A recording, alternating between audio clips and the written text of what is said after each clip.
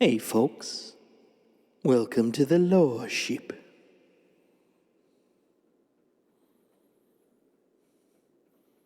Hey guys, welcome to Worlds Told. My name is Jason, aka Solstice. Glad to have you here. How's everybody doing? Good, I hope. Made my coffee because it is a Star Citizen kind of day. Oh, good stuff. So yeah, with Wednesday coming up. Wait, we're on Wednesday. That's right.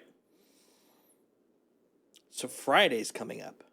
And Friday's Invictus. So today, just chill times. We're going to relax. We're going to take it easy. Making money as always. Yeah, got to make that cash. I'm going to be screwing around tonight, making a little cash, but also checking some stuff out. We're going to look at the distribution center package missions. Now that they've gotten a little bit more refinements than the last time I played with them. I'm going to see about finishing one of those up. Do a little bit of shipping. We're going to ship some stuff out, but I'm not even going to do big boy shipping. I'm just pulling out the C1 tonight. We're just going to do mid-size shipping. Just relax. Take it easy. Chill. Maybe talk a little bit about the upcoming 4.0. That's my plan for tonight. I got nothing. So what are you up to, First Texan? How you making your money? Are you doing the ERTs? Are you ERTing? It hurts. It does. It does.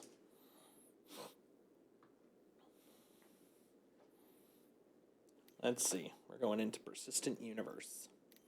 How many people are on Texans? Only about half the people. Why not? Let's go over there.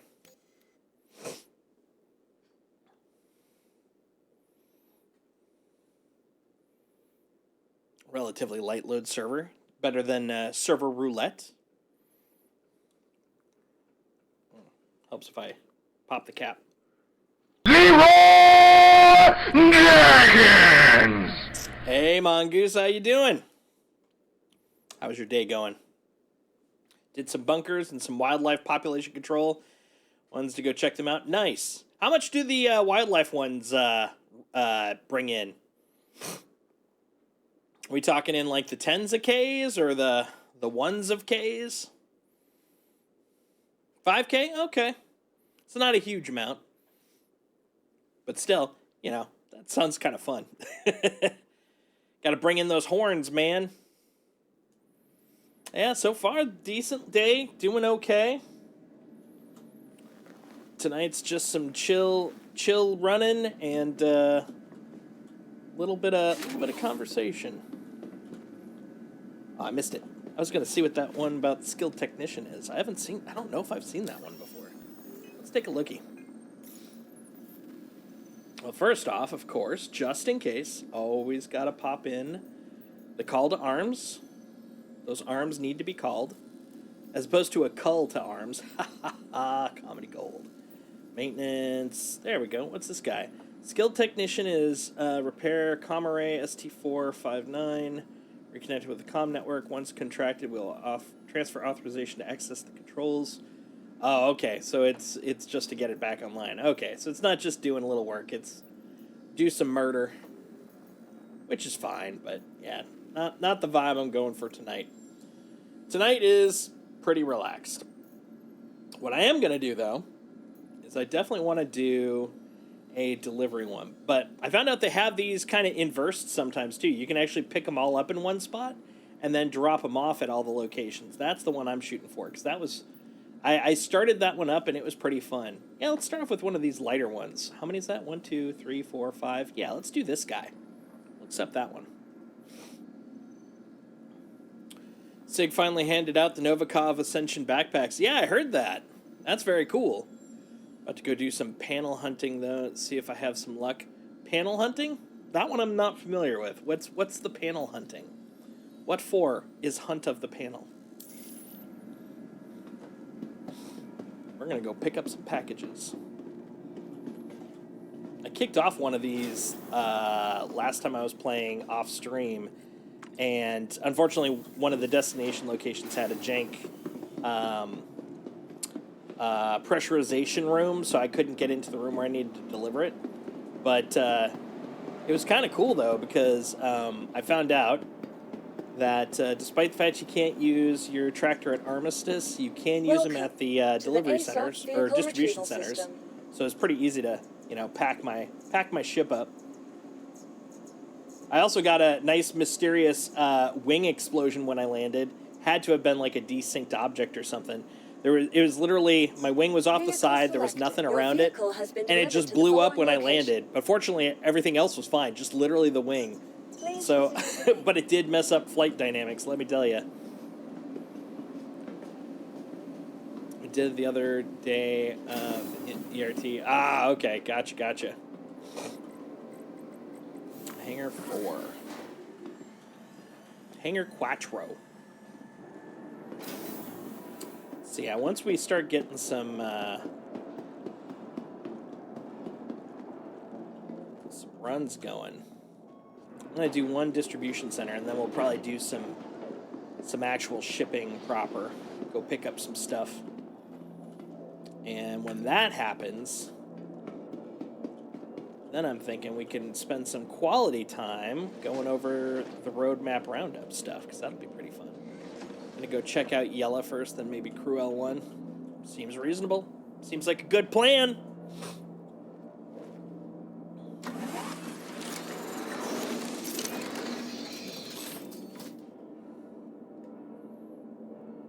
Turn on, my friend. Open the door. You are clear to launch. I am clear to launch. You're not the boss of me. Alright, objectives. Oh, oops, I have the wrong one. Wrong one set up. Let's go into here. Contracts, shipments, track. Go.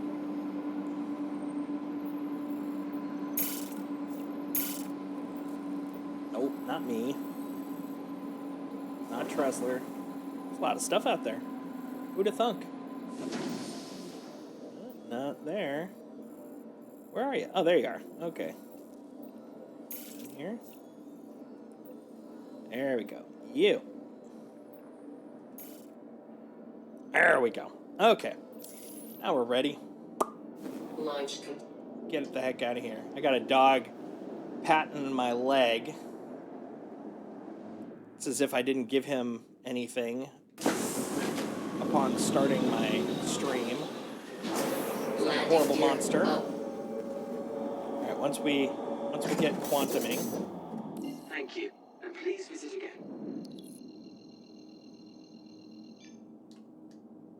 There we go. I'm gonna give him a little treat. Little treaty treat. Little snacky poo. Little nom.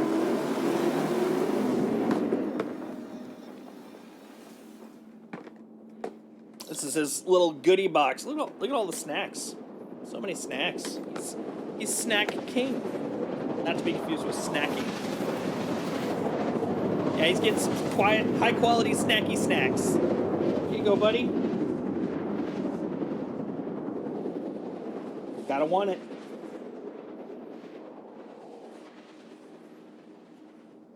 Oh, he's trying. He always tries the weirdest way when he wants to grab it. There you go. He was failing at the whole picking it up thing. I don't know what's going on there. But yeah, you got a little snacky bone. Oh, but he wants attention. Okay, one sec. This is obviously important. Come here. Come here, co-pilot. Come here.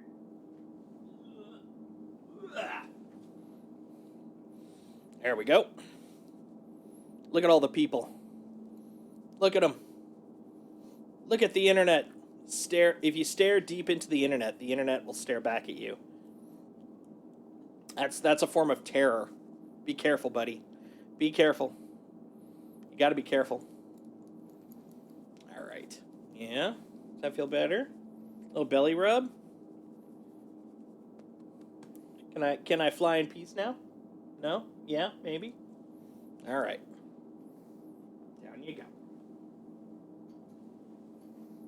Apparently that's what he wanted. You know, I get it. Sometimes, when the day is getting rough, Sometimes you just need a little belly rub. You know? I'm sure we've all been there.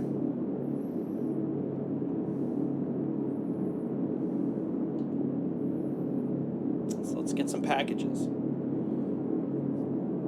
So yeah, I was blown away by the 4.0 news today. I mean, we knew it was coming. Even if it wasn't the next one, we knew it was coming very soon, so we'd start hearing stuff. But considering we're still trying to close out 3.23, you know, with the last handful of patches to get the last features in, I was just surprised at how soon we got that info. They're really kind of committing to the bit. They really want to kind of push stuff out, you know, turn things around, get stuff moving forward. And I mean, honestly, the fact replication layer relative to, you know, the complexity of it went insanely well. Yeah, it's very much kind of a blue sky sort of thing, man. We're doing really well. And then I noticed server meshing was on there, which is freaking awesome. Very excited about that. All things are coming up good, man. All right, here we go.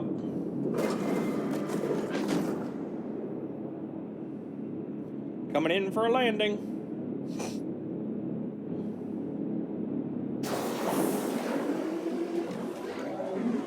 Landing gear down. Oh man, it's a lot more gusty than the last time I was at one of these. Of course, the last one I was at was in like the forest biome. Way less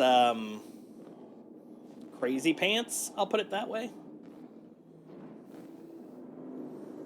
Alright, funny thing is, though, I think it was the exact same distribution node at the other place. So I'm going to be able to at least kind of set up for the same thing, which is I just kind of plopped down right about here. Then they were on the shelves just around the corner. There we go. Landing complete. We completed the landing, guys. We're here. We're here. We did it. A+. All right. Power off. Engines off. I'm pretty sure I have my multi-tool on me. I realize I should have probably thought about that before leaving, but you know, it is what it is. Hey, thank God. Okay.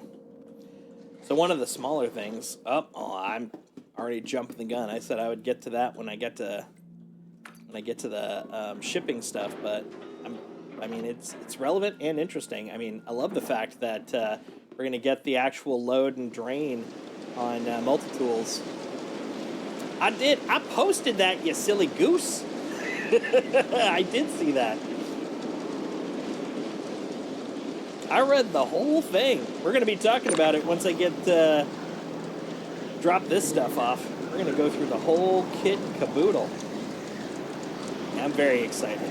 Like, the amount of stuff that we've got coming up, dude, it's gonna be amazing. Wow. Okay, so that's also susceptible to the winds. That's hilarious.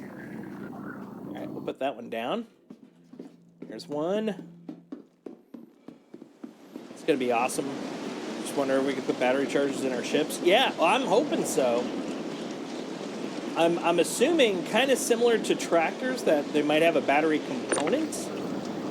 So worst comes to worst, you can at least bring them along or craft them. Like maybe that's going to be something else you can do with RMC, make the batteries or the or with construction materials.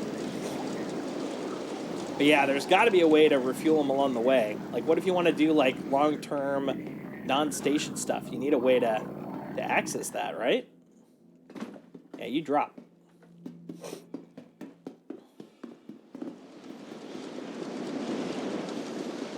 It's number 2. I gotta say, this is gonna be a little bit easier than the last one. So the last one, even though I only got like a couple of steps in before I ran into that pressure door thing, it had 10 packages I was trying to deliver. So this one at least only has 5. So if it goes south, it'll happen much quicker. I also like the fact someone brought their Ursa. It's like, I mean, you could drive around to drop them off, I suppose. Nothing's stopping you. There we go.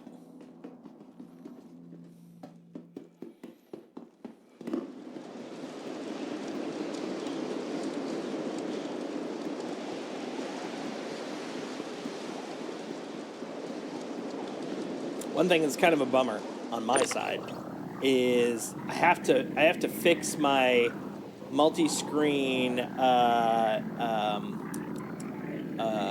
scene, the one I was using for CitizenCon last year, which was really nice, where I could flip between my browser screen and the game, so we could kind of flip through them while the panels were going on. I gotta fix it, because apparently it's not flipping panels anymore, but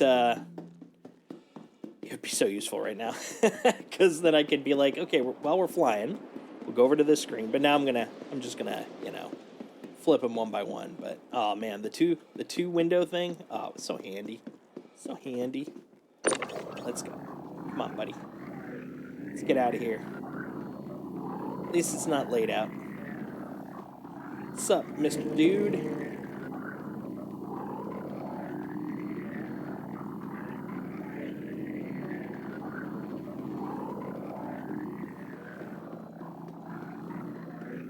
Let's get this up here. Right about there. Viola. All right, let's drop these off. Assuming they'll let me. That's the other assumption.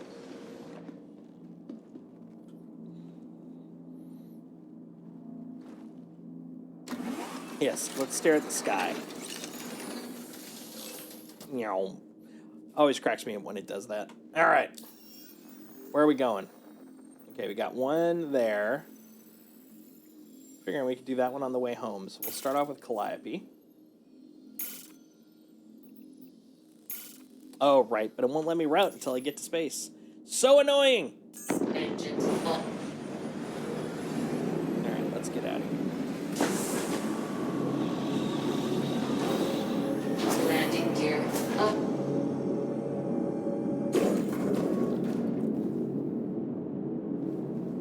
There we go. While we're taking off, I'm gonna go over here.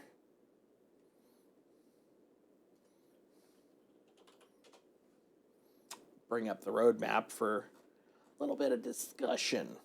A little chit-chat, chitty chit-chat. While we're between things. There we go. All right. Let's go to space, sucker. 8, 9, 10, 11. All right. Yeah, I guess we'll go here first. Why not?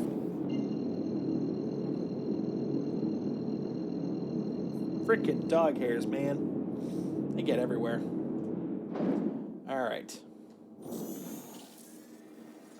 Quantum travel engaged. Now you can see that both screens show up, but unfortunately I can't zoom in. I can't do the swap, which that's a little annoying. Swap, damn you! That's all right. But we'll get it working. For the moment, at least I have this. Like, look at that. Frickin' server meshing, number 1. Thank God. Finally, this is going to be a big thing. Oh, hold on. This is why I was going to wait for shipping, but I'm getting anxious. I need to look at this stuff. I need to compulsively chat about this stuff. It's too powerful. It's too powerful.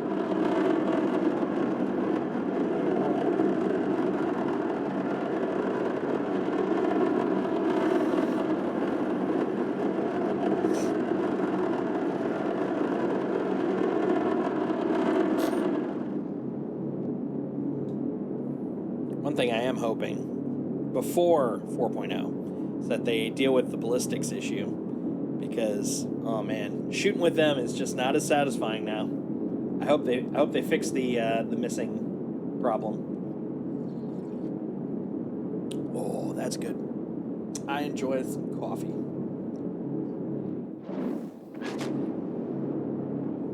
Drop off package. Drop it off.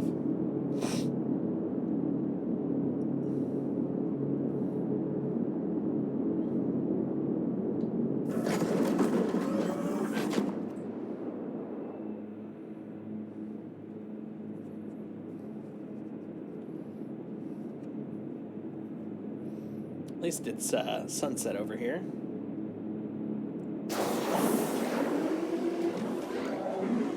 Landing gear down. Alright. Please don't blow up my wing or my ship. Either. Please don't blow up either. That'd be swell.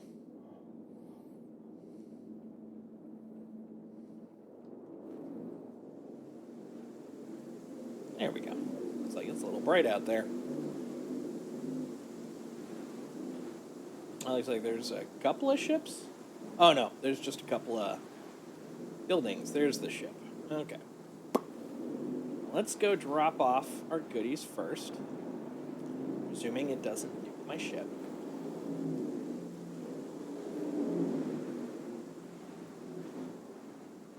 Landing complete. Good. Engines off. Alright. Which one do I need first is the question.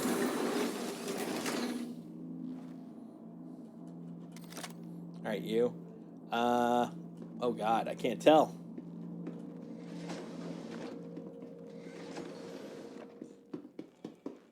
Which means I'll be back. We're gonna get a little closer.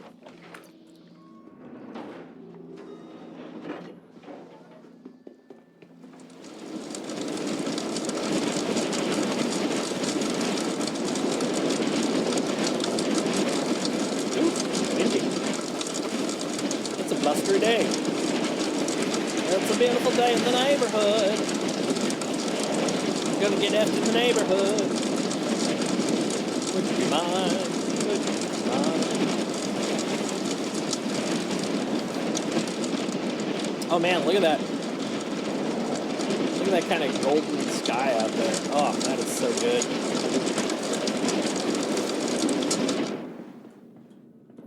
First comes first. Let's see if we can find any goodies over here. Oh, all right, clear.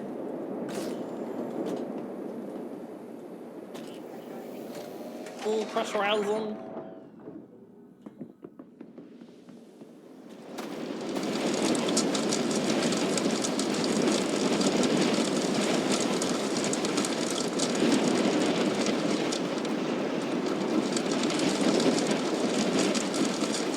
How about over here? Let's take a look.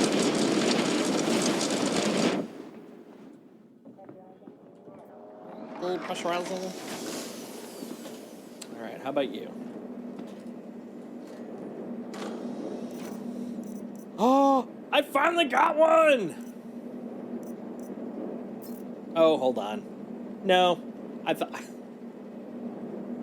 it was a Pico in it with a hat. It's just a hat. Never mind. I was all excited. It's still a cool hat, though. I mean, you gotta admit, like, if you don't squint, it kind of looks like the Pico. It's all round and stuff, and I was like, oh, never mind. Poop. You can buy, but can I buy the Pico hat with the? Oh no, you're right. I think I can now that you mention it. What's the thing I'm thinking of? There's like a ball, like a Pico ball thing. That's what I've, the one that was hard to find. I thought that was it, because I've only gotten like one previously. It's a Pico ball.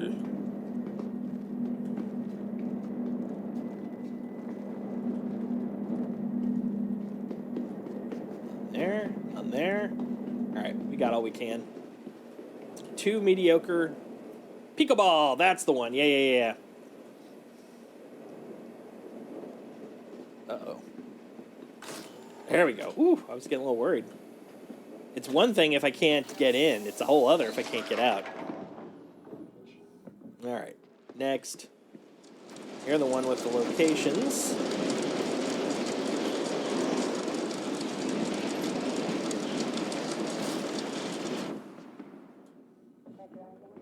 Press around zone. All right. Should be in 2 locations, yeah?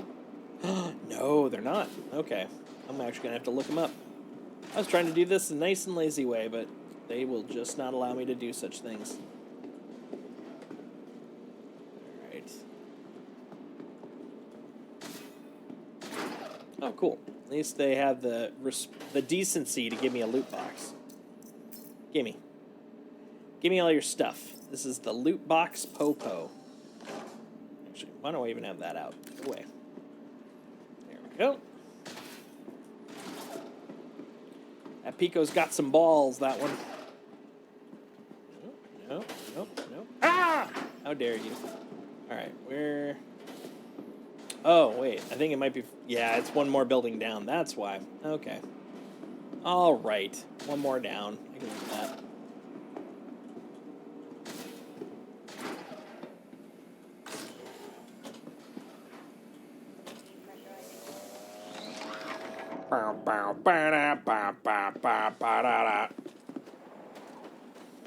It's this guy over here in the corner, huh? I guess this makes sense, because I think this is the sales kiosk, which means it's probably an actual Kovalex-style drop-off. I'm not dropping it off in a package spot, I'm dropping it off in the UPS box. Yep, you son of a bitch. Making me have to look things up, how dare you. Man, I wish the red boxes were still working. Oh, there we go. They're very finicky. Unlike the grayish boxes, you got to get all up in their biz. You get all up in there, and then about 66% of the time, they're also busted because someone interacted with them incorrectly. Twofer. Nice. Nice. I'll take 2. Please and thank you. Hey. Yeah, like this guy. See how there's no F? You can't F this box. It's uneffable. Hey there. Hi. Very friendly. Did I already get this one? I think I got this one. Nope, didn't get this one. I think I saw the F box and went, ooh. There we go. All right. So you two are overlappy.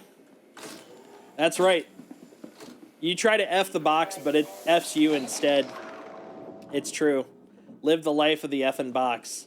All right, let's go over. Find the container. Bring over the appropriate oobity doobity.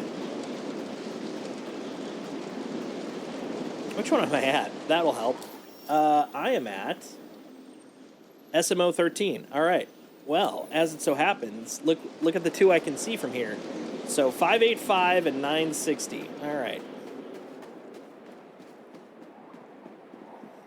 585, 960. Oh, over here.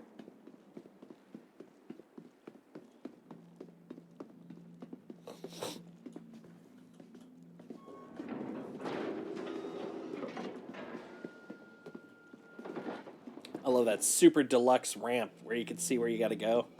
585, 960. Hey, it's these 2. Okay, convenient. Let's go.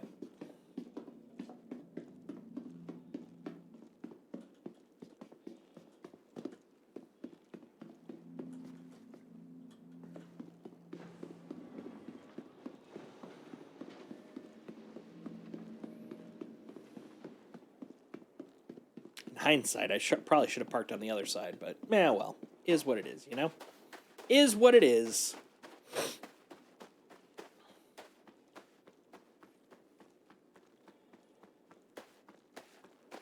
So Briku picked up a pulse, so he's got his very first LTI token, which is very cool. I helped him get it through concierge too, so he didn't have to pay crazy amounts, but I'm happy for him. The doors are opening. Opportunity knocks. And Briku's there. All right. We're going to drop this sucker off. I offered to get him the dual pack. He just wanted one, so he only got one. But like honestly, if he's like, I call takebacks, I also want a dual pack, I'm there for him.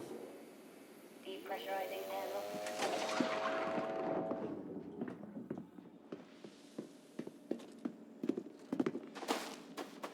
I got my buddies back. Watch out.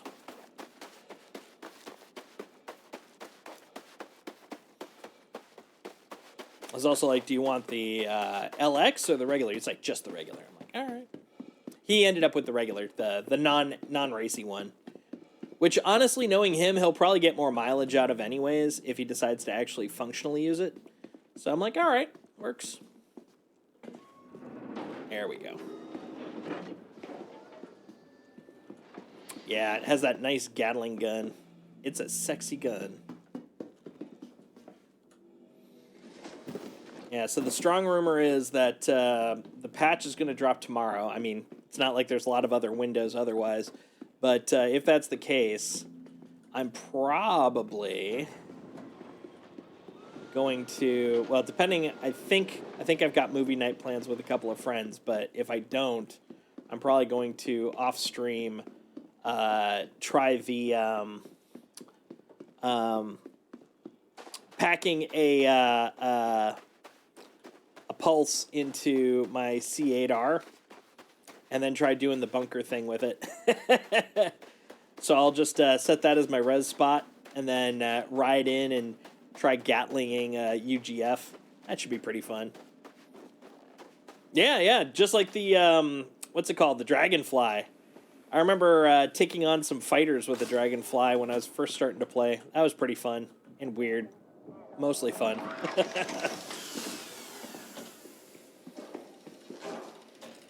Alright, drop this guy Everything off. good? Everything's great. I'm dropping off packages, yo.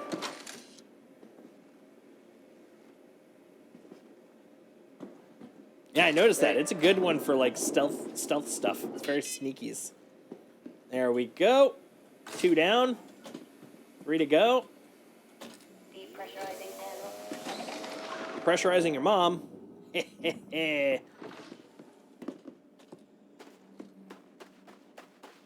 What I'd love to do is sneak up to a static hammerhead and use that to bust open the door and assault. Oh, that'd be stupid. If I remember correctly, I think that's what we were trying to do, was we were using it to take on a hammerhead. It's like me and a couple other guys that I had run into. Look how pretty that is. Dude, that distance? Hold on. We need a picture. Because that's pretty. We're going to go a little higher.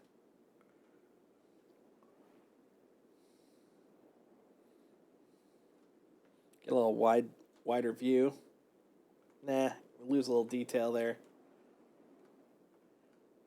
There we go. Look at that. Look how gorgeous that is, man. That's some good stuff. Print that screen. Well, let's tilt it up a little. Maybe we can get a little more, yeah. Come on, that's the game we're playing, guys. Look at that. I mean, it's all in the theme of gray, but still, it's pretty. I love it.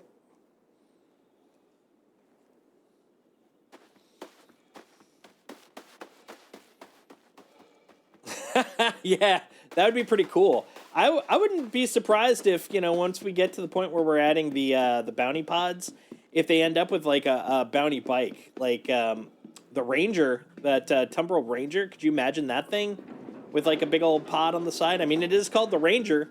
That sounds like a great bounty hunting bike.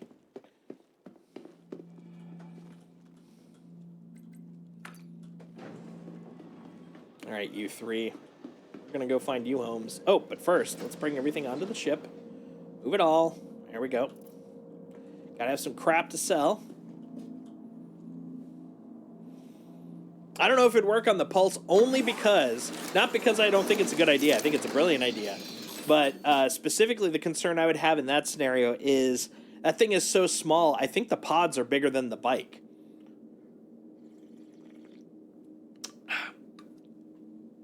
You'd be like 60% pod, 40% bike. The bike would be the sidecar in that situation. Oh, hi. Don't mind me. I'm just leaving.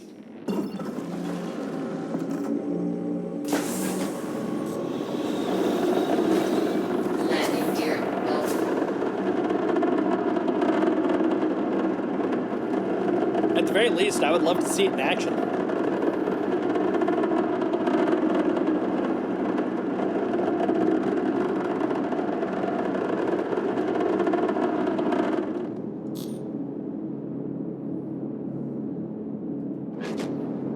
let's see where the next spot is. Calliope. Okay, let's zoom out a little bit. You. Caltag. Oh, fine. All right. How about now? Yeah, I didn't think so. Not so complaining now, are ya? There we go. Bing bong, let's go. There? It's right there. Going to OM4, folks. Have the pod, have Gravlev tech, maybe attach like SRV toes. Yeah, that'd be kind of cool. Quantum travel engaged. That'd be hilarious as heck. Complete. That'd be heckin' hilarious, I say. Heckin' hilarious. Alright, let's go drop off some more packages. Flying space UPS. Quantum travel engaged. Quantum travel Right. complete. We're off to Calliope. The chillest of moons. Quantum travel engaged. Oh, I got the box. Did you see that? It's a little jaunty, too. A little jaunty.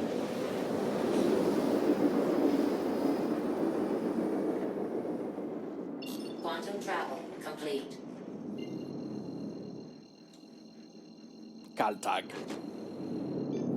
Kaltag to me sounds like a IKEA furniture piece. Quantum Do you have the travel Kaltag? engaged. How about the Flernfin? I heard that you can use the Kaltag on a Snoodle.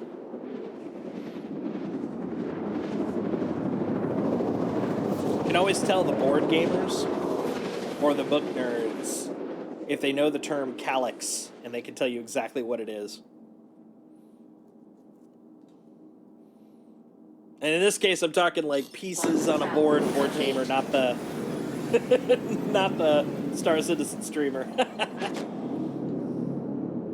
Alright, we're gonna go drop off 2 more packages with weird dyslexic numbers. One of them is 567. Of course, if you want to get an upgrade, get a Fugelslorn. Oh man, the Fugelslorn, that actually works with a Bronc. Have you ever used a Bronc? The Bronc slides right into the Svilton, and then you can use it with the Flugelslorn. Or, sorry, the Fugelslorn. The Fugelslorn is a completely other piece of furniture.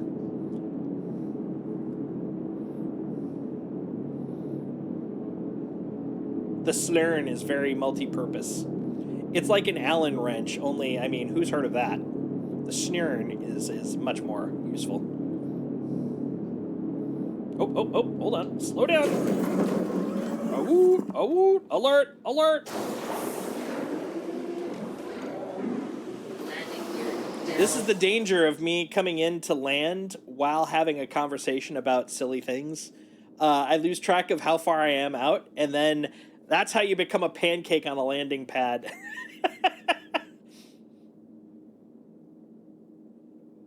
All right, little bit. There we go. Little bit. These are crunchy pancakes. They're fortified with metal bits and distilled quantanium fuel. I use unleaded quantanium fuel.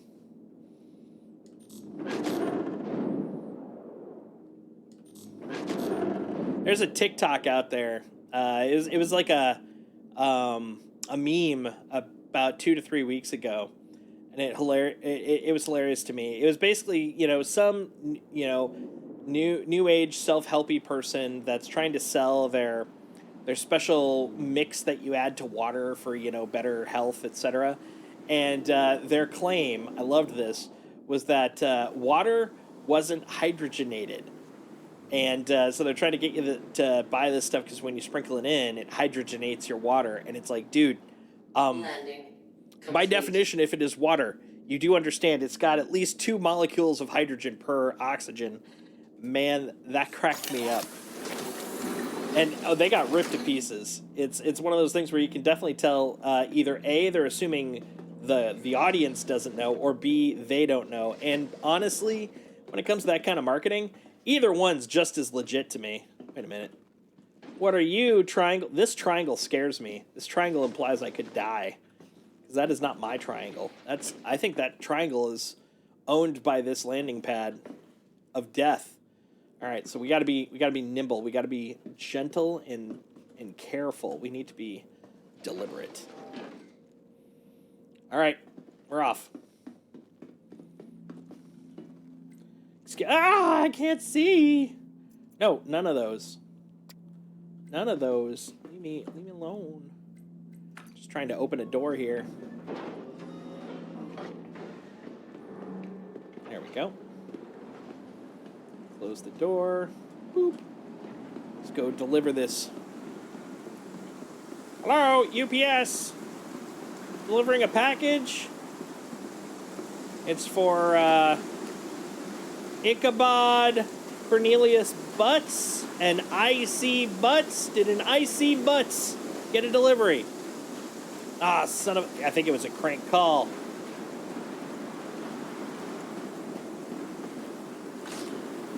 I don't think anyone wants this delivery. How dare they? Okay, this is 567. 567. Oh, cool. This is another drop-off. That's even easier. How's it going? Ah, pretty good. Thanks, buddy. Just dropping off this package. Hey, you wouldn't have happened to found any of my packages. They're red or kind of grayish. No worries. I'm going to look around, okay? Oh, yep, here's one of mine.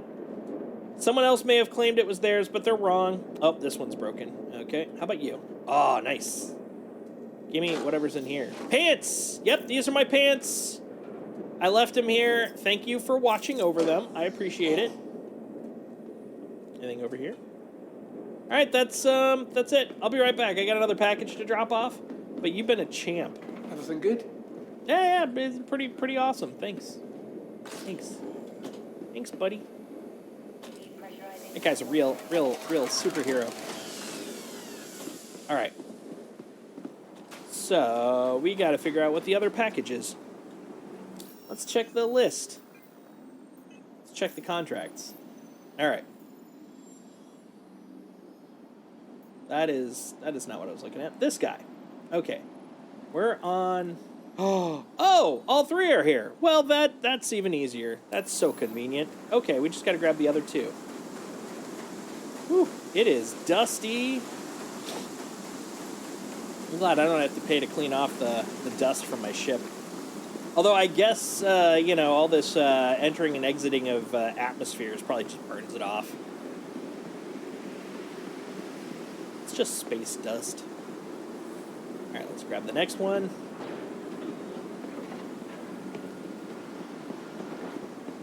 Ugh, get up there. Get up there, buddy. Okay, we're going to grab this guy. There. Yoink. Good old Kovalex package. When you deliver Kovalex, you're delivering a winner.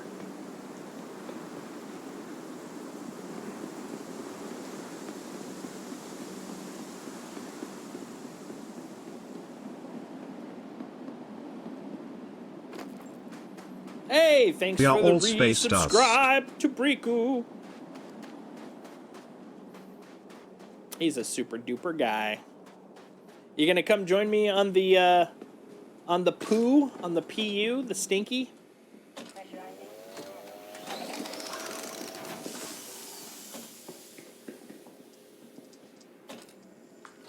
That's the humor. The PU. See what I did there? That's the question. Put it away. Put it away. Absorb it. Become one with it. Excellent. Now I only have one more to osmose.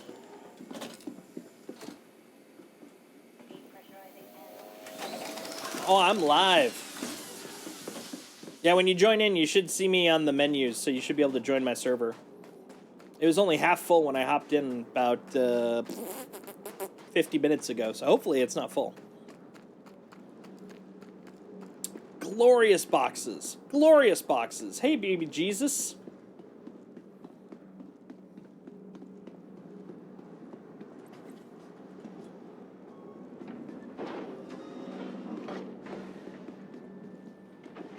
Just making little space bucks.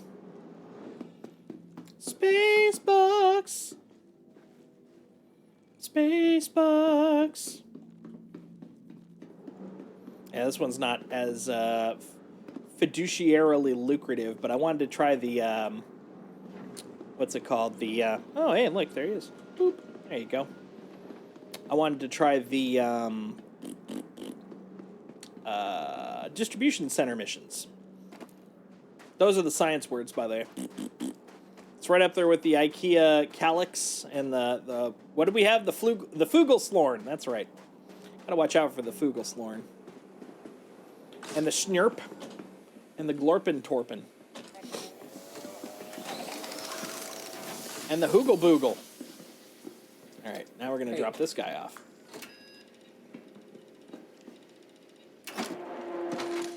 Alright, this should do it.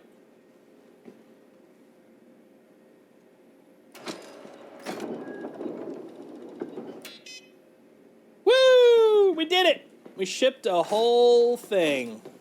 Alright, now to celebrate, we're gonna grab the last little bits here and figure out what the hell we're gonna do.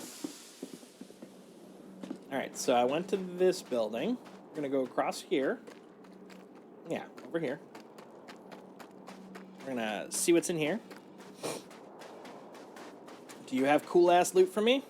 Oh, and while we're at it, hold on. It looks like Briku is in the channel. So, hey, let's say hi. Hey, man. How you doing? Hey, man. Hello. Hold on. Nothing's working. Is that working? We mute the site. Turn this volume down. Go back to Discord. And... okay, and then the Discord settings. Voice and video. Many AirPods. steps.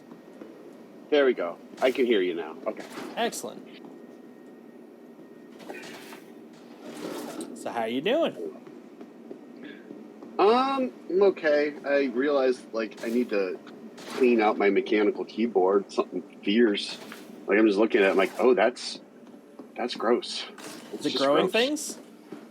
No. Is I just don't nature like- coming out of it? No. Have you found fauna? No. Okay. It just doesn't look... It's just not as clean as I would like it. Then again, nothing is as clean as I would like it. Like...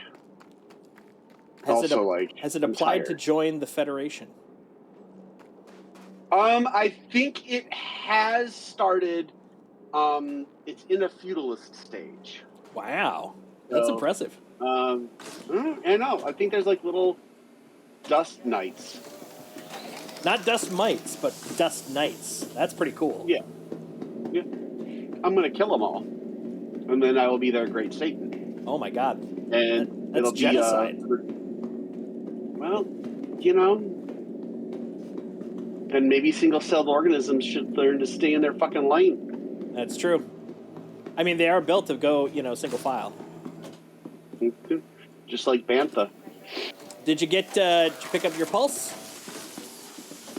No, I did not pick up my pulse. I was very busy doing all the work today. All of it? And then after work, I walked Shotzi and... Shotzi's his dog. Yeah. What did I do after I walked Shotzi? Something. Oh, I got into a very long conversation with Leah about why House of X Powers of 10 is amazing. And, like, more people need to read the Krakoa era of X-Men, even though it's, like, some of the highest grossing Marvel Mutant sales since the Jim Lee era. And I'm going to say it. I'm going to say it right fucking now. What are you going to say? I think John Hickman's a better writer than Chris Claremont. I would definitely, at the very least, and this is just a broad swath thing, say that he is a more complex writer than Claremont. But I think that's also a sign of the time more than anything. Yeah. Because the comics of old, though they could get pretty complex, had pretty straightforward storylines compared to what we can do now. Oh, compared to what? Like, yeah. Like, I mean, we one live of in the a world where people don't always wear pouches and have, multiple fingers on their hands, and their cleavage isn't as They big had as their twice their head Right. size, and that's the men. Sometimes you have like fat people and they're not punchlines. In Ah, there you comics. go. Weird. It's just weird. Like It is weird. also Polaris. Polaris gets a Magneto style costume and becomes the mistress of magnetism in like a good way. Oh, sorry. I could talk. Speaking of Polaris, by the way, have you seen it? I was looking at the what was that what I was looking at last night in those pictures? Yeah, if they're the ones that I posted, yeah, that's the Polaris. For the folks at home, Polaris is what Jason calls his penis, and he was just including me in his personal Oh, DMs. I posted him on Twitter. Quantum travel I engaged. posted my Polaris pics all over Twitter. Actually, the funny Elon thing Musk, is, like, almost jokingly, they are the probably the highest liked tweet I've made in years. Quantum travel. that's complete. amazing. All right, we're gonna fly. Wait, which? Well, it's not the rental, so hold on. What? I was sorry. I was about to ask a question, and I answered my own question the minute I Engaged. started asking Quantum it. So, travel complete. That's fair. all right. Coming into Tressler, I finished a box run using the new distribution centers. Nice. I am about to fly my new Hornet and learn Nice. to fly. And I got size 2s. Okay, good. Now then, Now then. does my ship do the things that I had from the last patch? Can they go into this new? Oh, looks like I could put If in they the fit. Hornet, the C4 160F S5 Hornet ball Landing gear down. ball turret. Okay, sure. Please proceed to assigned landing. Why not? Cooler. Why not? Oh shit. Okay. Panels are good for another set of them already up to glaciers. 24 SCU. Nice. That sounds pretty good. Oh, that's the wrong button. That's my shooting button. I want my zipping button. I need my button for zipping. Sometimes you just need a button that zips, you know?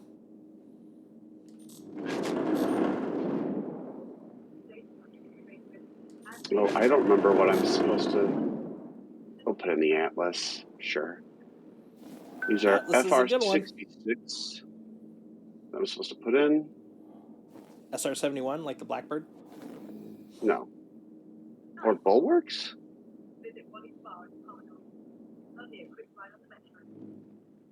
Careful. Careful. There we go. Bulwark? Complete. Have a pleasant Size C? Engines No, off. no, undo. Yeah, you don't want quality C. No. Have you been able to sell the animal horns yet? Not yet. I actually haven't gotten the horn quests or anything, so I haven't gotten any. Last time I shot them was back on the PTU. That was the last time I saw a Copion. I killed it. I didn't take any horns. I just did it for pleasure.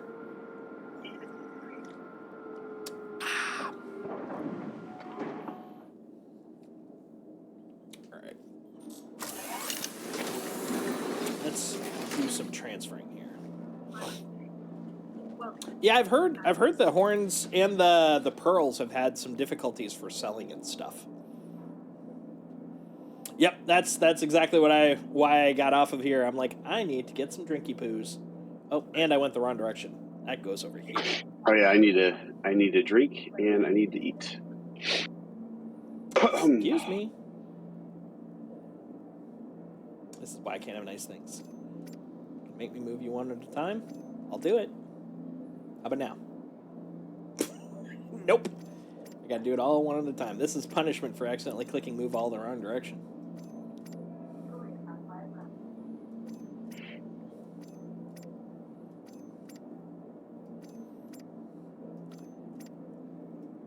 guy's got the right idea. Looks at his watch. He's like, "Are we gonna do this all day?" I'm like, looks that way. Come on, buddy. Right? Whoa. All right. Why can't I buy things? Why can't you buy things? I don't know. Hold on.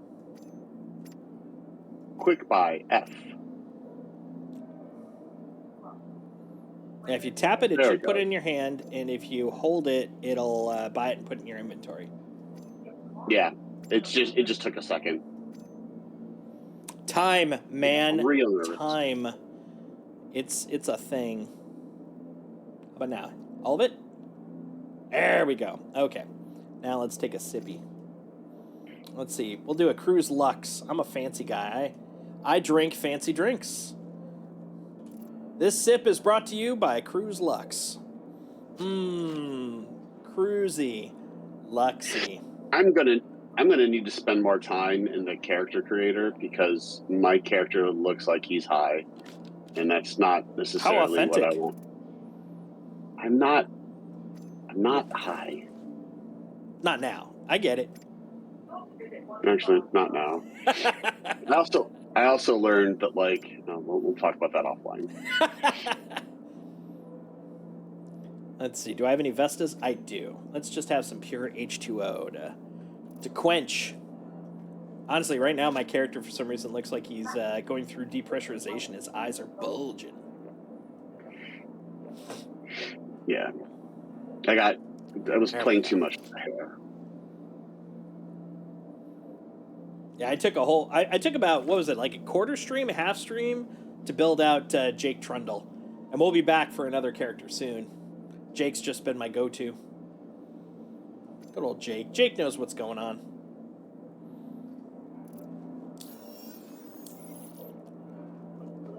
All right. Let's No, go I sell gotta some grab stuff. a gun. We're going to grab some stuff, and then we're going to go start trading. We're going to make some space cash.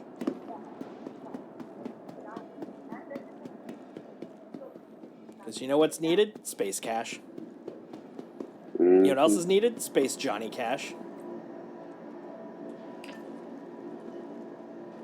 It's important to have Space Johnny Cash.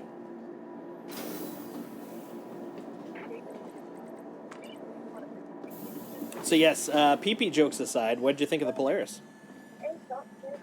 Oh, I think it was really fucking cool, man. I want to fly in the Polaris. I want to be stationed somewhere useful and Welcome to the make ASOP things vehicle retrieval work. system. How many? And the Polaris as the destroyer, can it actually contain like a snub nose fighter or just fighters or like what? It can actually contain at least up to, I think, a medium, definitely a small, more than a snub. I'm pretty sure a medium. I'm trying to remember, they had a sample ship they were using.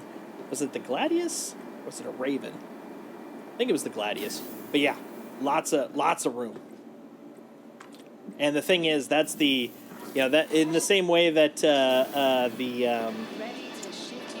what's that ship that we fly? The Carrack. In the same way the Carrack technically only can support one fighter, I have a feeling we're gonna be able to shove that thing full of so many. Oh, it was the something else. The something else. It was the something else, Jason. It was the something else. Of course, the something else. Now let's quick sell. So Earn some space bucks. So, the F-7A Hornet Mark II is what I have now. Yep, that's the military version. The C, I had a C. yeah, which was the civilian Now this version. is the A. Yeah. Now you got the one that is the full ACAP version basically. Oh, I'm gonna crash this motherfucker real hard. Like, we all know that. Texan is filled to the brim with cargo. Nice. Way to go, man. It's a good sign when you have so much you have to leave some behind. Oh, someone dropped a bottle there. Look at that.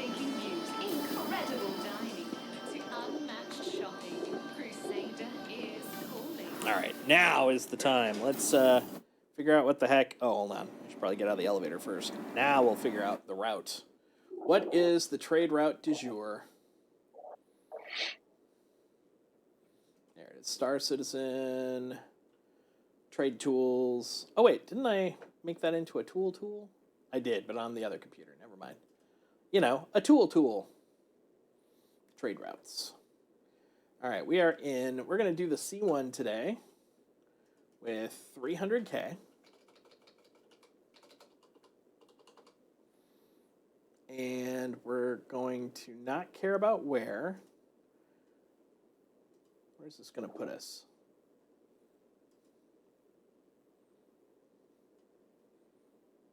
Scrap? No. I don't want to do scrap. Let's see. Gold to Area 18. Let's actually keep it in. Actually, no. Let's do the big one. What is the big one it's claiming? So Area 18 scrapped to Dunborough. Gross. Instead, Area 18 about. Nah, that's a dumb route. I don't want to do a dumb route. Only cool routes here, guys. Only cool routes here. Gold, scrap, gold. We could do better. What if I do bring a C2? Let's take a look at that.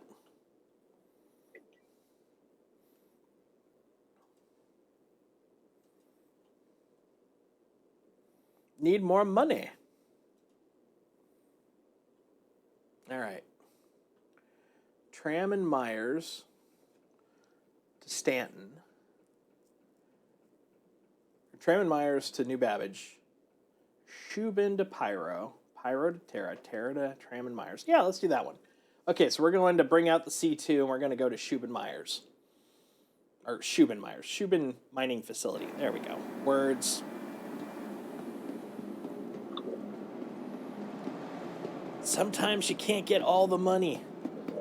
Although most of the time you want all the money. I can understand that one. Welcome to the ASOP Vehicle Retrieval All right, System. we're bringing out the C2.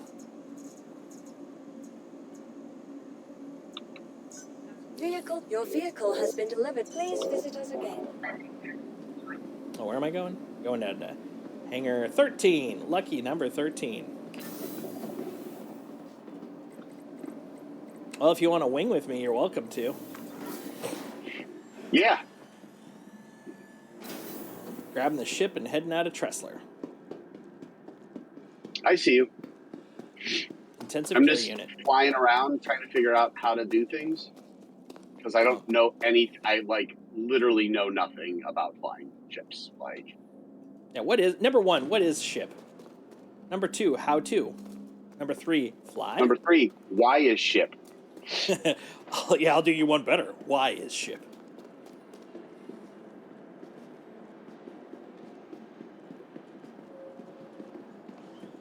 There we go. Up we go. I don't know why I decided to do ramp instead of elevator, but that's what I did, and that's what happened. Close it. So what's ESP mode? It's psychic. No, what's ES? Okay, I'm gonna go find a real tutorial. That's fair. It's 'Cause, one of those should that I not haven't have to- truly locked onto. I remember reading or looking it up once, but I couldn't genuinely tell you what it is. Other than, ESP. Professor Xavier. He's got ESP mode. Dun dun dun dun dun dun dun. Da-ga-da-ga-da-da-da, da-ga-da-ga-da-da-da, da-ga-da-ga-da-da-da. Da-da-ba-da. Yeah, the season finale was on today. Yeah, I haven't watched a single episode of the new season. How do you comic? The old school way. You hide your books from the bullies? No. That was the old school way for me, growing up. Otherwise, they get ripped up. There we go. All right, wings out. Where are we going? We're going We're going to Thank Shubin. you. And please visit Yeah, we're going to SMO 10. Or, sorry, SM010, because it's not an O. There we go. We're going to spend all of our hard-earned space bucks and corner the gold market. And by corner it, I mean hope that there's some there and buy a little bit.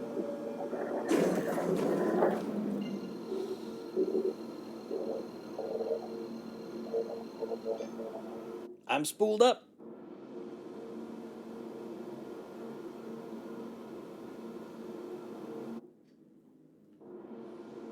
How about you, Briku? No. But I am. Should I meet you there? No, I'm like 1.2 kilometers away from you. I just gotta. There we go. Hold on. Navigating quantum, and then where am I pointing to? Shubin, right? SM010, yep. All right. Calibrating. Or I'm queued, but I'm not calibrating. Why am I not calibrating? Because you're flying it. Okay, that works. That works. That works. Engaged. Did it auto-fly you? Yep. Nice. Yeah, I noticed that, 'cause this is the first time I've gotten to play with it, the new version of it, because now they have a listing, members that are aligned and spooled, and once I saw the ones on all of them, I'm like, yay! Let's go! Gold is mine, Mongoose. Gold is mine. I'm going to be rich. This is assuming I successfully land, but I've got a good feeling about this. No, I am not sure I am going to successfully land. Just remember to swap over to SCM when you get close enough so you don't accidentally swoosh yourself. Because that'll slow you down. Better watch out for Indie Bones to start stealing the gold. That's true. He's a devious pupper. Speaking of which, there he is, being devious. Oh, no, I gotta reset the camera. I'll do that once I land. Alright. So I'm gonna have to slow down a little earlier in this behemoth so I don't pancake myself. Thinking at 10 kilometers. We'll see. We'll see how that works. Ironically, if I go to fix the camera, he's going to be like, oh, you're interested in me, and then get out of the bed.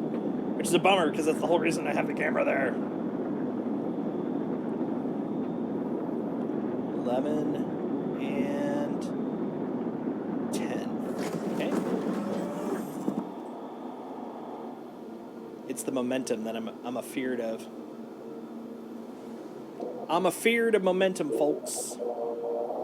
Let's see, and then after this guy, we'll be going to Pyro. We're going to drop this stuff off. We're going to make some space bucks.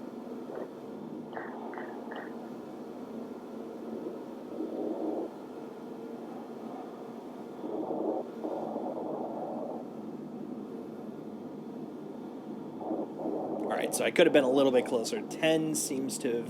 It seems to have slowed down just enough easily at 10, so I might go down to 6. This guy, we're going to go at 2.5. There we go.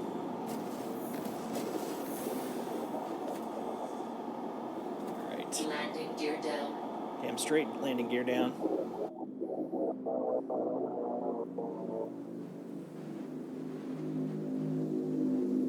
Wow.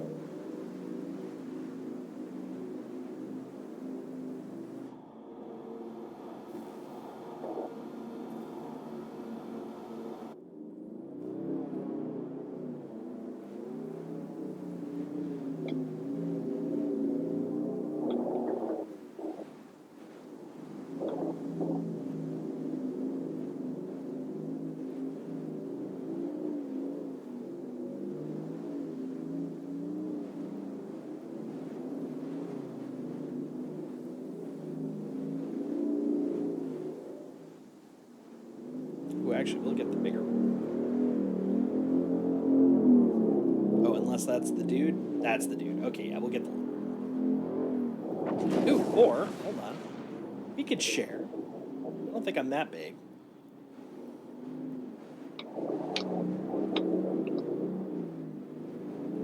Oh, nope. Oh, no, okay, good. Woo. I was worried. I think he was just getting buffeted. Careful.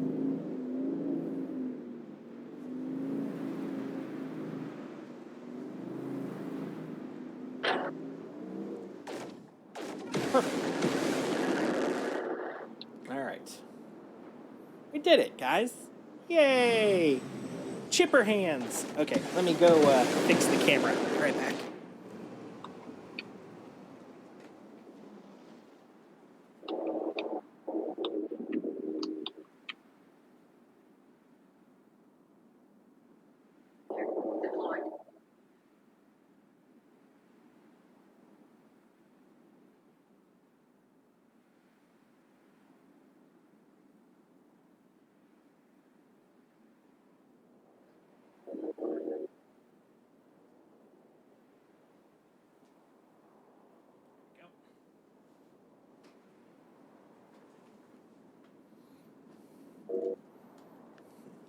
Also got momentary bonus feet pics. All right. We're here. Let's go get some gold. Because I love gold.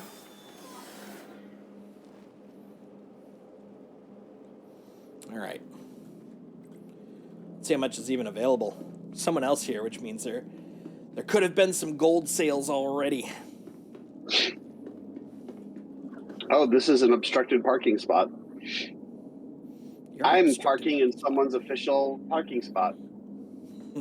Oh, is it one of the small pads? Yep. Those are the vehicle pads, yeah. And they're only for pooping out the little baby vehicles. Well, And they'll let you what? know. Yeah, I should really get back in the pilot seat. We're going to exit ship.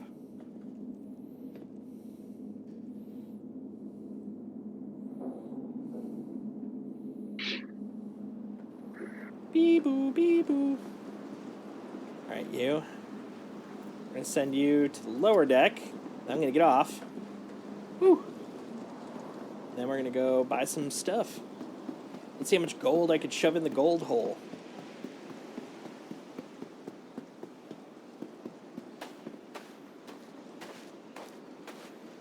As you can see from the picture, Indy is raring to go on his gold stealing ways.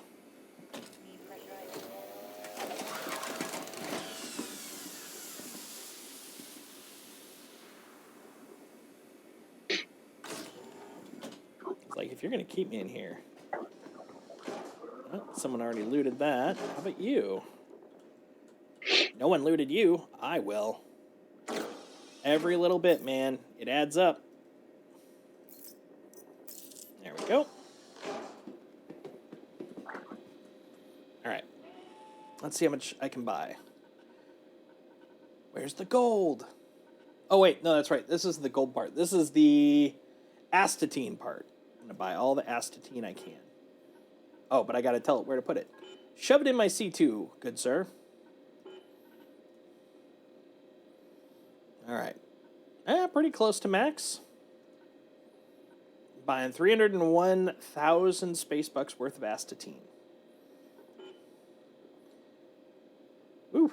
Do you want to contribute any? Do you want to make some space cash? Sure. Why does this feel like this is a multi-level marketing scheme? I mean, it could be. It's up to you. Like, am I reporting to you or am I reporting to Mongoose? Because if it's a multi-level marketing scam, I should be reporting to Mongoose. And so I give my space bucks to Mongoose, and he gives his space bucks to you. And you're at the top of the pyramid. Whoever you want to be the president of your space bucks, that's purely up to you. Let me in. So just send me the space bucks so I can pop them on there. But let me know how much you're sending me.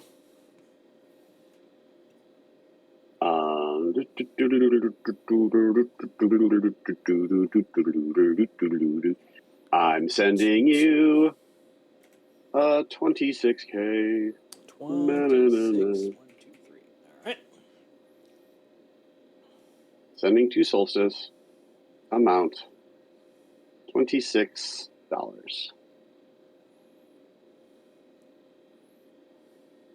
There you go. You All have right. received 26K. Now what am I getting with this? Like how many Yankee candles do I get with this? Hey, you get $5. Let's see, 3, 2, 7.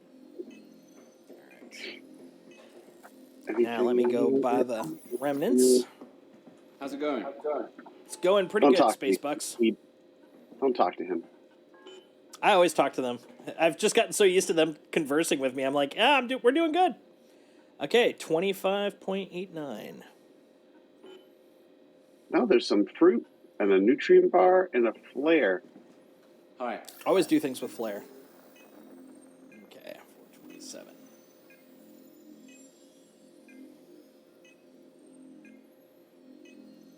Oh, I don't have a backpack on, so why am I taking all this? To prevent anyone else from getting it. Capitalism. I won't sing the rest of my song. No one needs to hear my songs. Everybody needs to hear your songs. What are you talking about? Nope. It is against the terms of this channel. Oh, those songs. Yeah. Quit breaking the law. Do you hear the people sing? Trolley Sing a lily. song of angry men. Yeah. No. 468, 700. Calc. Where's my calc? There it is. 468 So, times 700. what am I? I'm a little bit hungry. What should I eat? Food. 600.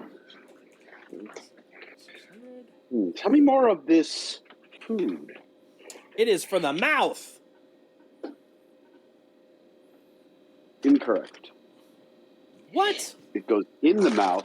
It is Yes. for the soul. You have failed the city for the last time. I failed no one. That's not what your mom said. It's true.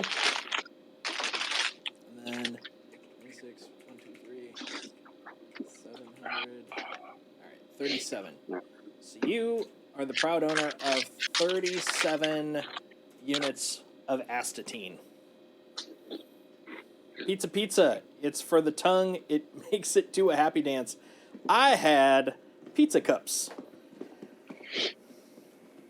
Specifically the, what do they call them? Crazy Puffs, I think is technically what Little Caesars call them. I was just like, I'm in a self-hating, delicious-only mood today. So that's what I enjoyed. And it was good. You know what? And then I had Twix Yeah. cookie brownies, which were also good. Which also added to the self-hatred. But you know what? Delicious. Oh, wait. Can I do it from down here? Oh, did they not add the F and F yet? I don't think they added the F and F yet. Yeah. Oh, wait. No, it's on this side. That's why. It's because I don't know where things are. That's the problem with life. Okay. I don't remember my Urkel Games login. Cool. Did you do that? We did. Did I give it my real email address? Maybe. Hope not. No. What's my username? Don't know. Don't know. Me. Oh, hold on.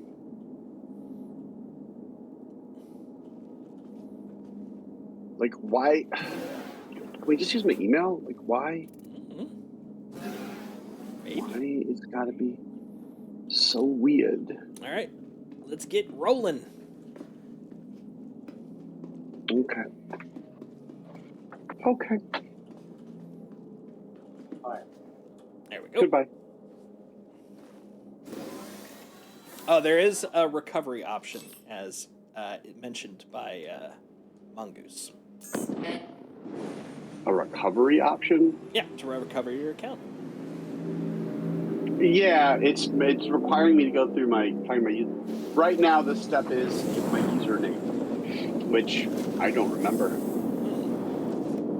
Landing gear up. It should be in your password manager. Look in there. My password manager just has the email that's associated to. Is that the username? Actually, now that you mention it, that I don't think I have an individual username on there. It's been a while since I've logged into it, though. Yeah, I want to look again.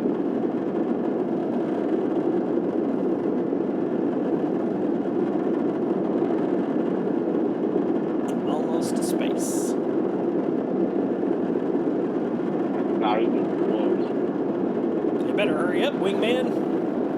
Your money's in here. I'm a bad wingman. Yeah, wouldn't it suck if right here is where I got pirated? I would feel pretty bad. I'd feel pretty bad too. I'd be like, oh man, my wingman made me lose all my money. Yep. But then I'd be like, well, at least he lost all his too. Oh yeah. Well, not all, just some. Let's see. Contracts. No, we want maps. Maps. Pyro.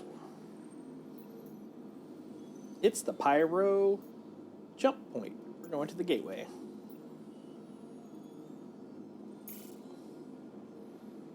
Now here's the fun part. I don't know if you're going to be able to follow me since you're in your F7A. We'll see.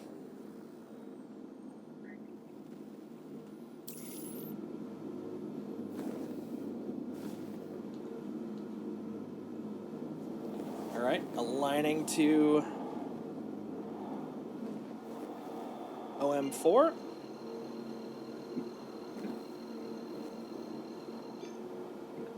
You almost here? I am 6 kilometers away from you. Awesome. I can wait. I can wait. I'm gonna fly right by you. Well, as long as you don't fly through me. Nope, went right underneath you. But I am now pointing at the target. All right, here we go. Come on, buddy.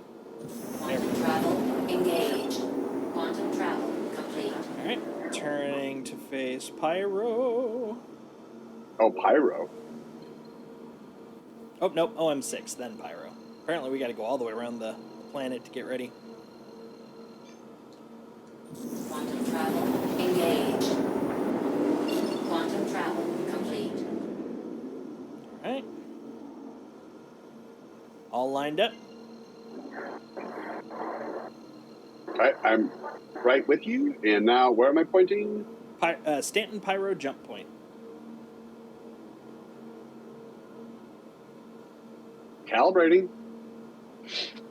Are we still in the same? It shows you spooled but not aligned. Are you close to me?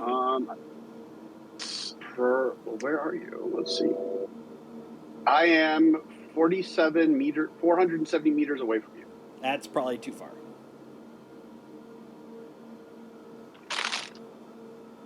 Okay.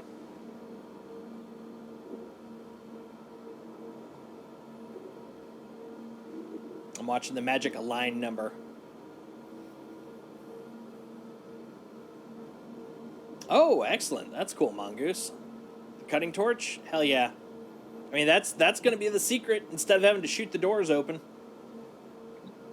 So, okay. It says I am calibrated and spooled and I'm pointing toward the... Oh, wait.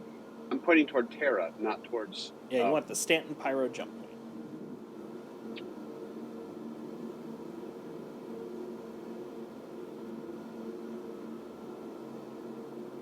Stanton Pyro jump point.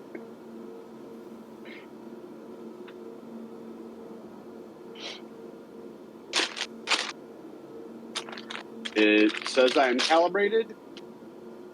Interesting. There you go. Now it is for me. Here we go. Quantum travel engaged. Nice. All right. Now, while we're on our way, I can switch over to the desktop and required fuel 0. Oh, Yep, it says that every time. I don't think that part fully works yet. It also doesn't have the route steps either. It's just 0 out of 0. All right, so let's go over some of the fun in the roundup. So today, they announced that the next patch is going to be 4.0, which is very exciting. And the very first thing they have on there is server meshing, which is good. Number 1, higher frame rates. Always good. Almost always good. We're going to get the ass handed to us as they refined AI now that we'll have better frame rates, but still, always good.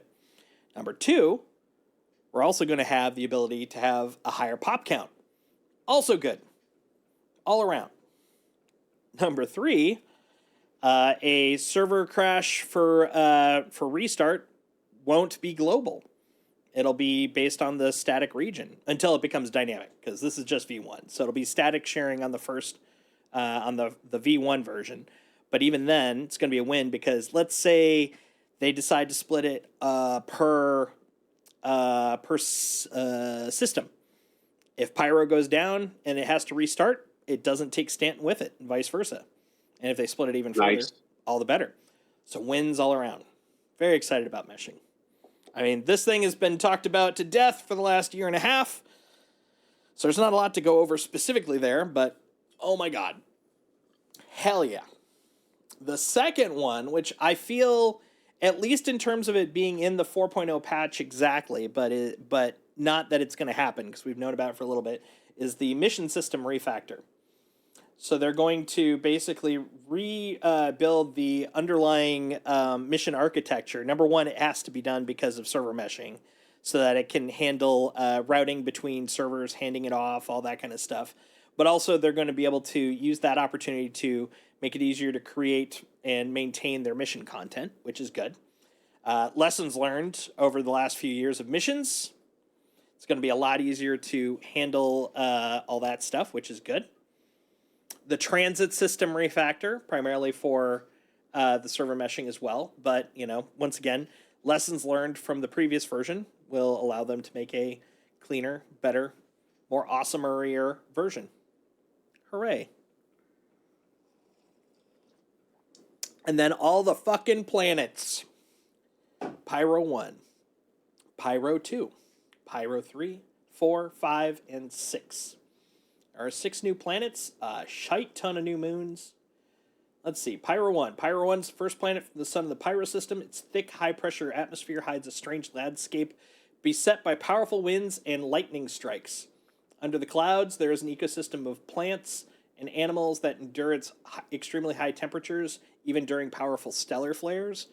It was too much. I couldn't even go to it during the Pyro playground. Monox and Bloom were the ones I went to the most. So Pyro 2, Monox. It's the second planet from the sun in the Pyro system. Nicknamed Monox for its deadly carbon monoxide in its atmosphere, it has a temperate climate and was seen as a viable candidate for terraforming shortly after its discovery. However, its proximity to the system's volatile sun made it dangerous for human habitation, and the United Nations of Earth refused to clear it for terraformation, instead allowing corporations to harvest its natural resources. Undeterred by the potential risk, outlaws eventually took up on residence on the planet when the last corporations pulled out of Pyro in the 26th century. That one I went to a couple of times, and it was kind of cool looking. Very, very pretty. Bloom is the one I think I went to the most. Pyro 3, third planet from the sun in the Pyro system. That's the one, so if you saw the screenshot I took that looks kind of like Mars, that's Bloom. Yeah. It's all super kind of reddish and rusty looking. So Bloom is the third planet from the sun of the Pyro system. Cold but naturally habitable, it became the epicenter of mining endeavors in Pyro. Pyrotechnic amalgamated, and other corporations constructed multiple staging sites, employee barracks, and processing centers that were in use until the cost of their maintenance could no longer be offset by mining profits. Abandoned when the last active corporations in Pyro ceased operations there in the late 26th century, they were claimed by squatters, outlaws, and former miners who lacked the means to return to United Empire of Earth. Yeah, that place was pretty cool. Gorgeous locale. And how? So we're in the 29th century, right? Yes, No, wait. This is We're in the technically 30th 2954 right now. So that would be the 30th century. Yes, so a while ago. Yeah, so the whole premise behind Pyro is it was originally a corporate system run by Pyrotechnic Amalgamated until they abandoned it because it just wasn't financially worth it. And that was when the Outlaws came in, and they just eventually got so unruly that that UEE kind of generally gave up on managing it. That's why it's like this lawless system. Is it's basically just kind of like post-apocalyptic. Everyone just kind of took over that system and went, it's ours now. Master Blaster owns Bartertown. Mm. Then we got well, you need an auntie in that Bartertown. Oh, not an uncle, an auntie specifically. It's Tina Turner's character is auntie. She's a private dancer. She's a dancer for money. Oh my God! How dare you? Well, I mean, you're not wrong. But Actually, she's a Tony Danza. Danza's for money. that's good. And then there's the last three, which none of us got to see because they were past the ring of the playground, which is Pyro 4, which is the outermost moon of Pyro 5, and astronomers theorize that it was once the fourth planet from the sun of the Pyro system. At some point before humans discovered Pyro, a massive celestial body collided with Pyro 4, catastrophically warping its landscape and destroying its atmosphere, and knocking it into the orbit of the nearby gas giant Pyro 5. Although the tectonic activity that resulted from this impact is quieted and a new atmosphere is formed, Pyro 4 is far from stable. It is on a long, slow collision course with Pyro 5, and one day will either crash into it or break up into a ring. Good times. Pyro 5 is the fourth planet of the sun for the Pyro system, or from the sun for the Pyro system. It was given the classification of Pyro 5 when researchers came along strong evidence that it's the outermost moon once maintained a stable orbit around the system's star between 3 and 5. When it was struck by an unknown celestial body, it was knocked into Pyro 5's gravitational sphere of influence. Residents of and travelers through the Pyro system are known to harvest hydrogen from Pyro 5's green and yellow atmosphere. And then Pyro 6, Terminus. Terminus, dun dun dun. Terminus is the outmost world of the Pyro system. Its nitrogen-oxygen-rich atmosphere is technically breathable, but contains high enough amounts of methane and carbon dioxide that it has a negative effect on one's health after extended exposure.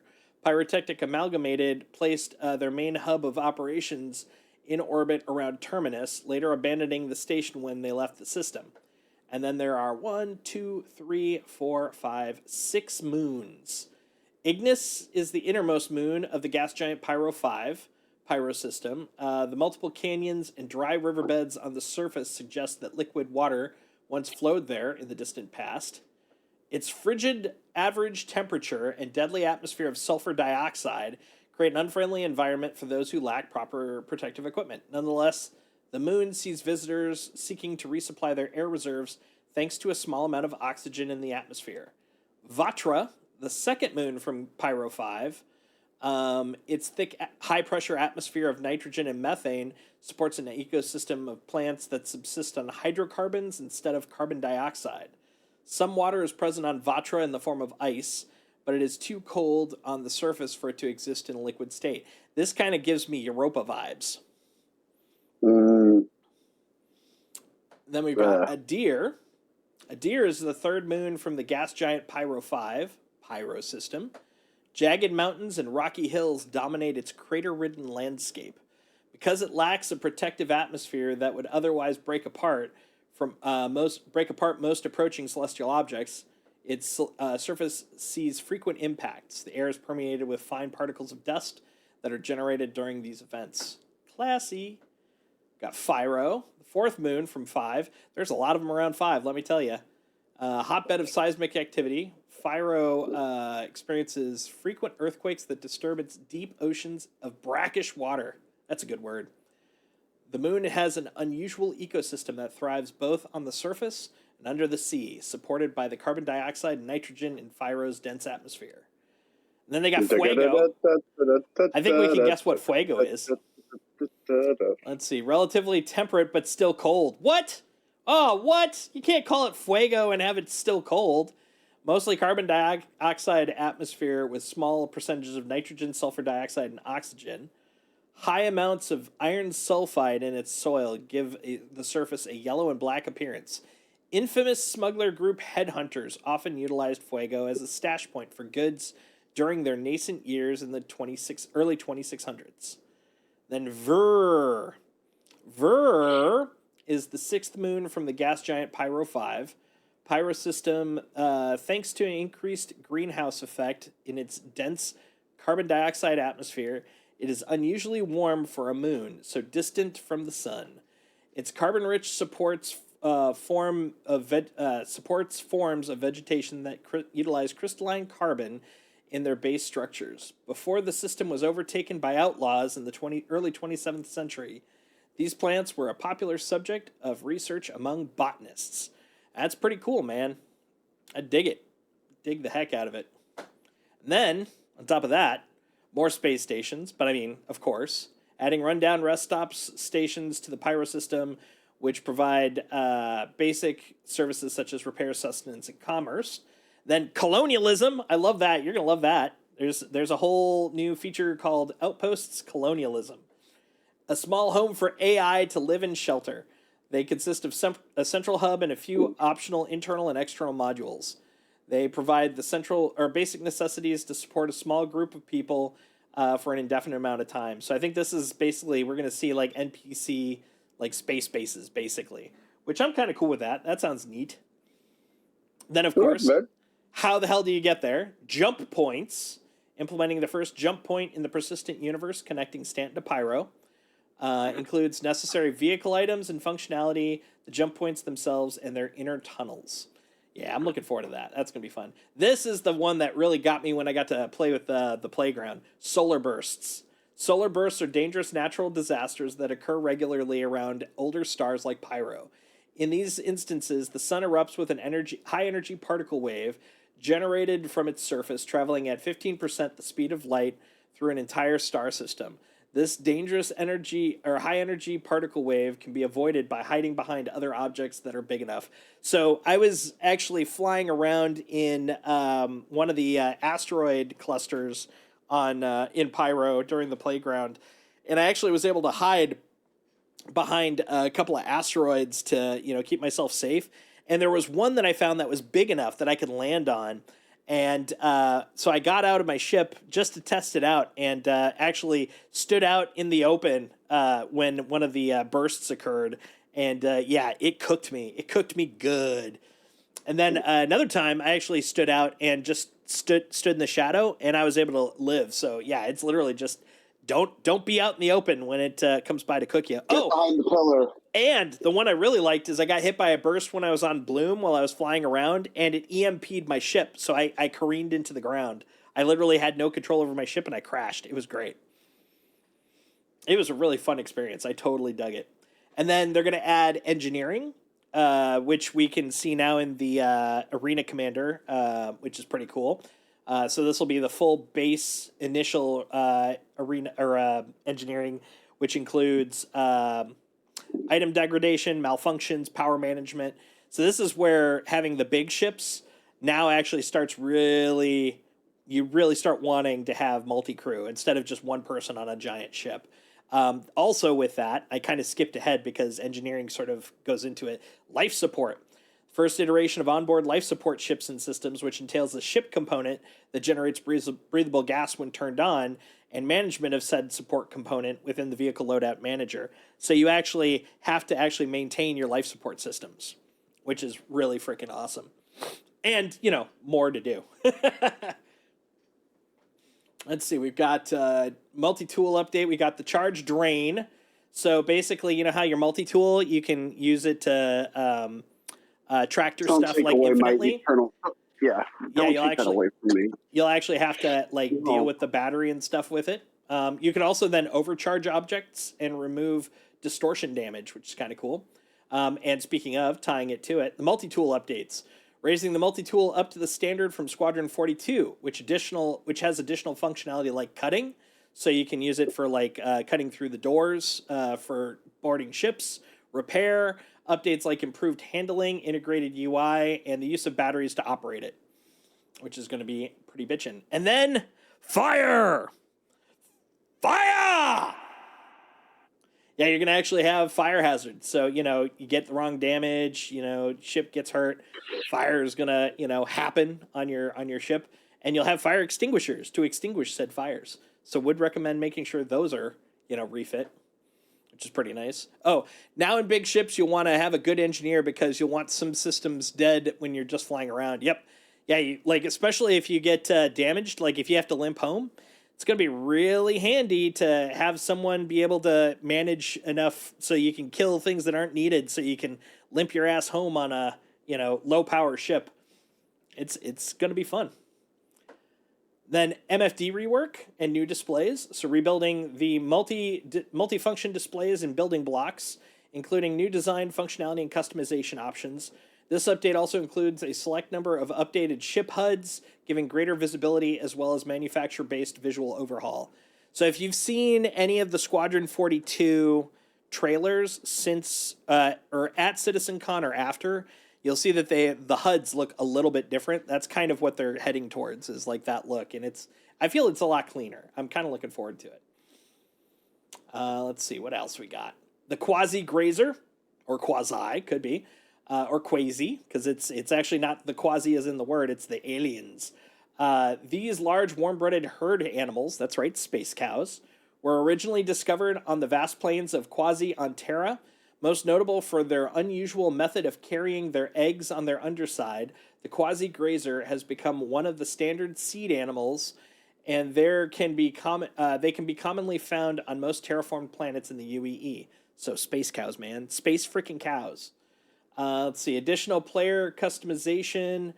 Following the release of the new character customizer in 3.23, this update adds additional hair and facial hair options, as well as face piercings. And then the RSI Zeus Mark II ES. So building, balancing, and implementing RSI's small multi-crew ship, the Zeus Mark II ES, into the game. That's a lot. That's 4.0. That's what's coming. And it's coming Q3, which, assuming they're following standard business quarters, starts June 1st, which I don't expect it then, of course, and ends end of August, which that actually matches up with Mongoose's estimate. He was saying, from what he had heard, August was their intention, which definitely matches up. So I'm very excited about that. I don't honestly expect it until September, but I could see them shooting for August, and I'm okay with September. That works for me. That makes me happy. I can live with that all day. Very excited. Very excited, guys. Much excite, such wow. Let's freaking go. It is 10:40. Okay.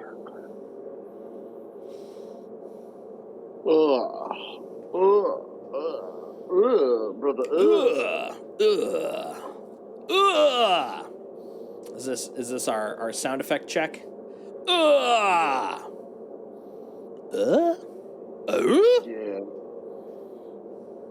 1.8 gigamiles to go. Gigameters. Gigameter. And now we're down to the megameters. And then we're going to go get our space cash. Space bucks. Space bucks. Everybody loves space bucks. Right? I am a fan of Spacebucks. Like, I ain't gonna lie. Right? I love space bucks, and I ain't gonna lie. That kind of works. Quantum travel complete. All right. To the gateway. Oh, we have to fly the remaining? No, we just have to, calibrate, basically. Oh. However, sometimes I've noticed it gets a little jank right here, so I might have to... Oh, it's still cooling off. There we go.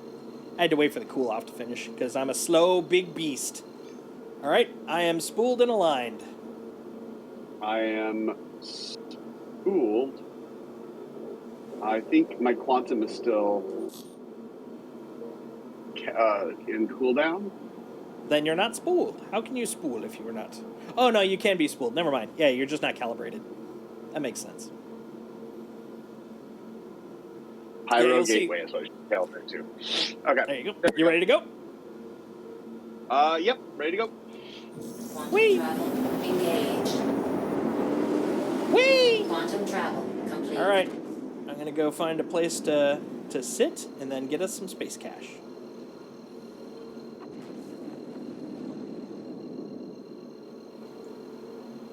Oh, man.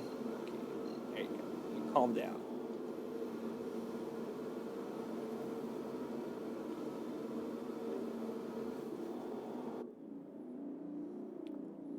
I think it's actually over here, if I remember correctly.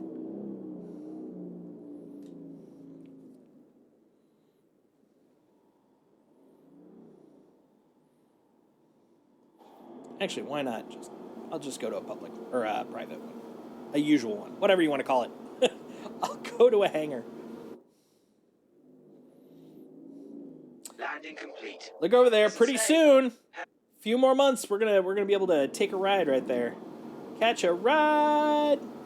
Please proceed to assign. Scooter's gonna be the one that takes us through. What's very exciting is if they are intending to do a Q3, which means as of right now at least, they're trying to shoot for August. Then realistically, by late June, probably the latest, we're gonna start seeing PTU runs of it, and that is gonna be just a fun as hell time, man. It's gonna be a good time to be playing space games.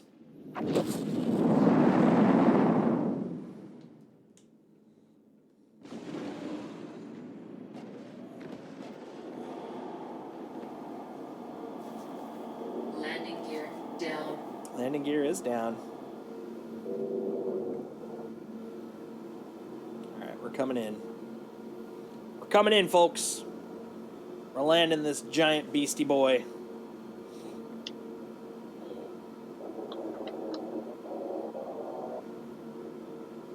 Mongoose and I have been talking about the Polaris, when, because it is like 99.9% not happening on Friday. Like, it's actually 100%, but, you know, copium and hopium.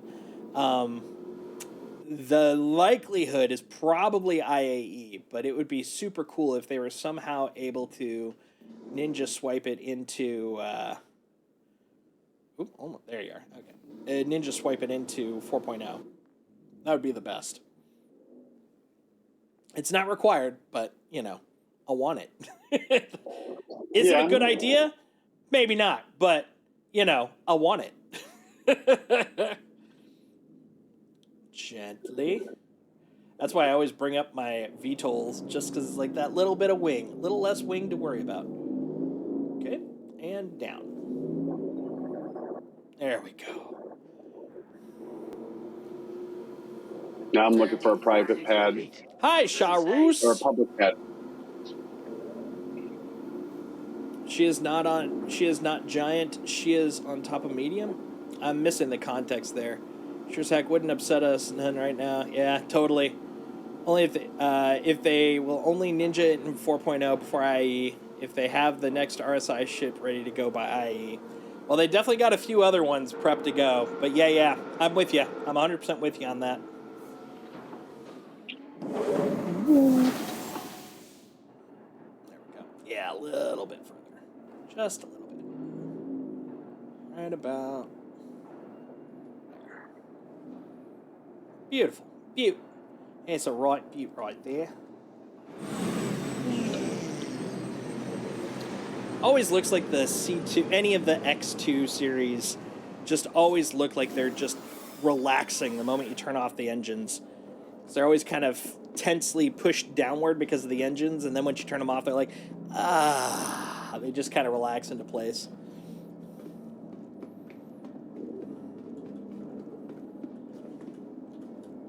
There we go.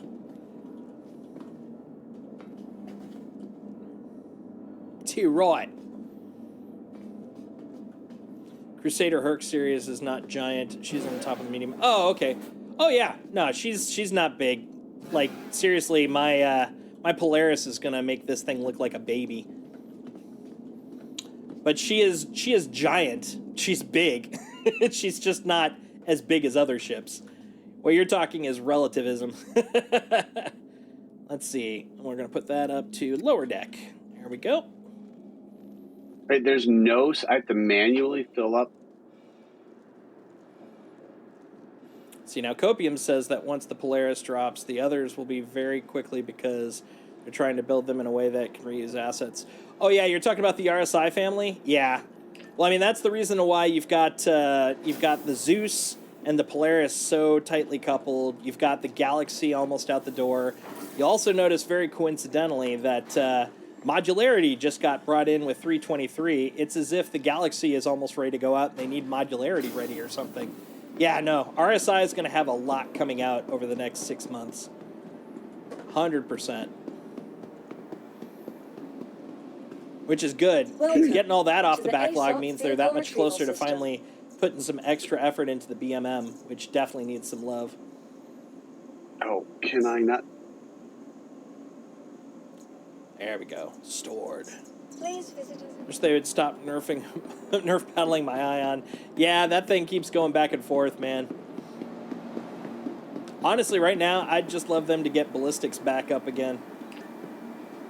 The tweaks that they did for this release basically kind of nerfed them as well.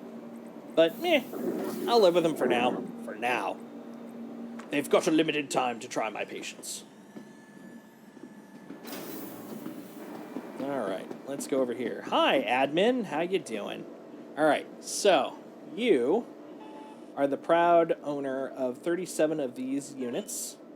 So I'm going to sell them so I can give you your space bucks because I did not get my list prepped beforehand, which is on me. 37. There you go. 33.29. Okay. Oh, I see. 33,300.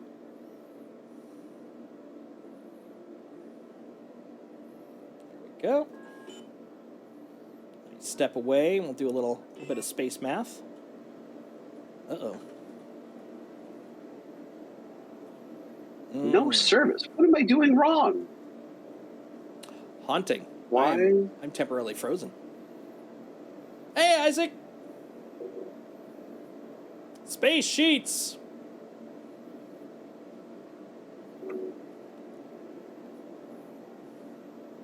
I don't want to use a mass driver. That's silly. Do the public pads in Pyro not work? Or what am I doing wrong? Yeah, that's a known issue currently. Oh, okay, good. Although I'm curious if we're about to crash on this one. We may get a notice in a moment because I can't even bring up F1. We will see. We will see. No, Pyro will be in 4.0. But the thing is, they just announced that is the next patch. Holy crap! Expat! Hey, how you doing? Welcome everybody to my stream. This is a lovely stream. Perfect timing because I think we're about to literally have a reset on this server, as opposed to a crash. Hopefully. How you guys doing? How is your stream? I think, were you doing Manor Lords? I think that's what if I noticed before I started, I think you were Manor Lording it up, if I recall correctly. Manor Lording? Yeah. What? It's a new game that just came out not too long ago. It's basically like managing like a medieval manor. Ooh, they already have mods? Damn. Was it a good stream, hopefully? What sort of mods are now amongst the Manor Lordery? And by the way, for everybody, hey, thanks for coming by. My name is Jason, aka Solstice, and this is Worlds Told. And we basically focus on the gaming, on the storytelling, on the role-playing, on the pop culture. So yeah, everybody's welcome. Thanks for coming by. Hello. Nice. Unlocking larger army sizes, bigger storage, rebalancing massive battles. That sounds pretty nice. Wouldn't mind that at all. Oh, there we go. I'm free again. Hooray. Okay. I get to do a small bit of spreadsheet simulator. Amazing what the game is technically capable of. Yeah, I was able to, what was it, like, I think, was it last week or the week before? I was able to lurk a little bit during my day job hours on the stream, and it looked pretty freaking cool. I'm kind of tempted, not gonna lie. It looked very cool. I want to try it. Oh, and as to Charuz, so Pyro isn't in the P2 yet. They announced today that the next patch will be 4.0, which is awesome. And currently it's a Q3 plan. So that would put it in terms of Magic business terms at the latest in August. We know that's not going to happen, but I'm hoping for September. That's the one I'm really kind of shooting for because that'll get it in before CitizenCon. And yeah, that list of features is bonkers awesome, man. Oh, awesome! It's got a lot of room to grow. Well, that's good. You know you don't want a stagnant game. You want growth. You want it to expand, become a wonderful world.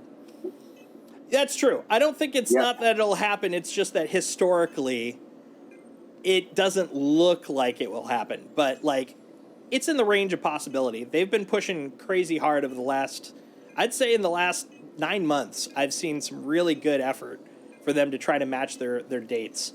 They were only off by 1 week. Only the last this week. 9 months, though. Yeah, well, out of the, what, like 15 months that I've been following it. But yeah, I'm pretty excited about it. Let's see, the stuff they gotten in this year, they're going all out, 100%. Yeah, they're really kind of pushing. They want to get this stuff out the door, which I can respect. All right, let's see. So yeah, currently I'm basically just doing a good old classic ship and run. We're doing some space trucking. I'm over in the Pyro jump point, selling off some stuff. Sorry to raid and run really past bedtime. No worries. Thanks for coming by. Thanks for bringing your friends, expat. I will do my best to keep them in a healthy condition. Oh man, well hopefully you don't have to work this afternoon then. It's hopefully a chill day for you. Have a good night, expat. Thanks for coming by. Good night, Absolutely expat. great. All right, let's see. So the maths. Let's see. That'd be hundo plus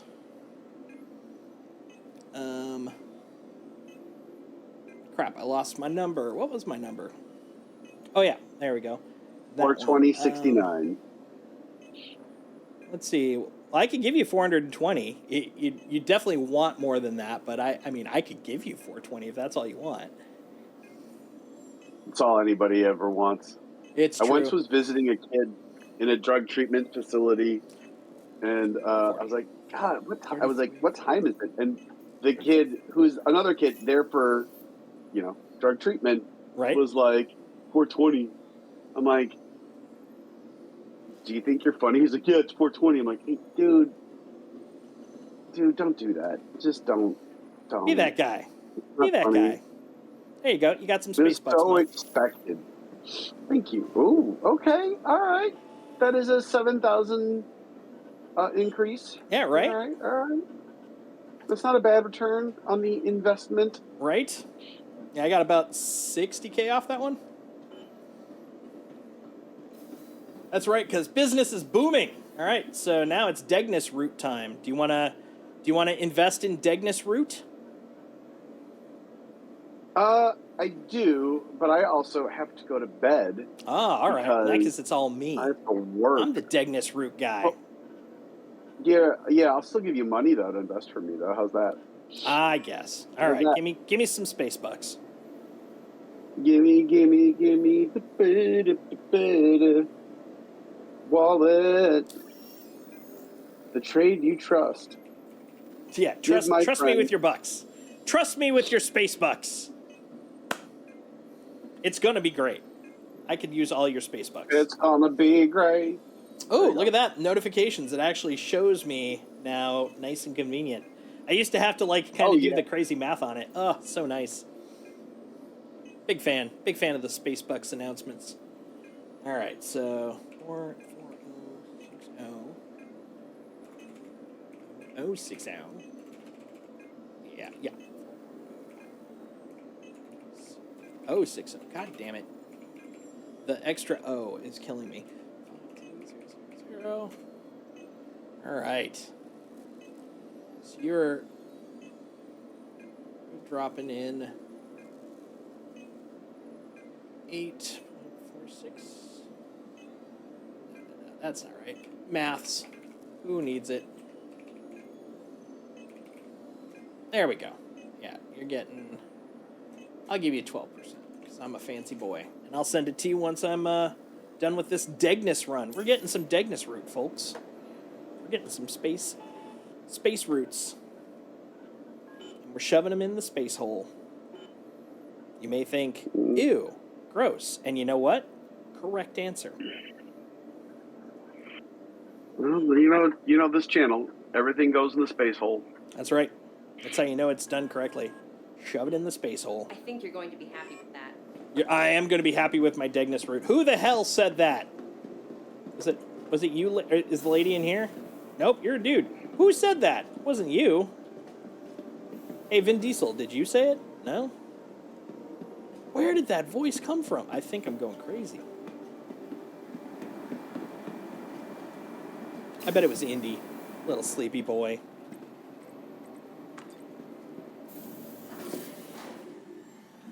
Indy looks a bit like a tardigrade from this angle. Love it. Yeah, he's my little tardigrade. When he curls up, he's a croissant. When he stretches out, he's a little tardigrade. He's a good little boy. Welcome Man, I just finished to the ASOP season vehicle 2 retrieval of system. Star Trek Discovery. Speaking of tardigrades, that has been a fun show so far. Let's see, C2. Your vehicle has been delivered. Hangar Please 12. visit us again. All right. Well, since it sounds like you're ducking out, this is where I will depart you. I am off. Where am I off to? We are taking these Degnus roots to Terra. We're going to Terra Gateway, guys. Ooh, nice. Terra Gateway. I'm buying a backpack. Backpack. They're good. I Backpack, recommend backpacks. backpack. The Hunch backpack of Notre Dame backpack. Come on, you. A little higher. There we go. Come on, bud. I pressed the match. Ah! Okay. Yeah, he's just a sleepy boy. He saw dogs and he smelled them. It's been a busy day for him. That is a fun day though. He had treats. He was indignant by the fact I had to work, and that takes energy. Judging people takes energy. Don't let anyone say otherwise.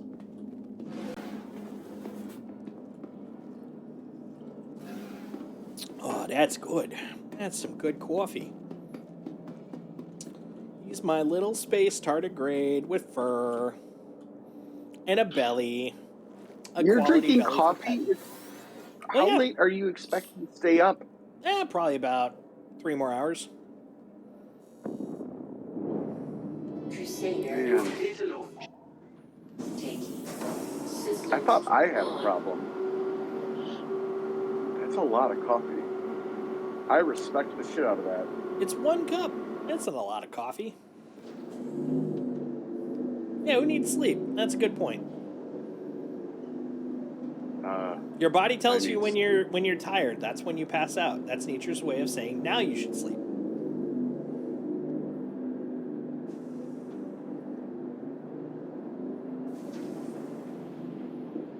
What is going on here? No one knows. Whoop. No one knows.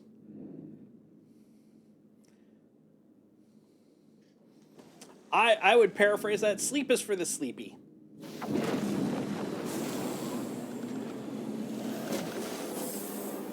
Oh, wait a minute. Son of a bitch. I just realized. Landing gear well. Thank you. I need... Oh, no, I got enough. I'll just get it at the next spot. I'll get it at the next spot. Like Chuck Norris, tell my body when to sleep and don't tell me. That's right. Ain't got time for that.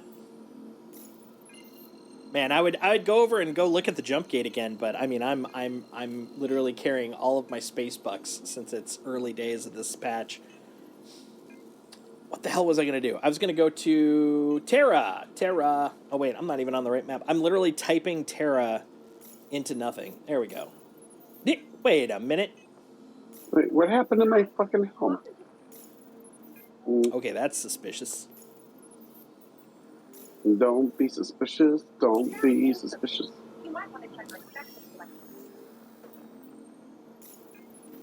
Okay, every time I'm clicking on the search now, it's like, you know what? You want that other menu.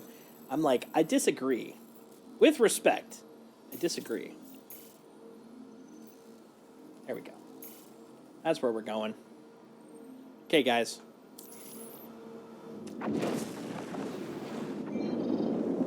Time to grab your socks. Let's go.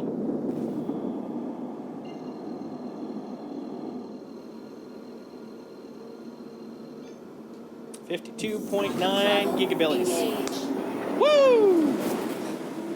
All right, while we're waiting, while we're flying, while we're careening through outer space, let's look at the ship porn I took from yesterday, because it was, I'm very happy with it. I'm very happy with the ship pictures I done ship pictured. And that's no bullshit. I thought it was funny. I thought it was absolutely hilarious. All right.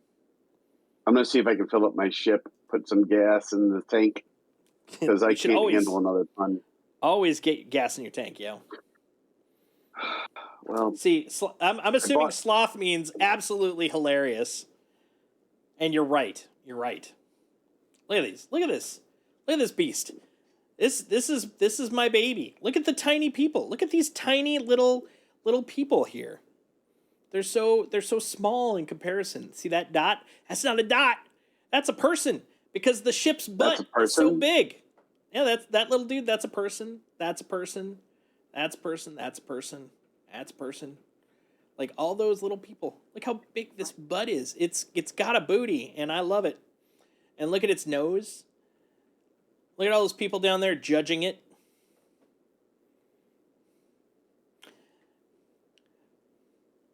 Exactly. You know what? It's proud of what it's got, and it's showing it off. Yeah, and this is its backside. This is the hangar. This is where I could put other ships.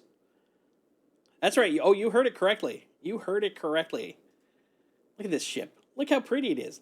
That's a big ship. I mean, it's not a giant ship, but it's a big ship. And there's a little person. What ship and there's is my that? bigger ship. That right there, that's a Connie. Oh, Jesus. That's a little baby Connie compared to, see, there's a Connie, there's a Connie, there's the Polaris. I'm a delicate lady. Look at her. Look at her. She's so proud, tilting her head up, showing us who's boss. You are a very proud man. That's a landing gear. Look at that. That's one landing gear. One gear of landing. And there's a person. It's just ginormous. It's crazy. I'm loving it. Like ba ba ba ba ba, you know? Yeah. So excited. Then I got a couple more over here. These are the better ones. So you get like the whole view there. Right there, and the little guys. Little guys. That's my favorite one though. You can see the whole ship. Actually, I think the next one, yeah, that's the one even further. Look, it's a giant space triangle. And that's a hangar. It can hold a big old ship within itself. It can hold like half a Connie. If we chopped up a Connie, if we brought a vulture and fractured it, we could put a bunch of a Connie in here. We could this could be like our little junkyard right here. Because that's how it should work, right? You may guess from the pictures that I'm really looking forward to having a big old hangar on my ship. So good. So good, guys. Is it gonna be your daily driver? No. I personally couldn't get stuff done on that. That's the thing with all the multi-crew stuff coming on. This is not going to be a single player ship, but it'll come out when we have a group. And this right here, see that? That's me. I'm saying hi. I'm waving my hand. I'm like, "Hello." I'm standing in front of my ship like some tourist. I'm so happy. I want to eat that ship. You want to eat that ship? I want to eat that ship. Oh my goodness. And then here, this is a cargo MPUV, which I was just kind of enamored. And look, this is the new medical Ursa, and it comes with complimentary corpses, so you can test out the regen area. Long pig. That's right. In case of emergencies, you know, we just have some spare corpses to test out. Will it resurrect people? Will it regen? It's that classic. Regen? Exactly. It's that classic 2000s meme. Will it regen? Oh, It's the cousin to will it blend? Because you do that after. You know, will it blend and then followed up by will it regen? So you can't Necromancy. gas up at Pyro, huh? You can't what? Gas up at Pyro. You can. You won't like how though. How? You summon a new ship and then it's all gassed up. No, that's fine. All right. Look at that. Look at that beauty. Well, Here's the MPUV tractor. Look at that guy. It's like a little tripod dude with a tractor beam in the front. It's very handsome looking. And then the MPUV cargo for lifting blocks, which will be good because I got this Hull C that's going to be in dire need of some cargoing. This is me debating whether I want to get one. I kind of do. I'm like, maybe I should get one. Maybe. Yeah, I'm very happy. Very happy. So many exciting things, guys. So many exciting things coming this Friday alone, let alone the rest. Your enthusiasm is toxic, intoxicating. That's right. I put the toxic into intoxication. You do. Oh, I can always, just call that back. You can always. Where? I'm very excited. Oh, so many cool things. Cool things, guys. Cool things. And now I'm saving up some space bucks because, you know, we have to start all over. But also it's fun. That's the whole thing I was really kind of looking forward to with the cargo missions, which are still tentative. So if they add those updated cargo missions, dude, I am set. I want to pull out my Hull C and just fly that guy around, lugging stuff about, manually tractoring things off of it. You know, it's the American dream. It's the Space America dream. Not to be confused with Super Earth, because that's a whole other franchise. That's a whole other. This is Space America. Mismanaged democracy. That's right. This is just corporate talkers. Because well, I mean, honestly, they're one and the same. Word, but, well, you can make. We're not going to have that conversation on your channel. All right, I'm going to bed. Good night. Bye. Have a good night.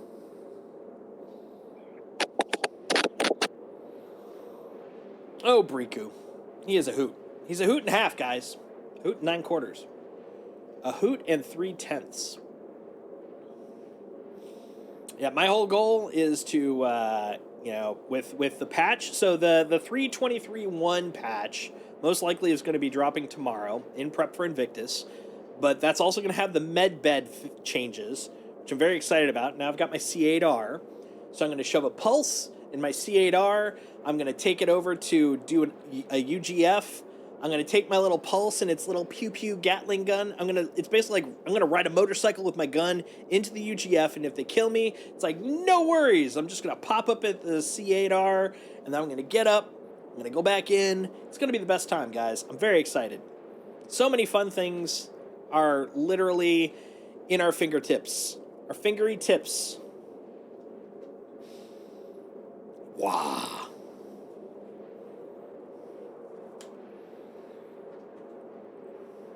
And then we also got Xenothreat coming up, which is super exciting too.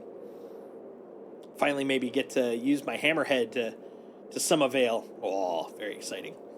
So this is the same extremely trustworthy guy who's building his shipping empire one delivery at a time. Pretty sure his name was Jake the Snake Roberts. This is actually me, but to your point, I do have Jake Trundle right over here. So behold, Jake Trundle, Kovalex employee. entrepreneur of the future. Ironically, I have less money than Jake does at the moment, so I literally have to save up so that I can pretend to be Jake again, because he was further along in his adventures than I am right now with this patch. That's part of the reason I'm doing this. I'm trying to get up to the bare minimum to start pretending to be Jake in his rags to less rags story. That dude was like, he's got bank compared to me, man. He is a wealthy man. Yeah, having to be Poe all over again, man. He's like it's like a po' boy sandwich. That's what he is. Good going, Jake. That's right. Jake is amazing. Jake's the man. Jake had a dream, and he set forth to do it, and he done doed it, because he's a man of ambition. He's a man of discipline. A man of like planning. Me, I'm just like, me take stuff, me move it. Me go back and forth. Me only talk like this. Me fine. Right? Oh man, I actually had to pause for a second because I was like, man, a po' boy sounds delicious. I could definitely use a po' boy, let me tell you. Who couldn't, man? I love a good po' boy. They're delicious. Po' boys are nature's deliciousness. Honestly, what I was thinking about not too long ago, I want a lobster roll. I miss having a good quality lobster roll, man. Just buttery, toasty, lobstery yum noms. People have some weird ideas about how po' boys are made. Yeah, you're not wrong. You're not wrong. So the first place I ever had po' boys was in New Orleans, and that was when I was visiting a friend of mine, and that was at the point where I was so green I thought it was New Orleans, which obviously I was very much corrected upon. But yeah, I went there, and they were like, you gotta try this thing, it's called a po' boy. And I was like, what's a po' boy? And I was like, Jesus, this thing is magical. Next thing you're gonna tell me is that beignets are amazing. Surprised they are. Yeah, there's so many things that I didn't even appreciate when I was there because I had never even heard about them. And then retrospectively, later on, when people were like, oh my God, beignets, you got to go to New Orleans. I'm like, oh, I've had one. They're like, were they amazing? I was like, yeah, they were good. I didn't know they were supposed to be amazing. They were. But like, I didn't have the weight of the expectation. And so when I had them, like, I was just like, this is a tasty, interesting thing I've never had before. And yeah, now I kind of want to go back because now I appreciate like the cultural weight of them, and I'm like, I want to go back and try them again. But I haven't been back to New Orleans since I was 18. But yeah, that was a really freaking good place. I actually went to Antoine's, which I didn't even know the weight of that restaurant. I was just like, I'm gonna go somewhere fancy. I took the person I was there to see out to Antoine's. I was crazy poor because I was 18. So I ended up, she got an omelet. She was very respectful of the fact I had almost no money. So she got an omelet. I got, what were they called? They were basically puffy French fries, but I forgot what they were called. But I was like, that was all I could afford. Bless her heart for not going more expensive. I was like, I have this much money because I'm 18. She's like, all right, that's fine. Oh, man. Also not to be found in edible format elsewhere. That's true. That's true. Chicory, another thing I didn't know about until I went there. And, man, that I'd never heard of chicory until then. And then, like, later on when people were like, oh, you should try it. I'm like, oh, I've had it. And they're like, what do you think of it? And I was like, crunchy. It's crunchy. But it was good. I really liked it. That was when I was first starting to get used to coffee, though. That's the thing. I couldn't honestly tell you what it tasted like relative to coffee at that point, because that was effectively almost the only coffee I'd ever had at that point. But yeah, I do remember liking it, though. Oh, man. That was a good time. But yeah, back to po' boys. Like, the only place I see a po' boy now is effectively like Popeyes, which, you know, it's okay. But, I mean, it is definitely not the same thing. That is definitely not the same thing. Funny thing is, when I went to New Orleans, It was just after Christmas, so it was about a month and a half before Mardi Gras, and they were already starting to prep. Bread, the first thing to go wrong. Not wrong. Same thing in my opinion with a lobster roll. Like, that's the thing that usually makes it fall apart. You would think it's the lobster, but like, it's usually the roll. Like, mostly because if you're going to do a lobster roll, you typically have decent lobster already, but the roll is the thing that usually kind of is what knocks it out of the park. It's like if 50%, if 60% of it is the lobster, you focus on the lobster, and then the problem is you ignore the other like 40%, which is the butter and the roll. Mardi Gras is serious business down there. It is. I still have, I think in one of my boxes packed away, I've still got beads. I got beads. I did. Once again, didn't even know what the hell it was, other than they were like, you'll find a little thing in there. And I think I still have that too.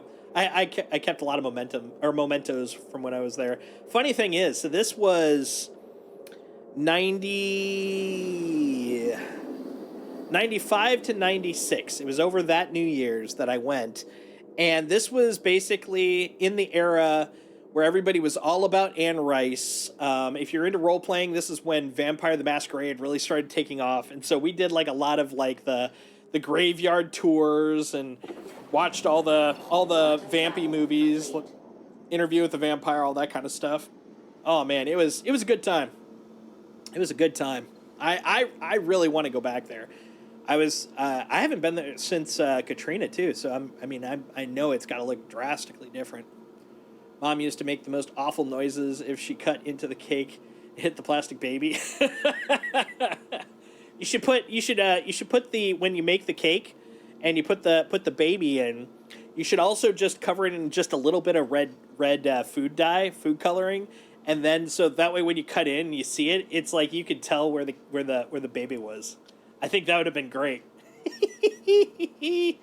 Oh, I love it. Come on, man. Let's go, Tara. I got a gateway, yo. We got some Degnus root. Engage. Not for the faint of heart. Hell yeah. Quantum travel. You're only giving me better justifications, because that's exactly why I do it. Like, oh, is it weird? Is it creepy? Excellent. Excellent. Oh boy, I would love that so much. I don't think a hair has twitched on that dog in the last 20 minutes. Yeah, he's such a chill little boy. Indy is just a good little boy. I gotta be careful though. I can't say his name too often or he'll think I'm calling him. And then he gets out of his little cocoon, his little hibernation. And honestly, he's just the sweetest little guy when he's sleeping. I mean, he's a sweet guy when he's awake too, don't get me wrong. But yeah, he's just adorable as hell. Look at him. Look at that little guy. Look at that sweet little pupper.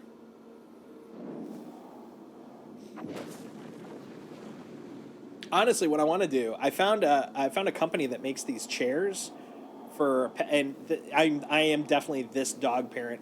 I found it. They make chairs for your pets, so they can like basically be elevated up right next to you. I would totally get that, man. I would totally, absolutely get that. Please proceed to assigned landing bay. Hangar 11. Let's get in there. Cat's a mischief factory, but when he's awake, but he's absolutely adorable when he's asleep. He definitely knows this. Yeah. The pets know when they've got you around their fingers, man. They know. They just have that intuition.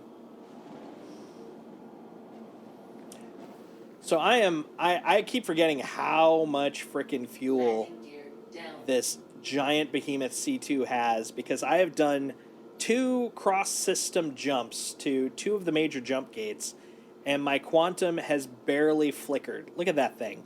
You can see just enough movement to prove that at least it's changing, but it has not really gone down at all. This is a fuel-efficient pupper. All right. We're going into VTOL. We're going to tuck those wings in. I know I don't have to, but it definitely makes me feel more comfortable. I prefer it. What's going on there? What's that little... I swear to God, if there's something secretly there and it blows my ship up, if you desync, I swear.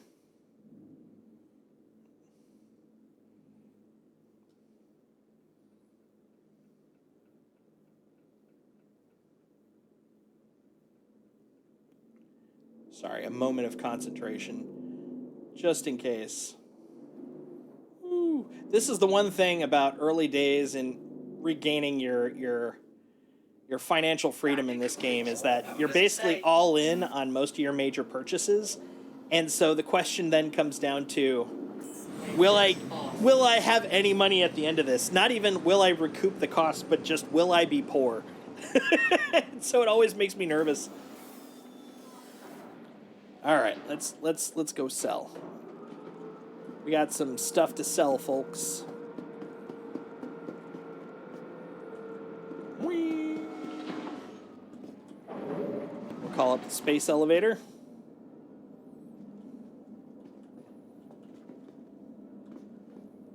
There we go. Yeah, I'm really excited for more of the multi-crew stuff because I want to have a crew that does stuff. Typically, if you're multi-crewing right now, it's just everyone's hanging out while you're flying. But pretty soon, everyone's gonna have like a role, and that's kind of cool. Where's all my stuff? Uh-oh, where is all my stuff? Do I have my money? I don't have my money. I don't see a lot of Degnus route. I'm nervous. I'm a little nervous, not gonna lie. Exit ship. We want to exit the ship. I went to top deck like an idiot. I'm gonna trust since I bought stuff that it's there, but I don't see it. Look at that. Yeah, I don't see it. Ooh boy. It's not a good sign. We're gonna go to lower deck.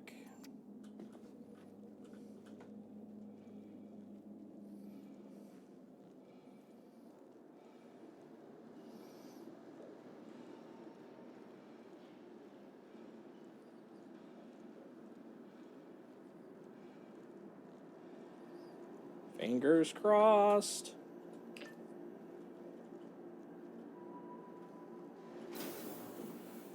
Okay, we'll put you away. A little bit nervous. Just a smidge. Just a smidgeon.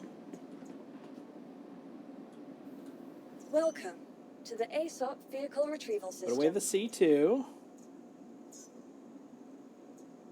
All right, we're at the Terra Gateway.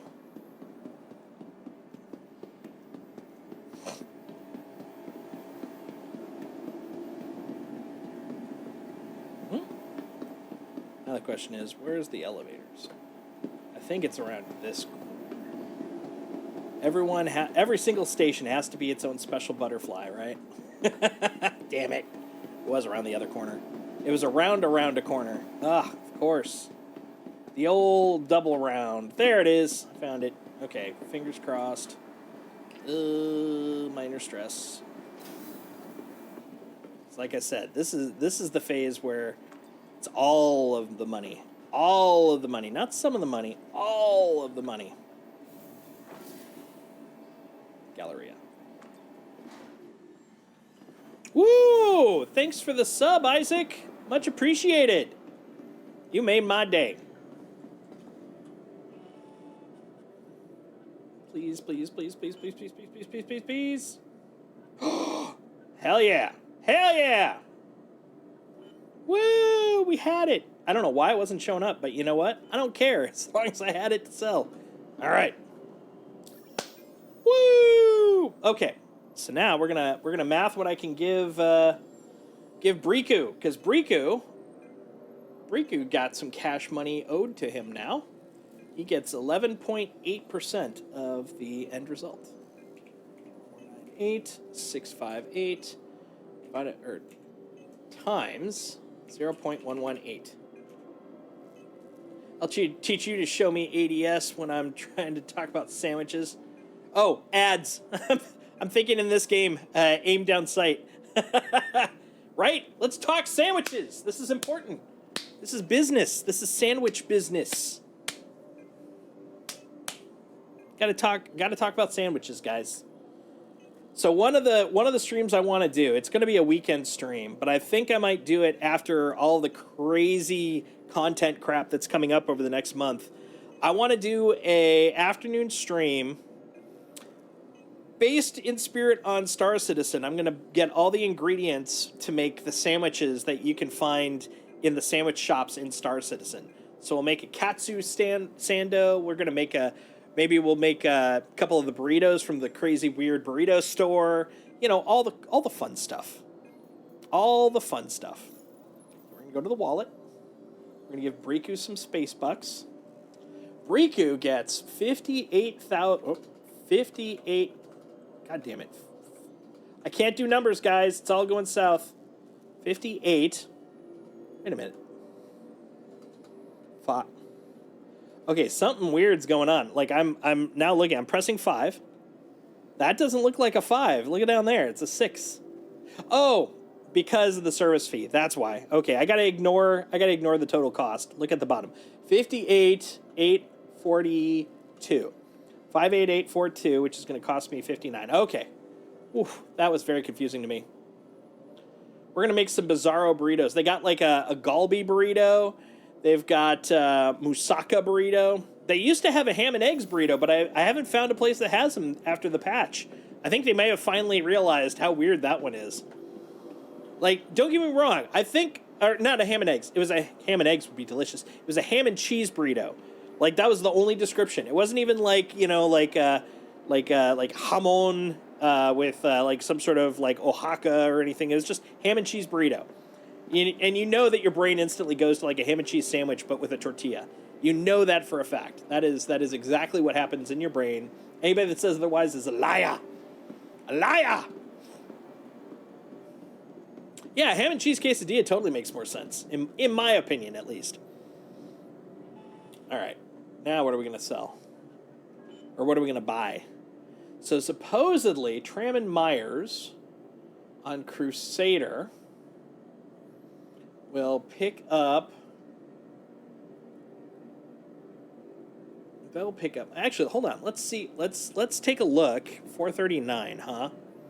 Okay, we're going to go look at what's to offer here. So this is the trade route list. So if I'm at 439 space bucks... 439,000. Sorry, 439,000. What are their recommended routes? Because now I have more money to keep the chain going. And is there any that starts at Terra? Is Terra on this list? Not on this one. How about this guy? Nope. This one? Oh, there we go. Terra to Woodruff in Hurston. Processed food. Okay, so I could take processed food to HDMS Woodruff. That's not too bad. And then Astatine to Lorville. And I'm not going to scrap. So we'll do those two, and then we'll figure it out from there. Okay, so yeah, buying processed food. We're buying mac and cheese. We're buying huge boxes of Kraft mac and cheese, because, you know, that is the processed food. Let's see, we're going to go C2. We're going to shove it full of mac and cheese right there. 110K worth of mac and cheese. It's not a lot of mac and cheese, not going to lie.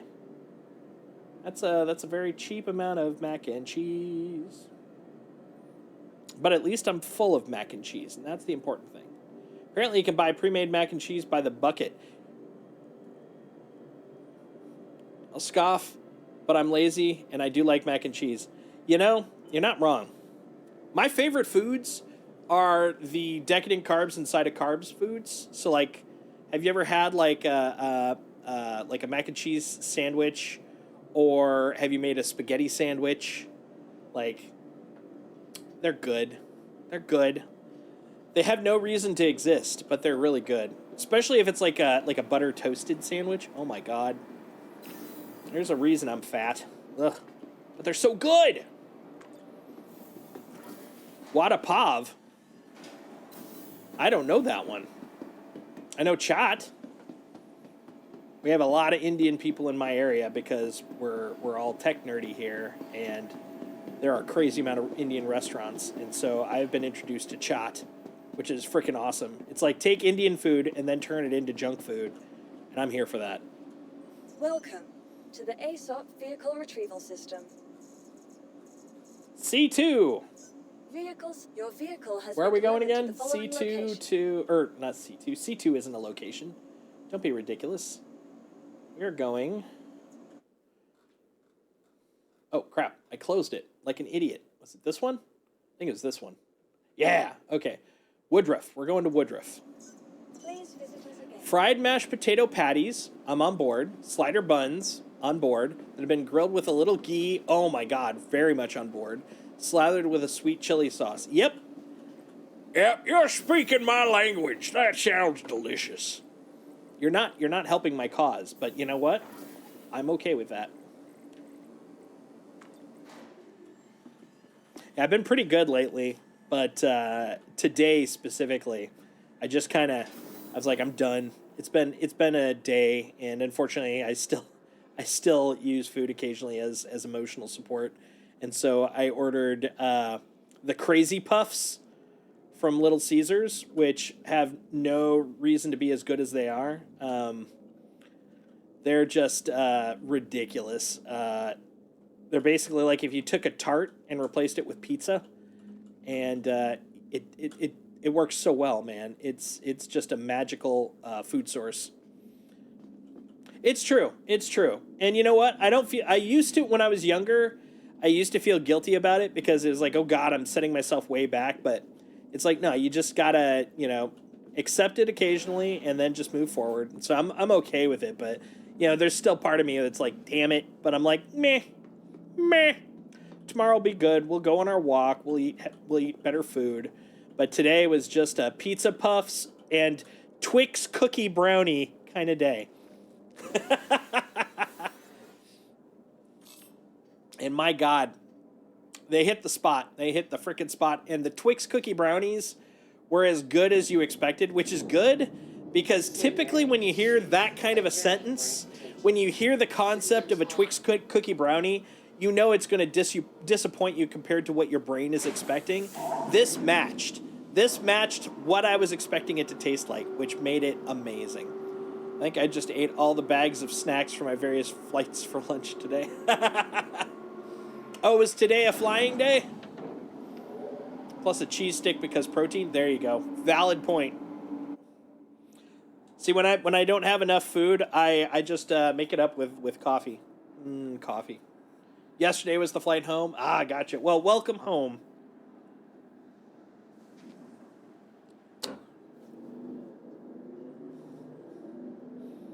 And I mean, you definitely paid for those snacks in bulk when you pay for a flight. So those are earned snacks. Cat still hasn't settled down. Yeah, Indy is like Indy. When I come back, I just realized I said his name like 3 times. So I got to check like Beetlejuice style if it has awoken him. No, he's out. He must have had a day up here.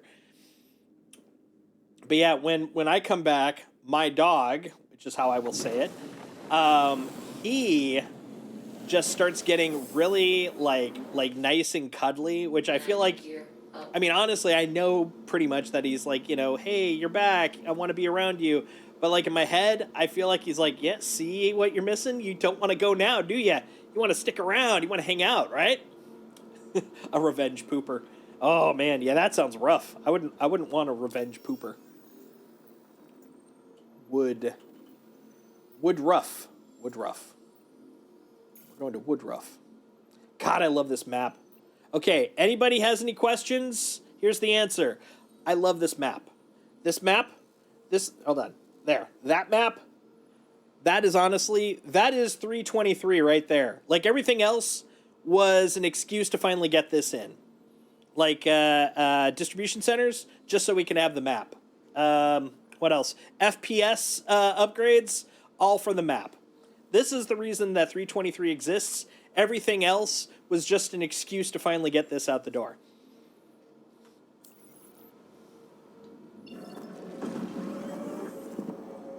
And no one could take a bet otherwise because it is very obvious. That is 100% the reason. No question.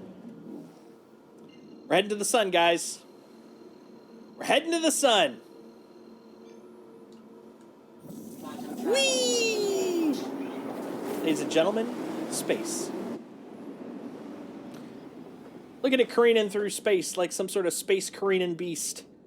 Look, I put the what's that thing called? The blah, blah, blah, blah, you know? That makes sense, right? The Luck of the Irish paint on. I forgot what they call it. Fata Morgana? No, Fata Fortuna? Tuna fish? Tuna Maguna? That's what it is, right? Rapa Nui? Oh, wait, that's Bionicles. Fortuna! That's the word I was looking for. That's if you're pro fish. You're Fortuna. You're welcome. I know what you're thinking. God, that was a genius joke. Why didn't I think of it? It's because you're not me. Gotta be a real champ to come up with quality humor like that, guys. Serious sloth. Power donut. There we go. I don't know why, but I love making weird, jaunty imagery here. Look at me. There I am. That's me in my seat. I'm going to take a picture of that. That's me going. Look at me go. Nyom. Is there a sticker on the outside? Nah, I wish there was. So in Warframe, you can actually put decals on your ship. I would love that. Even if they were only a handful of pre-made decals you could choose from, I wish I could slap decals on my ship. That would be freaking awesome. You could get different paints, which have different like designs, and some have decals on them. But I want to be able to just be like, here's a paint. Now here's some decals I want to slap on there. Oh, that'd be great. That would be super great. Wash me. Org decals would be great. Org decals would be freaking awesome. See, this is what I was talking about, man. I've been neglecting this thing. I need to start cleaning. Look at those wings. Like that's so. I was taught by my dealer. This is actually in real life, my car dealer, but I'm gonna say also in space, my spaceship dealer, that if you don't wash your car and it gets dust, like that stuff will eventually start putting like permanent marks on your car because it starts, like embedding, so to speak. I'm not a car guy. Well, I mean, I have one, but I mean, I'm not a, car cleany, painty guy. Like, if that's the case, then yeah, look at that. That's all because I have not been upkeeping the wings on this guy. Look at that. Just a lack of care on my part. You can write "was me" on it with a stripper gun. Oh, that's true. That's true. I could put really cheap looking decals on there. I could take my my scraper gun out and just write names on it. I could put a penis on like a giant juvenile child. I mean, I can be quite childish, so it's reasonable. It's a reasonable assumption. It's not like Jake, who blows the entire wing off his ship. That's true. That's true. Jake is known for that. That son of a bitch. Jake, you son of a bitch. I knew I liked you for some reason.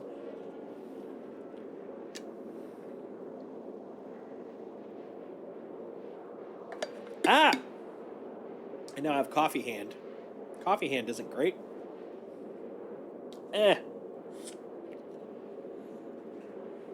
But yeah, here, check this out. This is the pup basket, the pup bucket.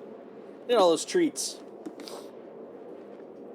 And they're all next to my desk, so that way, whenever I'm streaming, if he wants a treat, I can give him a treat, It's quality list. Let's talk about paint and dust. Remember, most cars have what's known as a clear coat that protects the paint.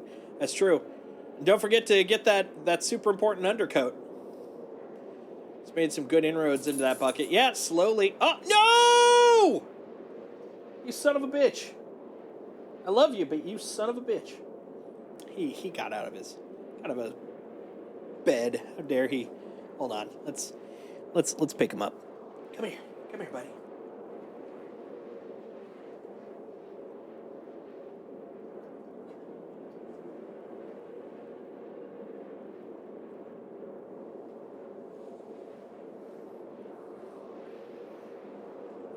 Look at this guy. He's not fully awake though. He's like, what? He's kind of on a like a quasi drugged out state. What's going on? Hey guys. Feeling pretty good about things. They are. They're so cuddly and slow and sleepy and dopey. Ah, look at him. He's such a good boy. He's such a good boy. Yeah, right, buddy. He's like, stop it. Oh, little boy. Little man. Little tiny baby man. Midnight 45. Oof. That's always kind of a treat. You're up. What happened? Where'd you go? Little boy. Little boy. Look at this guy. That's the nice thing about flying. When you're going between locations, it gives you quality petting time. I want a little Copion that I can have in my ship so I can have something to cuddle virtually while I'm flying. Zooming and screaming. Mwah, mwah. Such a good little guy. Such a good little dude. You adorable son of a bitch. Mwah. All right. I'm going to put you down. You're short and you cost money. There. I think I put him down enough. That was my 5-minute manly macho moment as a very manly dude, where I just cuddle my dog on stream while flying through space. He deserves a treat though for that. He after all, he doesn't get any of the the subscription money, so he gets paid in dog treats.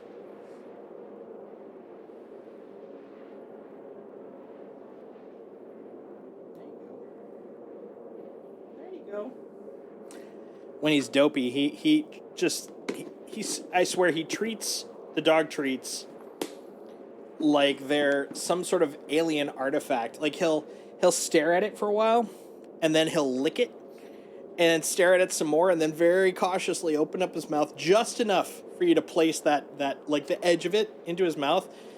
And even then, sometimes he'll be like, just hold it right at the edge of his mouth and go, bet, I don't know. A pithy and accurate description of a small dog. It's true. It's true. He is an absolute goob. But that's part of his charm. That's what I love about him. He is, scientifically speaking, the best dog to have ever lived, asterisk.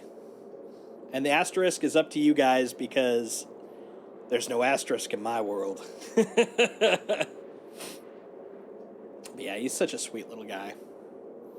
Well-meaning, not aggressive, loves telling people that they're near him. Like, not even like, hey, you're too close, or hey, get away. It's just, hey, just letting you know, I'm right here and you're right there. Okay, cool.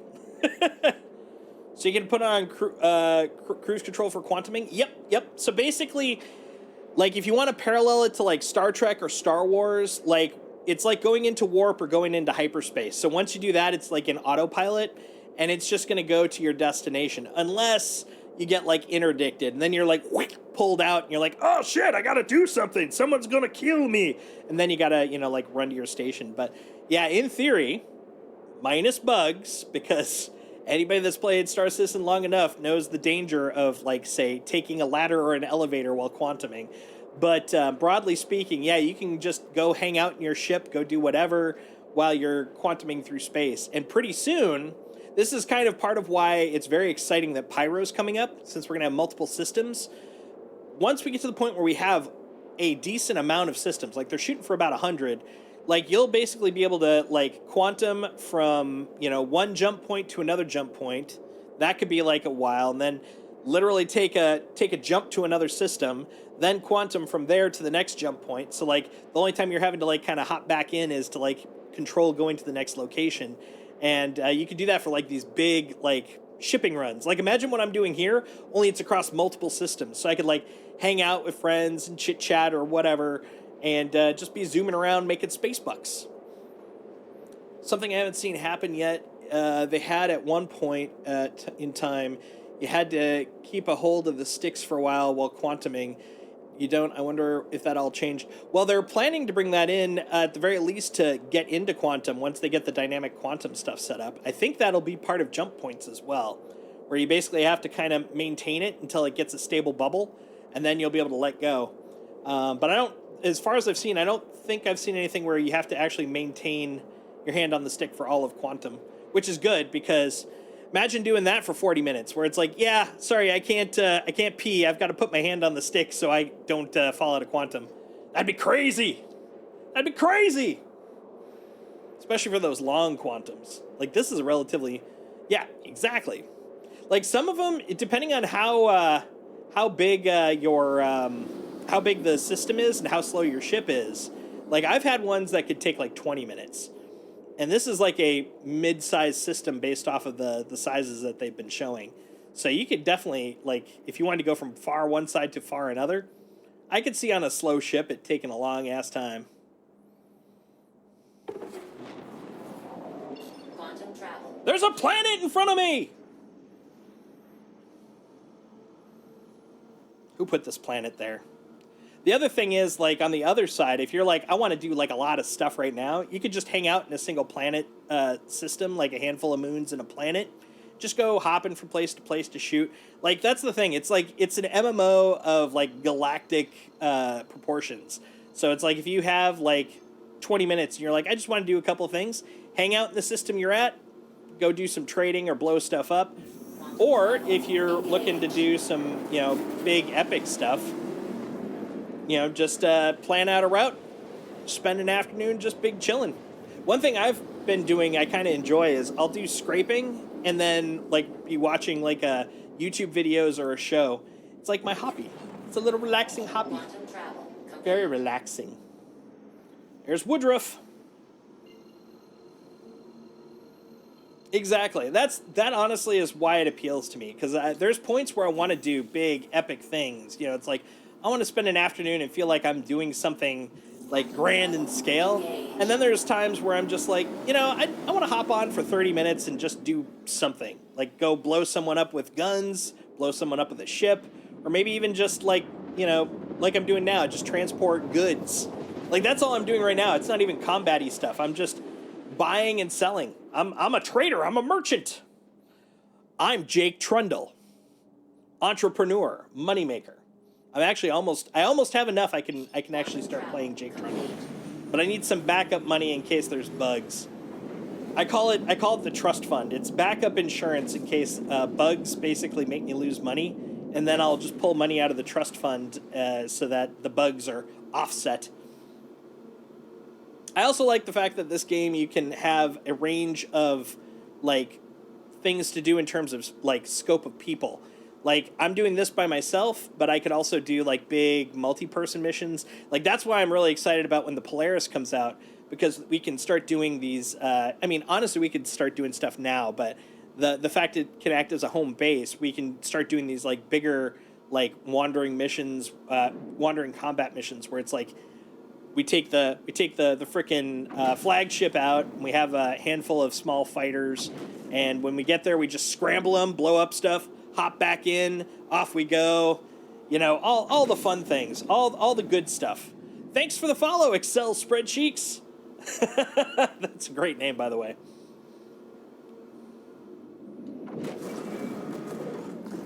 All right, slowing down, coming in. Looks like there's a couple people here already. Correction, at the very least, there are a couple of ships. Doesn't guarantee there are people. Ah, and I think they're both also part of the X2, the X2 series. Probably C2s, might be M2s. I'm hoping not A2s, because that could get really disappointing if they decide to be jerks. The thing that's a little annoying is that they're both taking the pads, but I don't need a pad. I like pads, though. Rude. Look at them. Pad stealers, a lot of them. How dare you? All right, let's see. This is my processed food. Well, I'm going to sell my macaroni cheese at the very least. Specifically, this is all spirals. So I'm hoping it goes for a good amount. Because everybody knows that spirals is the best Kraft mac and cheese.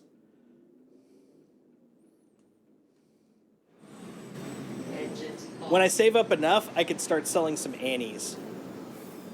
Because you can't sell Annies with the amount of money I've got. That's just, it's too much. It's too much. It costs too much.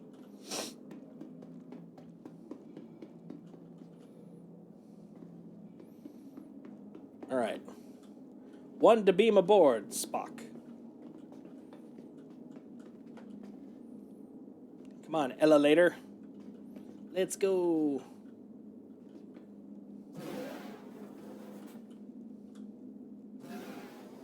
I just clicked lower deck, didn't I? Son of a bitch. Lower deck isn't the whole thing. Yeah, look at that. That's suspicious, man. Makes me nervous.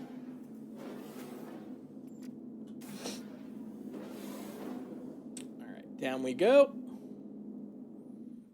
Ugh, straight through space. All right, and then we'll take you to the lower deck. Get up there. Go on. Get, old Yeller, get up there. Yeah, there we go. Ooh, it's windy out. Uh-oh, is it scary windy? No, it's just windy. I hope it's gone are the days when my C2 would go careening across all of space. That always creeped me out when I first started playing this. Matter of fact, the last time I had that happen, that coined one of the most commonly used sounds on this channel, at least by way of Mongoose.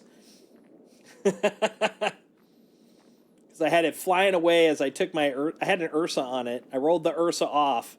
It was on one of the moons. And, whee! It just went launching. Favorite thing to make money? That's an interesting one. I would probably say...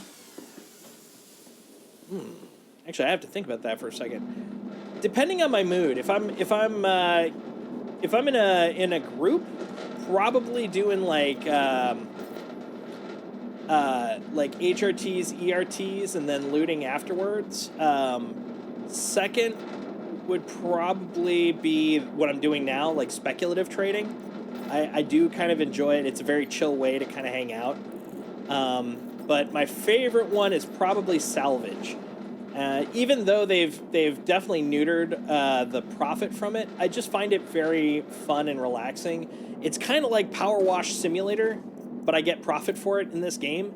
And also, it is very chat-friendly in terms of if I'm streaming, and it's also very chill-friendly if I want to watch like some videos or something while I'm doing it. Hey, thanks for coming by, Isaac. It was a blast having you here, and thank you for the subscription again. Super awesome. And hope to see you. I'll be streaming again on Friday. Hope to see you very soon. Sleep well, and taunt the cat for me before you go to bed if you could. That'd be great.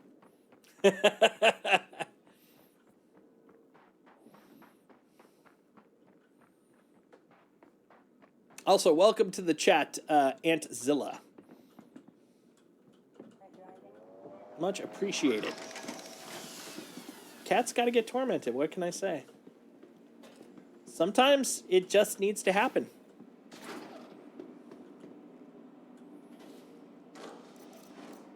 Do you have any opinions on the matter, Aunt? Do you have preferred ways that you make money? Or are you kind of new and you're asking, or are you just comparing? All are valid. All are valid.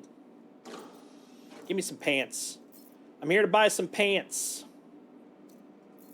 That's the other thing. Like, I am an armor looter because, like, at this point, now that I'm kind of rebuilding Brewster's Millions here, I definitely tend to use these location-to-location runs to kind of pick up armor and stuff to slowly regain my financial profits. Back when I had some money. I was never like a very wealthy guy in this game. Like I think I peaked at about like 8 or 10 mil. I know people had hundreds of mil, but like I'm basically one of those guys that's like I'll get enough that I don't have to worry about money, and then I'll just start screwing around. Just started. Oh wow! Hey, well welcome to the wonderful world of Star Citizen. How you liking it so far? And you got any questions? I mean, obviously you did. You had one there, but do you have any other questions? Happy to answer anything I can.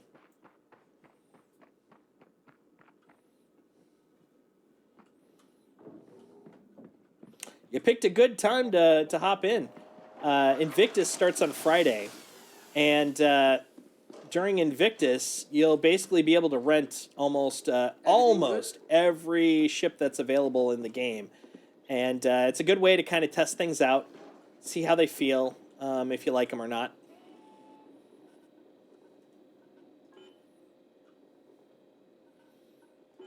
Astatine cannot sell, sir. Processed food. Cannot sell astatine, but I don't have astatine on here. I was going to buy astatine here. I'm very confused. Well, if it thinks I have astatine...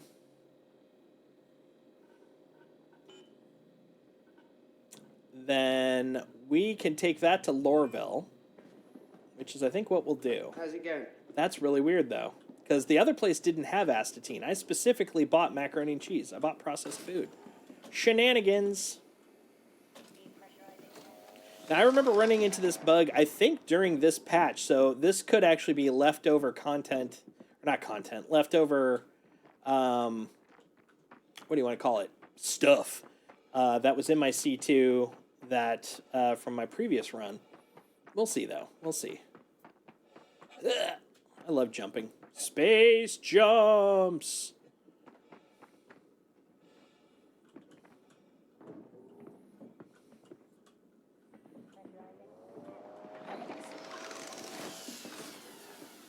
So yeah, every place I'm going, you'll notice I'm going over to these boxes because I'm just going to grab everything. Now, I could do this and try to loot it.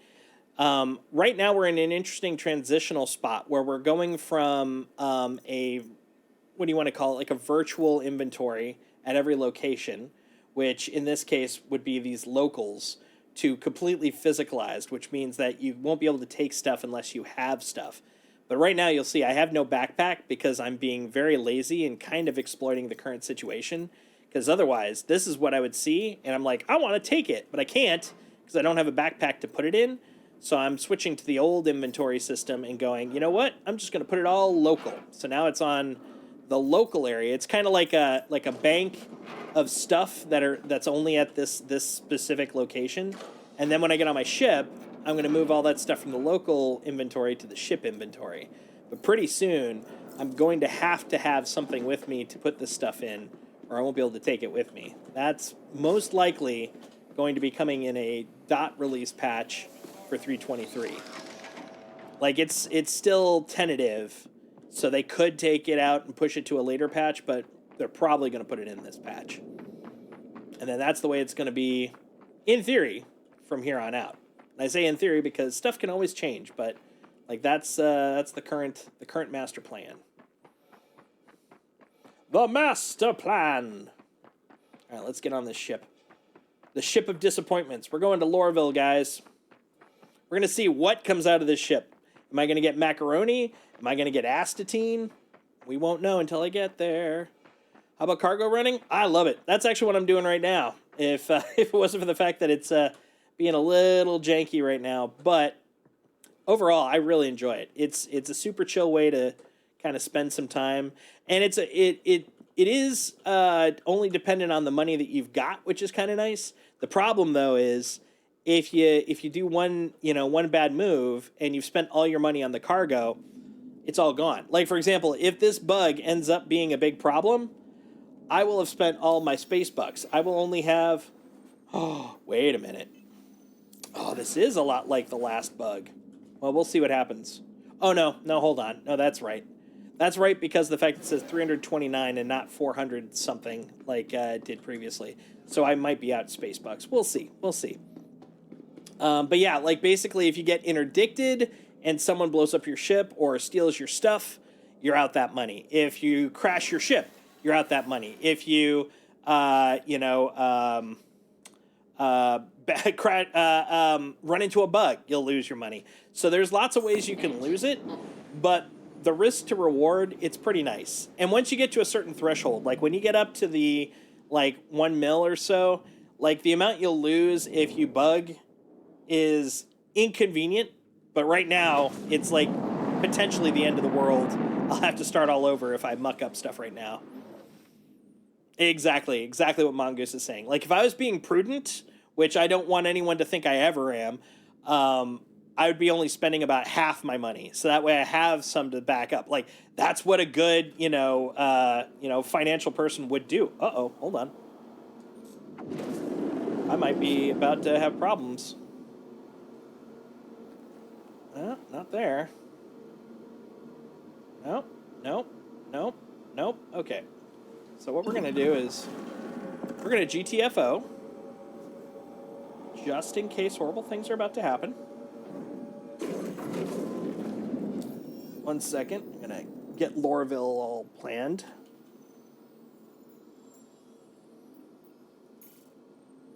There we go. I'm hoping it's just a derelict ship that someone happened to be doing illicit things on previously, but you never know. You never know. There we go. 1 sec while we set up Hurston here. Engage. There we go. Engage. Yep. I've done that. But yeah, like as a quote real world adult, it's like I wouldn't put all my money into, an investment. I would save some. But as a spacefaring risky boy, might give it a shot. Okay, there it is, over here. Orville. So what I would recommend, if you are interested in giving shipping, I get blown up all the time. Yeah, that'll happen. What I would probably do before looking into trading is really kind of practice flying.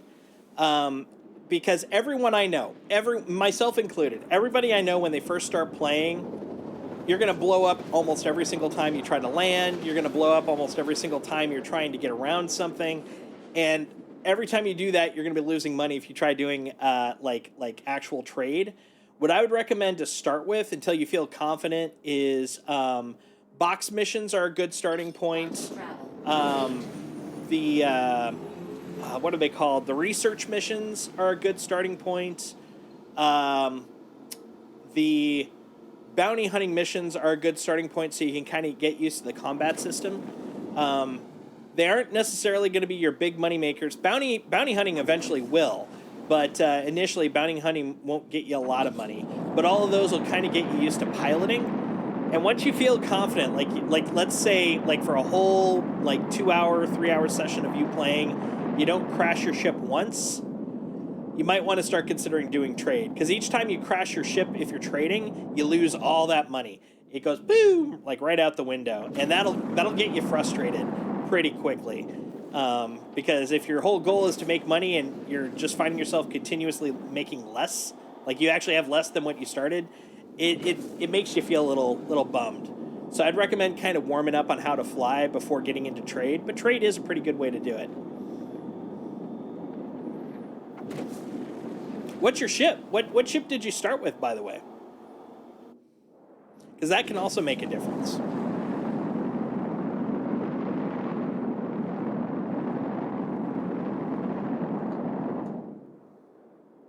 I suppose I should probably ask for permission for landing. Where are you putting me? Hangar 5. Okay. Hangar 5.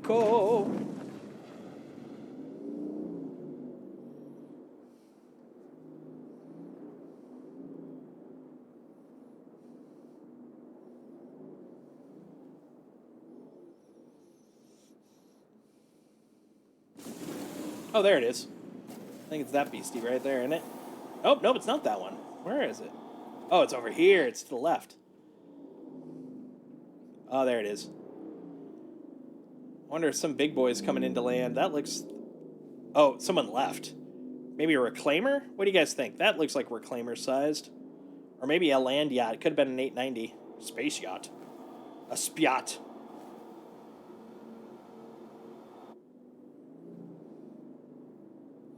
Well, let's get into VTOL. Thin up those wings. There we go.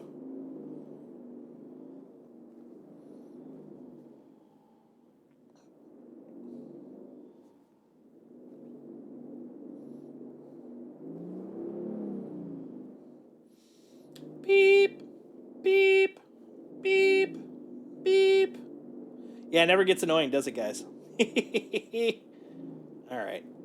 All right, I'm going to cheat a little bit. Top down is our friend.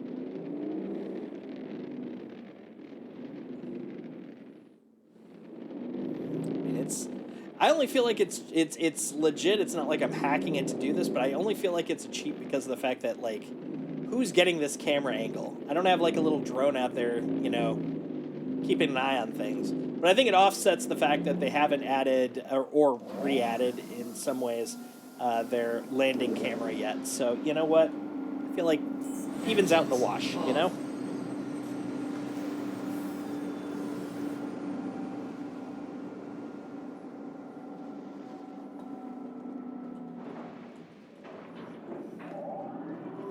An Aurora MR? All right.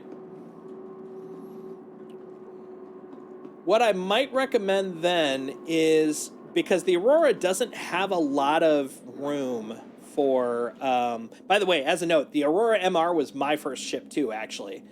So, you know, don't feel like it's a, you know, bad choice. I specifically chose like the smallest one that at least could hold a package of some sort.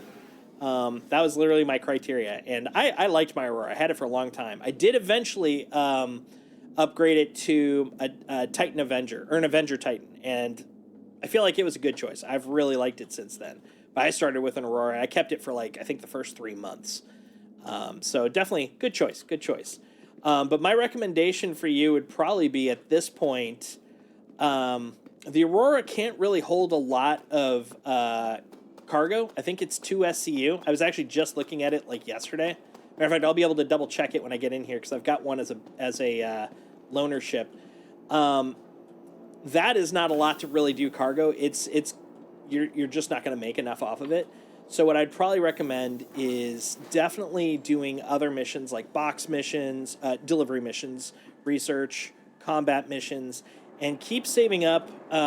If people are doing multi-crew things and you're interested in joining them, things like salvage or larger combat missions, those will definitely get you some extra money too. Save up and definitely try to get a bigger ship if you want to try to do trade. So the nice thing is about the Avenger is it has 8 SCU of space, so literally 4 times the amount. Let me show you here. And even then, 3 cargo. Okay, so it's a little bit more than what I thought. But even then, that's not a lot. So you can get 8 off of a Titan Avenger, or you can start saving up for example, I'm doing this little thing where I'm playing a character trying to save up for a Cutlass Black. And the Cutlass Black actually has a decent amount of cargo space. And it starts at 2 million, and I picked it because it was a kind of a cheap one for the amount of cargo. So saving up might be worthwhile. And if you do that, then you can get a bigger ship, and then I would probably start looking at cargo. So you'll have time to work on your flight skills, saving up some money. And because you're not doing cargo, you're not spending money to try to make it, so you won't lose money. It's always going to be profit. It's either you don't get anything or you're getting more. You'll never lose, which is also good. I will definitely recommend the Titan Avenger. I have found it to be a great ship. I definitely would not be like, hey, you need to do this. You don't need to do it, but it is a good ship to pick up, in my opinion. What was I going to do? Oh, right, business. Also, as a note, you know, this is obviously pretty self-serving, but feel free to follow me and join our Discord. We've got a Star Citizen channel in the Discord where people are totally around to, you know, answer questions, myself included. help you out. And if you're looking to, find people to join up with, go do some stuff in space. There's always people that you can run around with, so you can try some of these bigger ships without having to, pay for them. Hey, thanks for the follow, Ant. I appreciate it. Exclamation mark Discord and chat will bring up the Discord, or there's a panel on the bottom if you're on the Twitch page that you can click. That'll take you to the Discord link. If you're into Discord. If you're not, no worries. Feel free to always just come on by, and I'm happy to answer any questions you want. And so is chat, especially Mongoose. Mongoose and I tend to like to answer questions. And Mongoose is around my channel almost as much as I am.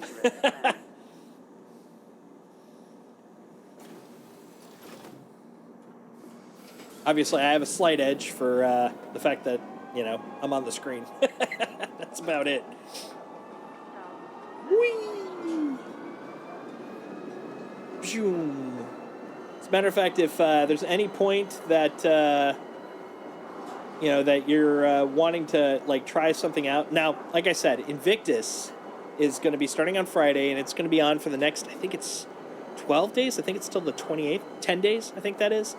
You'll be able to just go up to ships inside of the Bevix Center, which is in Area 18 on ArcCorp, and just click on them and rent them for free. They're 24-hour rentals, and every 2 days the floors are going to change. So, definitely check them out when, at least every other day if you want to try a bunch of stuff out. But yeah, you'll be able to try out a whole bunch of different ships. But even outside of that, if you want to try stuff, you're always welcome to borrow one of my ships, because nice thing is you can't take it, so you can use it. Loan it all you want.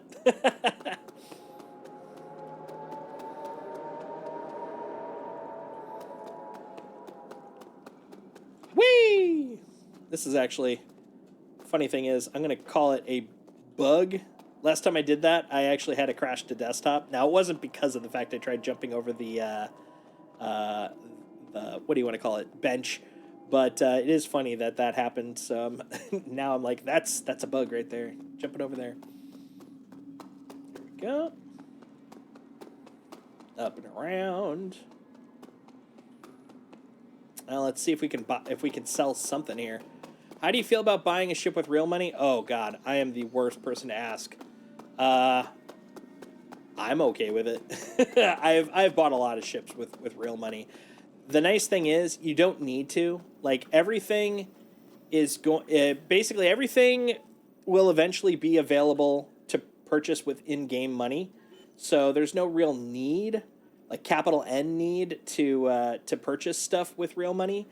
But that being said, if you feel the need to, or if you want it before the exclusivity of it being a cash-only ship is passed, because it's usually the first 3 to 6 months after a ship comes out, only the people that buy it, the people that backed it, get to use it, and then it'll show up in the stores for the rest of game existence. If there's for some reason you want it now, getting it that way is good. I would probably say, be mindful of what you want to purchase, because if you do decide to go the cash route, it's chunky. It's an investment. So, if it's something that you're interested in, but you're willing to play for it, I'd probably say that's the better route. Just play the game, earn the money, and go pick it up. And because that's the whole, cycle of the game. That's the purpose of the game. But if you're I just want it so I can go out and do stuff, it's worth considering. That's my opinion at any rate. But also, I'm a 45-year-old single guy, so disposable income and lots of free time are basically my battle cry. Can I do an easy cargo run? Yes, but I'm not sure if I'm answering your question by saying yes. How do you mean? Do I have ships that can do it? Could I do one now as an example? How do you specifically mean? Most likely yes in both cases, but I'm just wanting to make sure I understood.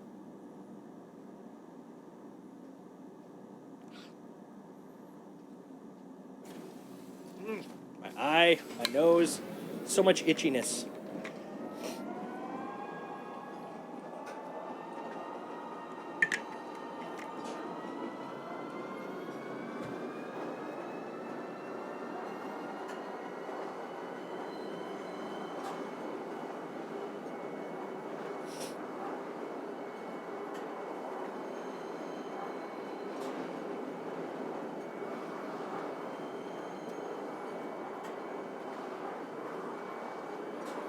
Heading back to the spaceport.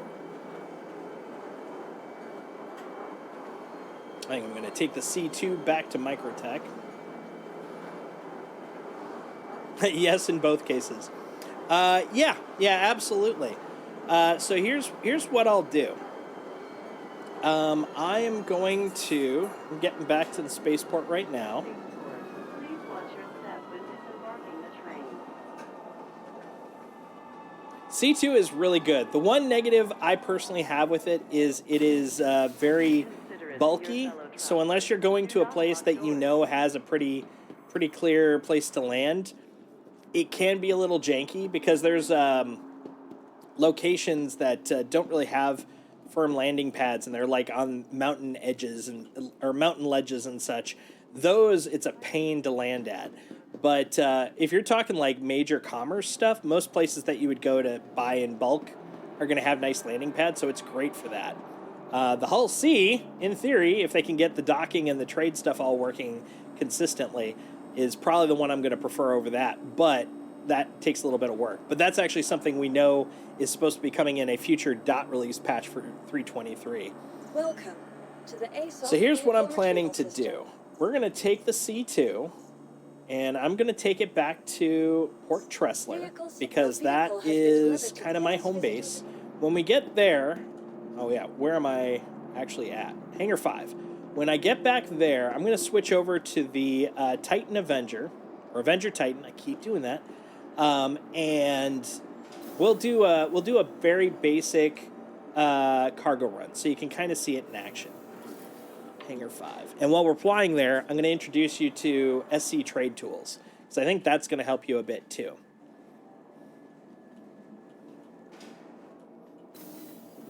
Oh God, my fleet. Yeah, I didn't see that until I left the ASOP, but I'll show them in CC game when we're flying. I'll have some time since I have to fly back to Tressler.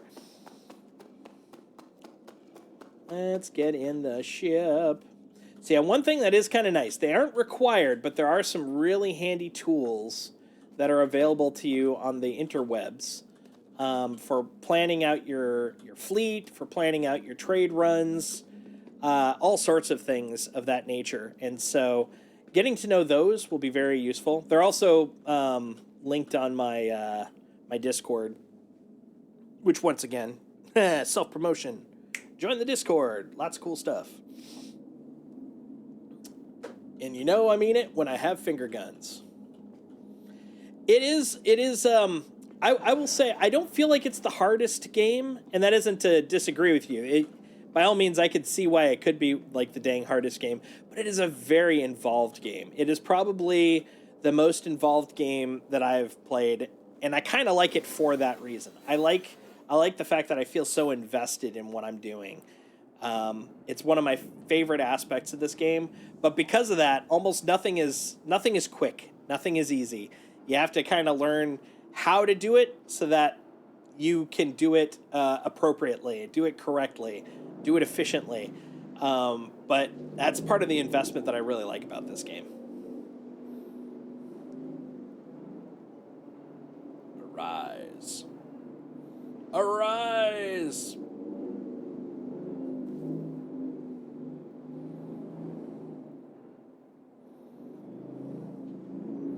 Yeah, the key word in what you said there, at least in my opinion, is the just. Because that is exactly it. It's like it's all the games I like in one, which is what makes it so involved. Because it's not an FPS game. It's not a sim game. It's not a survival game. It's not a, 4X game. It's all of them simultaneously. They're all doing the heavy lifting. And I love it for that reason. There's just so much I can do in this. It does have a hard learning curve, and I really hope as they get closer to launch that they'll invest more into the tutorials. Like, for example, what you saw in the starting tutorial, that's relatively new. That came in the last year, and it's honestly a huge bump. But even then, that huge bump is nothing compared to what I think it really kind of needs. But a lot of it, I think, is kind of, especially now, but probably in the future too, is reliant on learning from other people. More of a cultural education than like your classic, like, step-by-step tutorial. Also, when Squadron 42 comes out, playing through that effectively will be a pretty comprehensive tutorial for how to play Star Citizen. If you've played all the way through Squadron 42 when it comes out, and you come over to here, it'll be like, oh, I know most of this stuff. I know these things. I get it.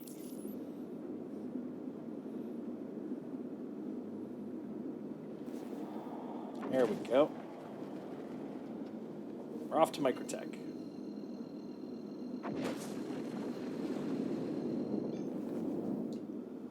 Quantum travel engaged. I would say there's a slight difference between hand-holding and at least educating. That's the one thing, because like even games like Destiny 2, where it's literally an FPS shooter, which most people that are into those kinds of games already know them. There's a lot of implied and community dispersed information that you don't get until you interact with the community.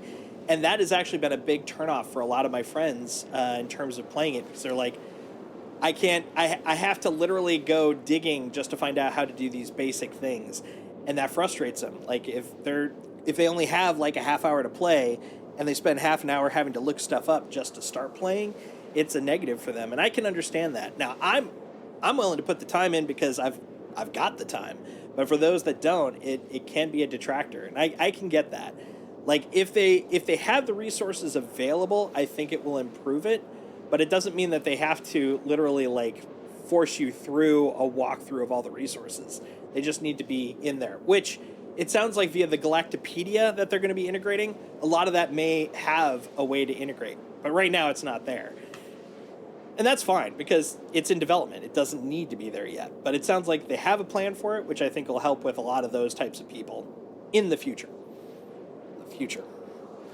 So one thing I want to show you here, Antzilla, this, when you're talking about trade, this is basically, this is SC Trade Tools, which is a very handy site. This site is a great way to be able to find what you can ship with the amount of money you have and how much money you're going to make on that shipping.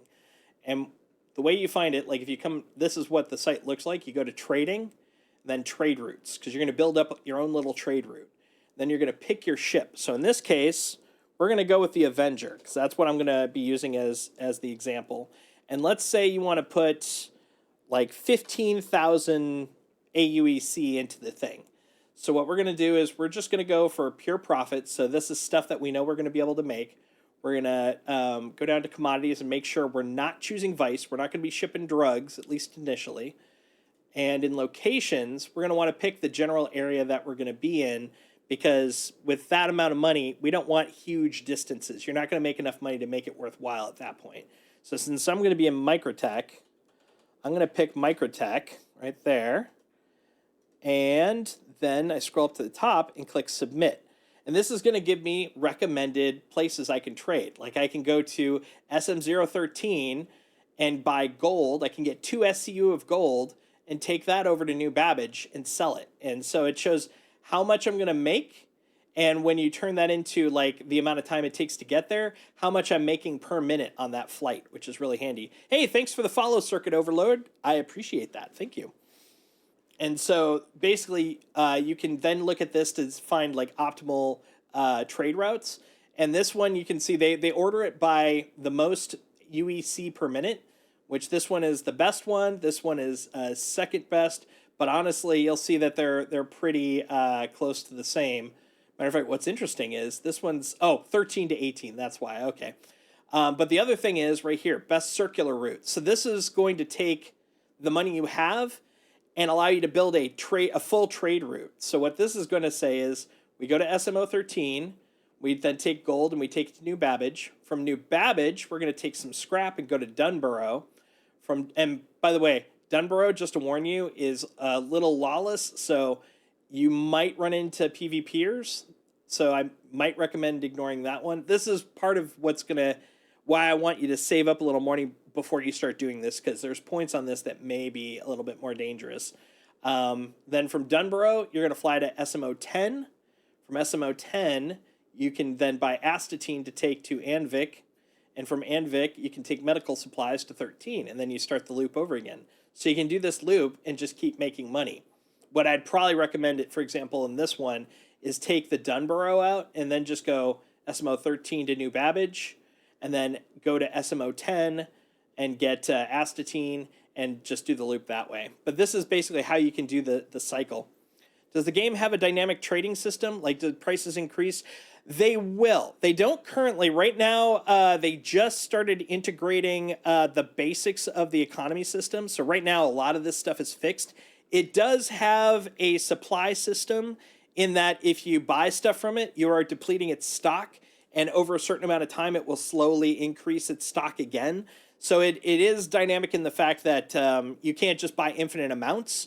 But right now, that's the only thing that really changes it. But they are now in the process of integrating a quantum economy, but it's going to take a while before that comes into full effect.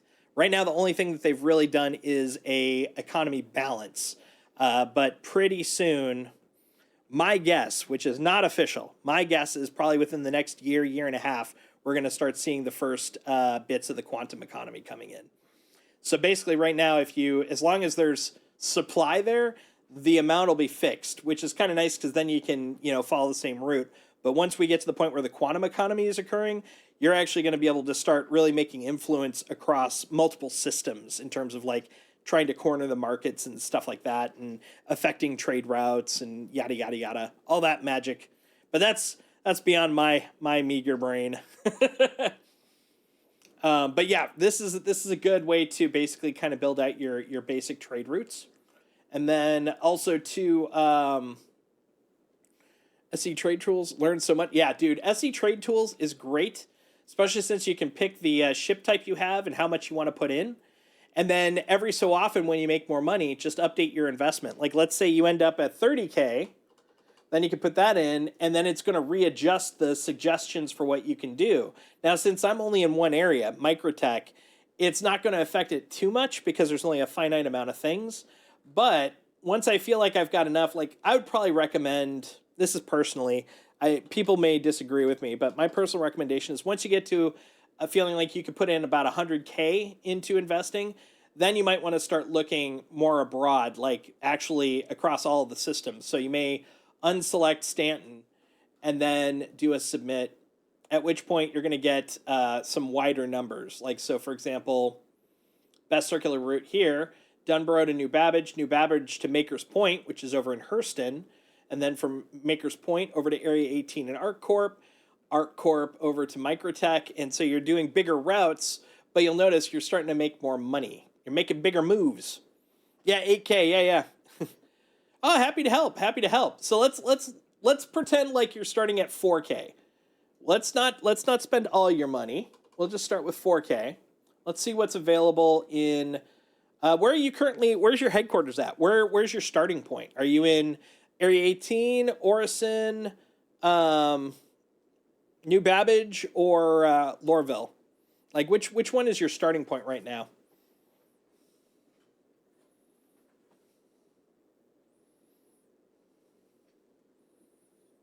New Babbage, awesome. That's my personal favorite place to hang out, so that works out pretty well. So let's start with Microtech. So I'm going to put Microtech in here, and we'll do a search here. So nice. Okay, so what they're recommending, the biggest bang for your buck, you're going to get 159.17 UAC per minute, is titanium to New Babbage. So SMO 22, you're going to buy 8 SCU of titanium, and you're going to take it to New Babbage. And I'll show you how to do that pretty much right after I drop off my ship here. And then we can actually start building out a list here. So you can go from New Babbage over to Dunborough. Let's pretend we're going to skip that one, though, because Dunborough since you're still getting used to combat and flying, Dunborough could get a little dangerous for you, so we'll skip that one. Matter of fact, hold on. Let's be explicit about that. So we want to avoid where, let's see if we can show any of these. Planetary, moon, planet service. Oh, interesting. Okay, space station shop. I don't know if we can ignore that one in particular. Okay. Unfortunately, I can't. I would love to be able to add and avoid. So unfortunately, that one is just going to have to be off of knowledge. Ignore Dunborough right now until you feel a little more comfortable with flying and killing. But yeah, you'll go SMO 22 to New Babbage. Then we'll fly over to SMO 10, get some astatine, go to Rayari McGrath. And then Rayari McGrath will get medical supplies to go back to SMO 22. So we'll do this right now. Once we get back, we'll do this, and you can see this in action to kind of get a feel for how that works. It'll be great. It'll be great. And then one other site that's really kind of nice, CCU game. Now, the CCU game itself, which is cross-chassis upgrades, don't worry about that. That's a real-world money game that can get a little costly. So don't worry about that factor. But what is nice about it is it's got a great ship tracking here, so you can actually kind of see all the ships that are in your fleet. So this is my fleet currently. These are all the ships that I have. Now, not all of them are available to me because some of them haven't released yet. But you can see I've got like an A1, I've got an A2, I've got an Arrow, and a couple of Auroras that are loners. Let's see, is the game going to have NPC traders as well that compete with you or that you can pirate? There's lots of places where you can pirate. Like, for example, you can pirate real people. You can go on missions to take out NPCs, whether they're good or bad. There's lots of different ways you can do that as well. So there's lots of ways. But does panel hunting require... So the panel part I'm trying to recall, because you were saying that earlier, but I'm not recalling what the panel aspect of it is. Is that an actual NPC, or is that involving combat? Like, what is the panel? I'm trying to recall that. Might be that it's late, but my brain ain't working on that one.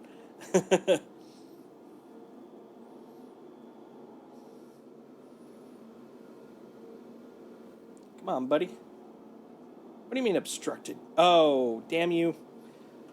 The orbit rotated it out of range.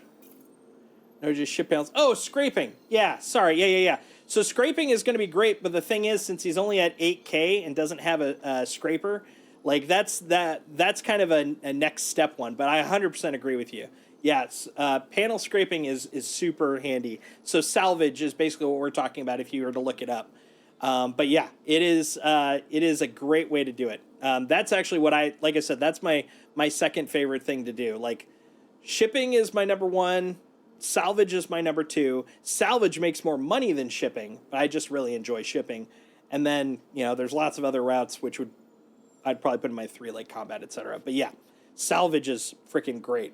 And like I said, you're always welcome to if I'm on, you're welcome to borrow my one of my salvage ships, unless I'm using it, of course.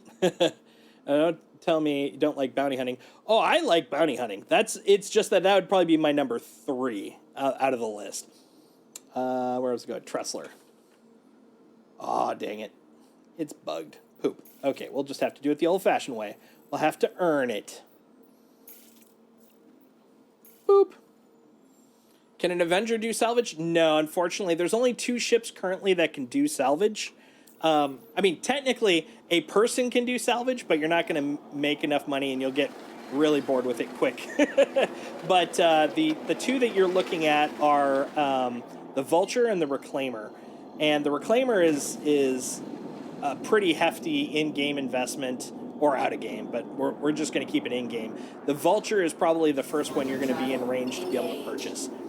And matter of fact, once we fly over to Tressler, I will show you that one. Yeah, Vulture is perfect for your for what you want to do, because it is a single person ship. That one I'll use like if I'm just kind of chilling. I actually, so I mentioned earlier I've been watching some Star Trek Discovery. I'll put Discovery on one screen while I'm salvaging on another. It's been pretty nice. It's a very relaxing. It's basically like playing, if you ever played Power Washing Simulator or any of those types of games, it's like playing that, only you make space bugs. Engage. Quantum travel complete. But yeah, it's great, and it's also fun. I like the mechanics in it. It's a very enjoyable mechanic to play.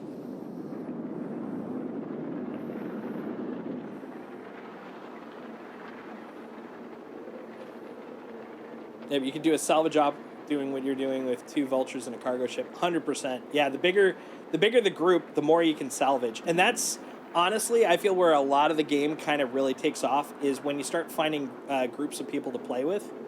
That kind of kicks off like a whole new level of fun in it, because you, especially as multi-ships become actually, or multi-crew ships become actual multi-crew ships as opposed to single-player ships that are just really big. Having a crew to work with, whether it's multiple ships or just one large multi-crew ship, it's so much more fun. You get to coordinate, you plan, the profits are going to be bigger, but of course you're then splitting it with people. Yeah, it's a whole other level. And honestly, I think that's where this game really starts shining.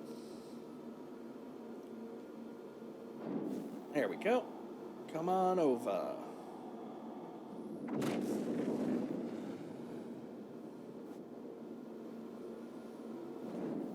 Yeah, like Texan and Briku, who was on earlier, and I have done what are known as ERTs, extreme risk targets, or is it executive? One of them. I think it's extreme.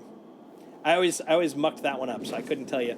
But basically, we'd kill them, and they'd have lots of loot on them, and so we would salvage them, take the cargo off of them, and then we'd just put them into cargo ships. So it'd basically be blow up the ship, and then strip it for parts. It's so cynical, but it's fun. It's a lot of fun. Extreme. That's what I thought. Okay. So I remembered... Oh, hold on. That's why. Like, that is moving really fast. It's because I didn't have my landing gear down. I do like that factor. Like, I know the slowing down for the landing gear, not a lot of people like it, and I think you could turn it off from what Mongoose was saying, but I like keeping it on because it's a great way for me to validate. With these big guys where you can barely see the landing gear, you can validate whether it's down or not. I love it. That's just me and my OCD ways. But yeah, it's really fun to do like that multi-crew stuff. Complete. Whether it's multi in one ship or multi in a multi-crew ship. All right, let's go over here. So another tool that's really useful, and probably even more useful than SC Trade Tools. And Mongoose, if you could add the link to chat, it's Urcool Tools. Urcool is a site that's dedicated to kind of the maintaining the stats on ships, so you can figure out how to upgrade your components and stuff. But the other nice thing is when you select a ship, it'll tell you where you can buy it and for how much. Urcool Games. You're right. But either way, put the link in. There we go. All right, 1 second here. Yeah, I got tools on my mind. Boop-a-doop-a-doop. Come on, buddy. There we go. Exit ship. All right. Boop. All right. Let's go drop this guy off.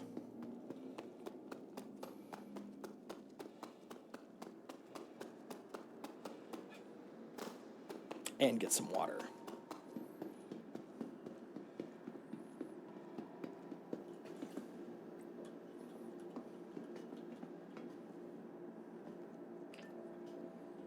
Yeah, if you look at the ARC star map, that one's also pretty nice. Although there's a lot more information there than what you'll be able to interact with right now. But it is kind of nice to see the intention. And you can actually look at Stanton and Pyro, which is literally just around the corner now.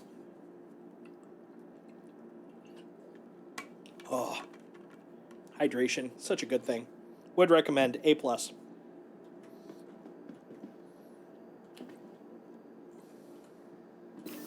There we go. Lobby, sir. There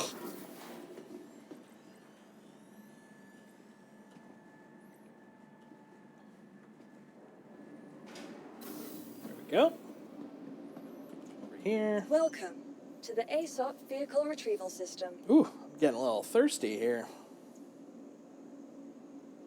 Did I? I didn't. Hold on one second. Please visit us again. I gotta go back to the ship.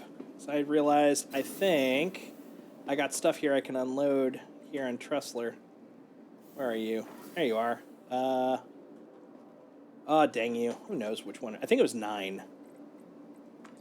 We'll find out.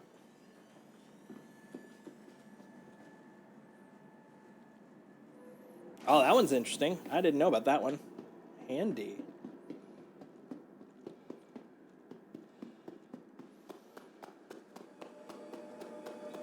Let's see if the elevator should count as enough to trigger me being inside. Huh? No, son of a bitch. All right, fine. We'll go to the lower deck. There.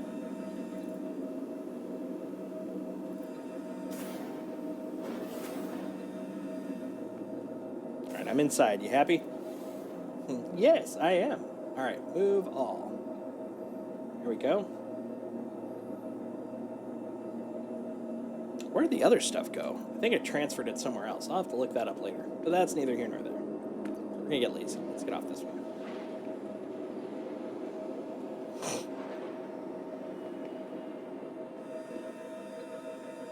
Yeah, I mostly know the ship ones. FPS isn't usually my jam as much. There we go. All right. Let's go put this guy away. Put him in his hole. Lobby.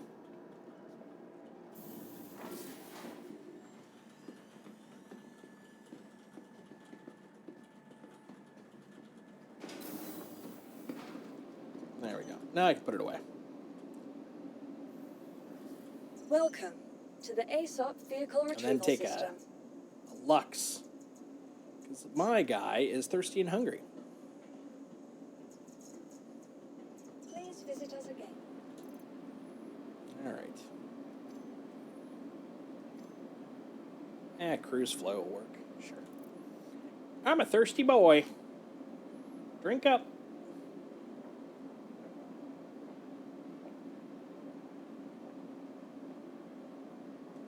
There we go. That's good enough for now. And my gift to the ground. There you go. All right.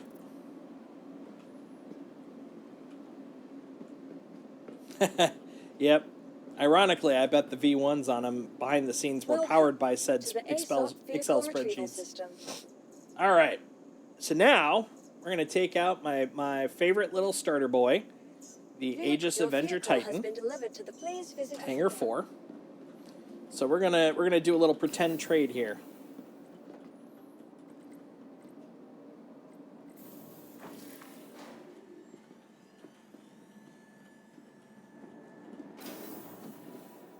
Yeah, that's ironically the thing that kind of took me out of playing Eve.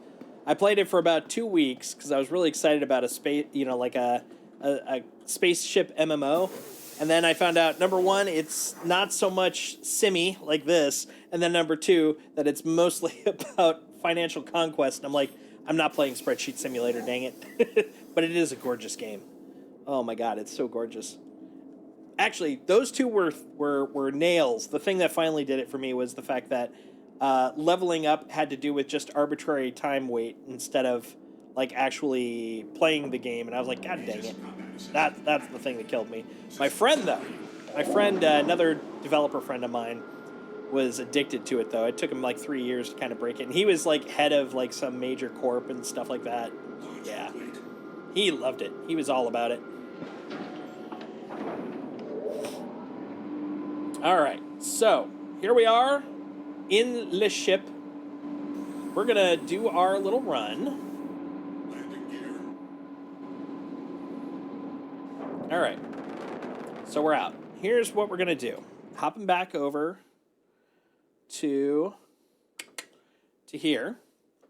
We're going to go to the trade tools. We're going to run this guy right here.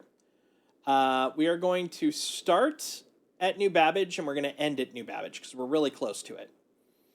So, except New Babbage to Dunborough, which I said don't do. So actually, we want to end at New Babbage. So we're going to start at SM010.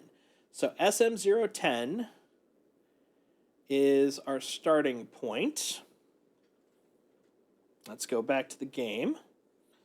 So rather than be there, we're going to go into here. Bring up. Oh, helps if I click the right frickin' button. There we go. I'm like, why is the map not coming up? Because I'm on my browser. Okay, SM010.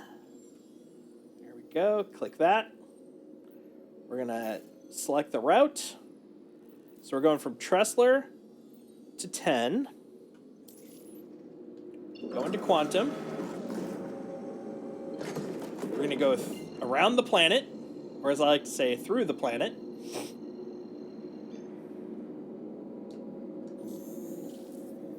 We're going to go through the station, actually. Boom! That could have been painful.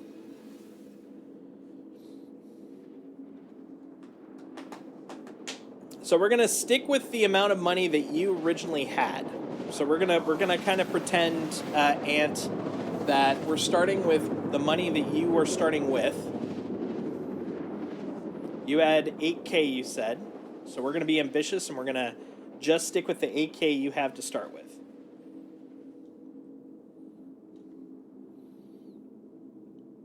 All right. So I'm going to show you how I would fly there, because this isn't necessarily the way everyone else flies. Everybody's got their thing. This is how I do it, just because I like having systems in place. So I'm in my nav mode. I'm keeping Quantum just so I have the marker still, so I can see where I'm going. Because if I go into flight mode, I lose that. Who knows where I'm going? So I'm going to keep this on Quantum. I'm pointing right in the middle, and I'm watching that counter, the kilometers. So I'm at 15 kilometers.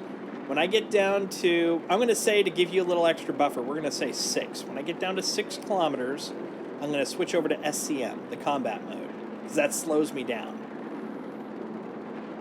So 8, 7, 6. So I'm swapping over. That's going to slow me down a bit. And I'm also now close enough I have at least a visual item. So you can see the little dots. That's where we're going. And once I get close enough, I usually wait until about, I'll say 2 kilometers, give you a little extra buffer. That's when I put the landing gear out. That slows me down even further. Landing gear deployed. So now I'm coming down. The one thing is, because of the fact that I'm giving myself a little buffer, I'm going to feel slower. I'm not going to feel as fast as I normally would. And the temptation for me would be to squeeze the boost to get faster, but the thing is, all I'm doing is getting faster to the ground. I wouldn't recommend that, because it'll hurt if you screw up. So we're going to come over here. This small guy here, see this small little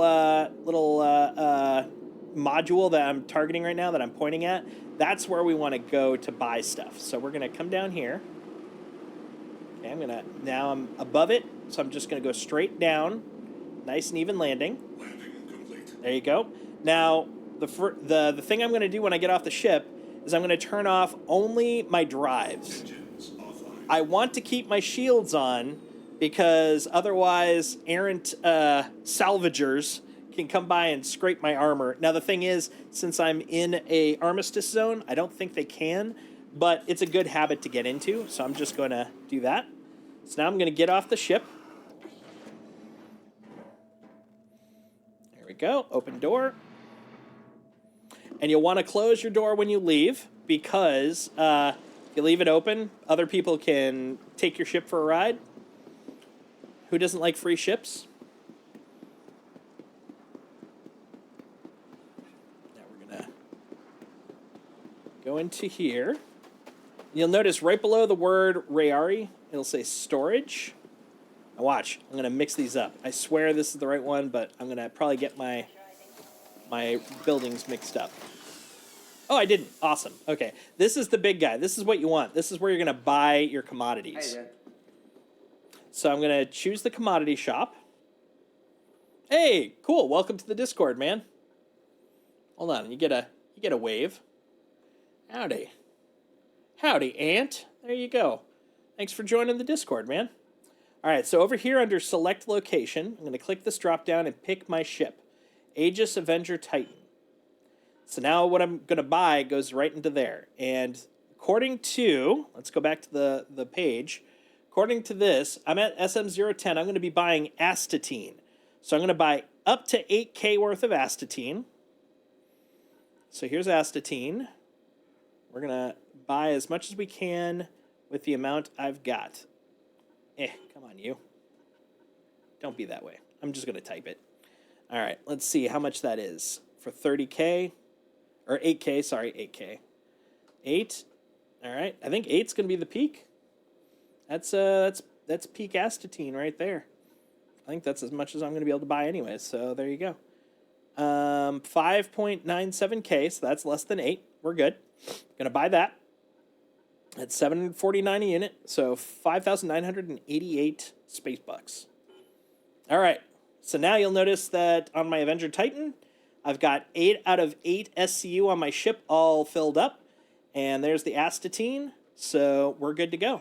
And then you can validate this when you get outside. All right. Hi, buddy. While I'm here, let's also do what you should be doing, which is looking around for any other crates that you can get free stuff from. Here's one. So I'm going to loot this guy. I'm going to switch to open inventory, move all this over to the local. So now this is in the mining facility instead of that container. And there you go. Now, I would recommend doing that in each of the other buildings, but because I'm just going to be focusing on the mining part, we're just going to go ahead. So now, there's the ship. We're heading on over. Look at that baby. Look at it. Such a good ship. Now, here's the interesting part. If I come back here, I'm not going to be able to get in because my ship is now full of the stuff I just bought. Look at that. That's 8 SCU of astatine. So we're going to close that up. Oop, right there. We're going to come over to the side, climb the ladder to get in. And while I'm climbing in, we're going to go look and see where I'm going with this. So I've got the astatine, and I'm going to Rayari McGrath Research Outpost. So remember, I spent 5.9K. Remember that, 5.9K. Because we're going to see how much we get off this first sale right off the bat. So we're going to go over to locations. We're going to type in McGrath, because there's lots of Rayaris. So we know Rayari McGrath. We're going to set up the route. Oh, okay. Looks like we're going out to Clio. In that case, definitely make sure you have your hat on. We're going to turn on the engines. Oh, you just bought one? Oh, man, they're great. You won't be disappointed. Okay, so I'm going to go up, tilt, turn off my landing gear. And then now that I'm moving forward, I'm going to switch over to quantum so I can fly faster. And because I got nowhere else to go except up, I'm going to boost so I can get the heck out of here. So when you're on a planet, most planets, you have to get 11,000 meters or higher. So I'm looking at the altimeter on the lower right corner of the center of my screen. So I'm at 9, 10, 11,000. So now I can do quantum. So now I'm going to turn. The one thing about this guy is when you're going really fast, turning is slow. It likes to go forward. So keep that in mind. You may have to slow down if you want to do like sharp left and right turns. So now I'm at Clio. We're heading to Clio.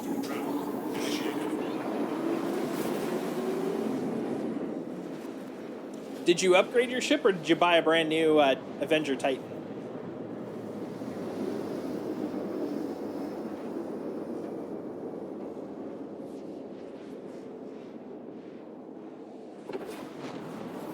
There we go. And now that I'm on Clio, the next step is to go to Rayari McGrath. There we go. Now I'm going to quantum around the side. Ah, nice. Brand new.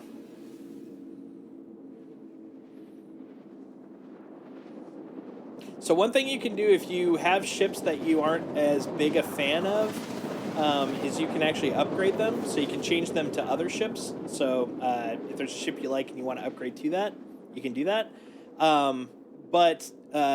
There's a few caveats to that.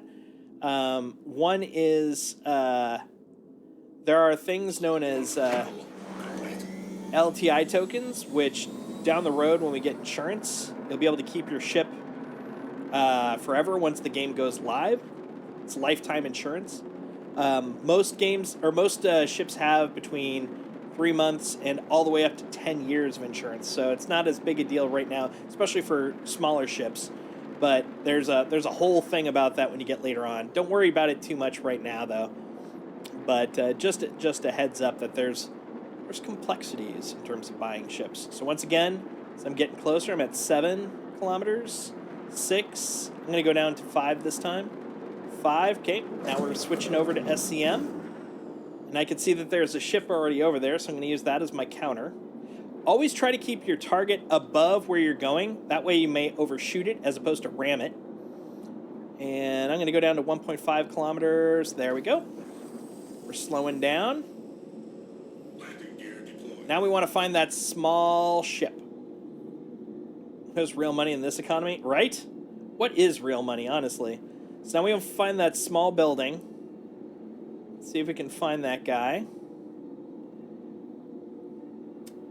That looks like it right there. See the one I'm pointing at right now? That's the little guy. If you see a small building next to what look like 2 landing pads, that's actually where you summon ground vehicles. So it's not this one. We want the small building near the bigger pads. In this case, this guy. And it looks like there's already a big boy there. So we're going to land, actually, just because that guy's big enough, and I want to kind of simulate what I would expect as you're learning how to fly better. Let's give ourselves all the room we can. So we're going to come over here, land. All right. So now, I'm going to turn off the engines. We're going to get out of the seat, but we're going to run into a problem here. So I'm going to go down here and, well, it's going to be hard to get out with these guys in here because, you know, it's blocking the doorway. So there's the alternate way out.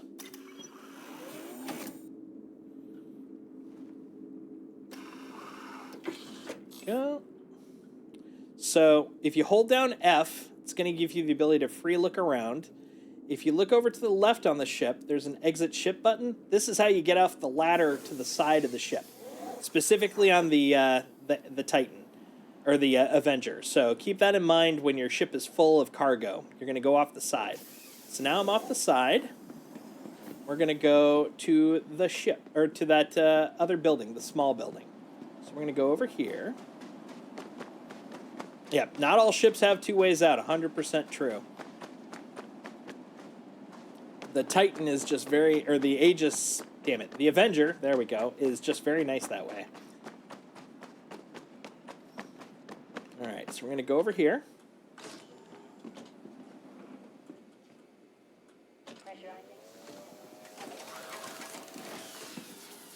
Here we go. So we're going up to this big old commodity shop window again. Oh, yeah. And then on the left-hand side, we're going to select our ship again. And you'll see that I've got the Astatine. And we're going to sell it. And notice, remember, we went in with 5.9, I believe. We're now coming out with 6.6. So that's 700 profit off of 5,900 going in. So that's over 10% profit. And as you start getting more profit and you're reinvesting it into your trades, you're going to make even more money. So let's pretend like that's the profit you got. So now you, in your bank, would have 8,700. So let's look at what we can get with that on the next step. So if we go back to the desktop and look at the site, we just did the Astatine drop-off at Rayari McGrath. Rayari McGrath has medical supplies to take to Shubin. So we're going to go back here, look at the medical supplies, and we're going to get 8,700 worth or maximum capacity, whichever's higher. Let's see what the highest amount is for this. Okay, so that's a little more than we got. Let's go down to 5. There you go. So that's pretty close to your max. So 7,875. So let's mark that down. I'm gonna mark that down so I can, since I'm playing with pretend numbers because I've already got more than that. I want to make sure that I'm giving you due diligence on how much you're actually getting off of this. Let's see, out of 8 and 7. Okay, there we go. So we're gonna buy that, and then according to this, we're gonna be taking that to SMO 22. All right. So we're gonna take that. We're at 5 out of 8 SCU. Let's go make some money. Hi there. Oh yeah, let's first check if there's any crates. Ooh, red crates. Red crates are the best crates because they have armor. And armor, oh, except this one might be bugged. There we go. Be good. Be good. Yay. Yeah, armor. Armor sells for a good amount of money. So, and also if you don't have armor, armor is good to just have. So, always, if you see those red crates, especially when you're first starting, loot those guys. They're worth a decent amount of money. Let's see if there's any others in this room. That's it for now. Exactly. I mean, literally, we're talking about digital currencies, and we're talking about NFTs, effectively. These ships are non-fungible tokens, so you're not far off. Only I can actually do something with these. They may be non-fungible, but they're definitely very fun-able.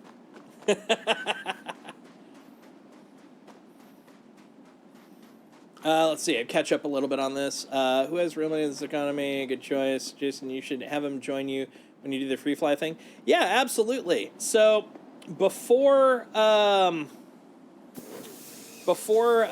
Invictus, I actually put up on my Discord a open call for 2 people that have never played before. Because Free Fly, you actually have the opportunity to set up an account for free. And after those 2 people go through a couple of streams of me guiding them through how to play, I was going to reward them with a game package. But I never got a second person. I have one person, but I don't have a second person. So if you're interested in, at the very least, using it as a flight school, you're welcome to, Ant. I'm happy to chauffeur you through some basics so you can kind of see how to play and all that stuff. All right. Launch complete. Getting up. I've now put away my landing gear. Landing gear retracted. And switching over to Quantum. And then I'm putting it into the autopilot. If you look on the Quantum bar, you'll see that it has this circle. That means that basically I'm kind of at that speed automatically, and then it gets that top curve. That's the maximum speed it'll allow me to go. And I'm going to put in SMO 22. SM0-. Oh. Let's see if I have it on my list. I do! It's as if I've been doing this loop before. Except it's being a butt. Oh, there we go. Awesome. All right, so we're going from Clio to Microtech. Shocking. All right. All right, now that we're out in space, okay, I'm turning off the autopilot. We're off to OM6. Quantum travel initiated. Quantum travel. All right. Oh, no. Are you doing that? Don't be that guy. I hate it when it does that. Okay. Okay. Sometimes it doesn't realize that there's planets and moons in the way. Alas. So we're going to cancel that. SM0-22. At that point, usually you just have to do it one more time, and it'll typically remember. Otherwise, you got to do it manually, which is not the worst thing, but yeah, there we go. See, it'll figure it out. It can be SMRT sometimes. Yeah, Squadron 42 is going to be bonkers fun. I am very much looking forward to it. And this patch, it's funny, this patch is all about kind of bringing a lot of the Squadron 42 functionality back into the game. They've done a lot of refining in terms of the kind of the approach to some of the gameplay. Like, for example, that star map you just saw me using, that's straight from Squadron 42. This UI look is from Squadron 42. The master modes, like all this stuff has been planned for Star Citizen, but they refined it first in Squadron 42 and are now just starting to bring it back. And it's kind of cool because it feels like a nice preview of what we're going to get to experience in that game. I'm very, very excited, very stoked. It's going to be fun as hell, guys. Fun as hell. Quantum travel initiated. Also, I'm a sucker for any of the combat space sim single-player games, so I'm looking forward to the narrative. And then once I'm done with that, get back in here. Get back in here. The other nice thing is they have said that completing Squadron 42 and also perhaps some of the achievements that you can get in there will turn into things that you get in Star Citizen as rewards. So it's definitely worth playing it if you're going to be a Star Citizen person, because you'll get a bunch of things, or at least availability of things, for having played it. Hoping it's available through GeForce Now, though. My computer would melt down playing this. That's fair. That's fair. A friend of mine was trying to play play this through GeForce now, but unfortunately it's not available. Star Citizen, not Squadron 42, obviously. But he finally put a PC together and joined us in it. That's, I think, the one negative is a lot of my friends are console gamers. So until we start seeing more of this in console form. Okay, I'm going into SCM now, because I'm under 4 kilometers away. 1 sec, I'm going to concentrate. There we go, 1.5, bring out the landing gear. All right, now we're going to find where the small landing spot is. Looks like it's right where my target reticle is, right about here. Cash or credit for a proper computer. That's legit, man. It took me a long time before I finally got mine together. Happy with it, but yeah, it wasn't. It took me a long ass time to get this thing going. I had a friend of mine who, as a hobby, just loves finding deals, and it took me 2 years of like finding it piece by piece, just like buying the RAM here and then buying a hard drive there and then a case, and then finally it got everything together. Plop. There we go. All right, turning off the engines. And because my ship is full of crap, I'm going to go exit ship off the side. All right, so now remember, I spent 7.875 thousand. I love the way that they put those numbers.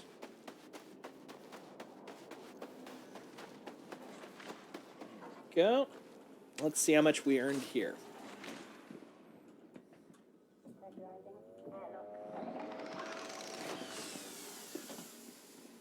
Oh, this is the wrong one. But while we're here, let's get some loot. I forgot to transfer the stuff from the previous one. Dope. Oh well. That's the one thing. But the nice thing is, if I remember later, I can always fly back to those locations and grab the stuff off of local. So even if I forget to transfer it from local onto my ship, it's not the end of the world. It's just yet another trip.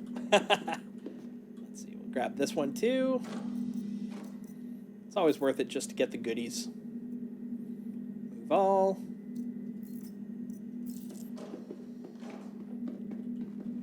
Let's see what else. There we go. Grab this guy. That's how I have to do it. Got about like 100 spare a month, 200 if I don't eat much. Yeah, that's fair, man. That's fair. Take your time. I mean, this game took 10 years to get to this point. I mean, not to say it's going to take another 10, but, you know, you have a little time to build up the rest of it. The nice thing is they're finally getting to the point where they're starting to work on graphics performance, which is definitely going to help in terms of playing this on lower scale systems. Like, for example, I wouldn't be surprised if in the next year, maybe half year, but probably year, you'll be able to start playing this at a consistent rate on a 2000 GTX card, as opposed to like needing a 3,000 or a 4,000 to feel like you're not stuttering everywhere. All right, we'll grab that stuff. Once again, not the right one, but free stuff is free stuff. Oh, another one. Honestly, Ant, this is going to be where a lot of your free money comes from. It's just finding the crates.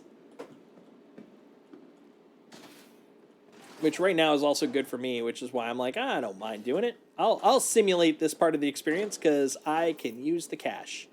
Since they did the wipe, I gave all my cash to my friend Briku so he could get 1 to 2 more ships. Because basically the only thing they were planning to wipe was the cash on this one. So I was like, here, you can have the cash because I have no need for it right now. And now I got to earn my own cash to, have that buffer again. All right. Ooh, is that a mask? Yeah, look at that. Ready up helmet. All right, move all. Boom. Well, they did a wipe of some of the rep, not all the rep, but also that's not really relevant to the conversational part that we're talking about here in terms of resources. Because the rep doesn't really deal with my cash problem. There we go.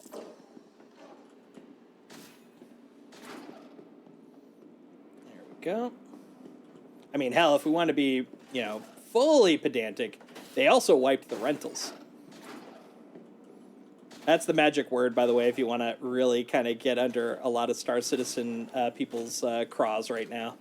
Because that was the big magic question. Why did they point out the rentals? Does that mean something else? No, they just said what they meant. But we all fell for it. We're like, by rentals, does he mean ships? Because we don't technically own them yet? No, just rentals. It does, but it doesn't. But the thing is, that's growth. Not how much you had accumulated. That's the part I was talking about. Because we had already accumulated a lot of money, but we didn't get to take that with us. So now we have to basically re-earn it in any form, whether it was growth or not. So everybody basically started from scratch.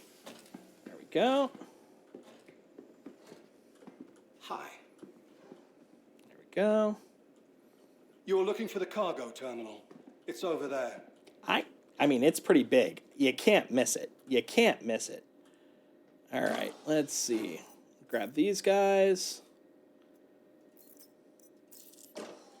Yeah, always go for the red boxes. All right. Hey. All right, so now we're going to go Try the Aegis. vehicle terminal. And then we're going to sell off the medical supplies. And look at that, 943. So we went in 9413. So we went in with 7.875 bought. So that is over 1,000 right there. That's 1,000, 1.6 more. Nice.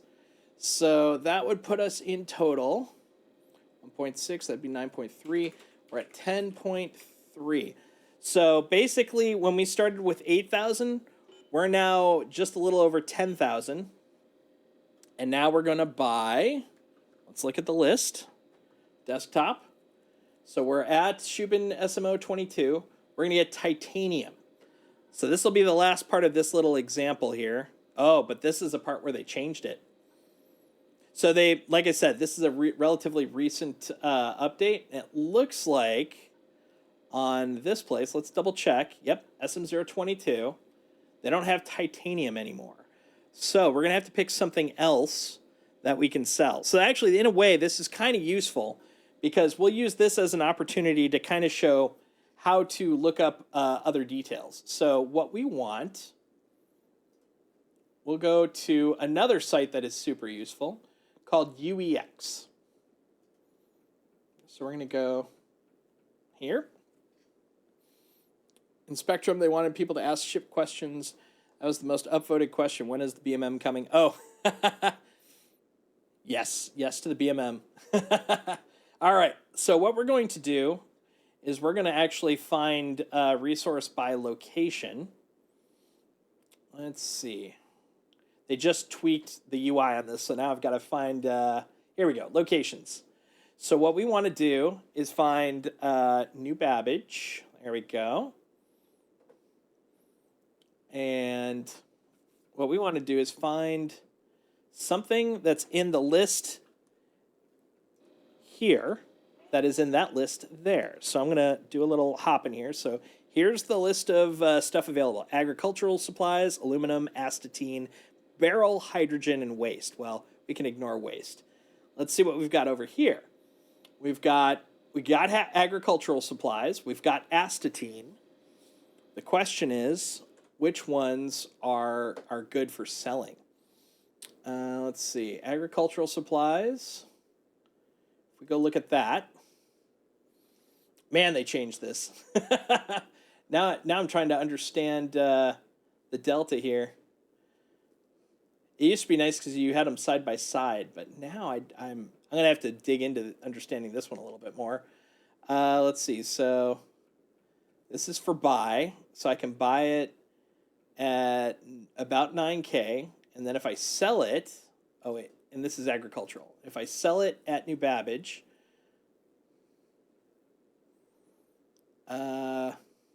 oof. Yeah, this is not translating my brain well. Oh, okay, here we go. 22. So we're buying it for 100. And we're selling it for 120. Okay, yeah, that's a decent profit.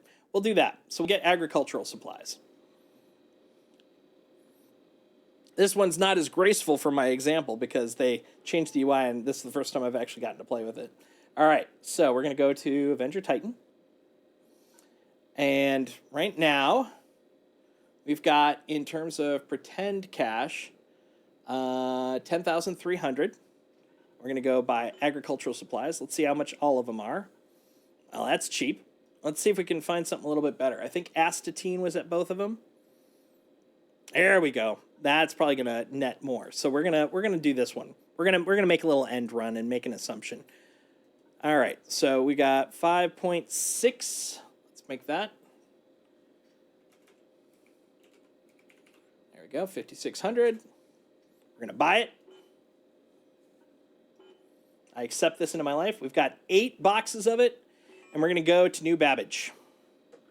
Let's go. Let's go, guys. I did too. I like the old layout. It was a lot easier to read, in my opinion, the old layout. But admittedly, that's literally the second time I've looked at it since, dude, that guy's landing.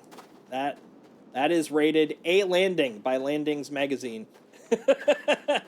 Oh my God. Yeah, no, I really prefer the old UI, but this is the second time I've looked at it, including the time when you pointed out that they changed the UI. Darkside Edge can't do any of that. Ah, it was Edge. Okay, that makes sense. Yeah. If you don't, let's see. The Spectrum, they wanted people to ask. If you don't have Google Chrome, UX will not work if you're using Edge. Might be using Google Chrome as your web browser. Ah, yeah. I'm all caught up now. Oh, that's right. I'm on a planet. I don't have low gravity.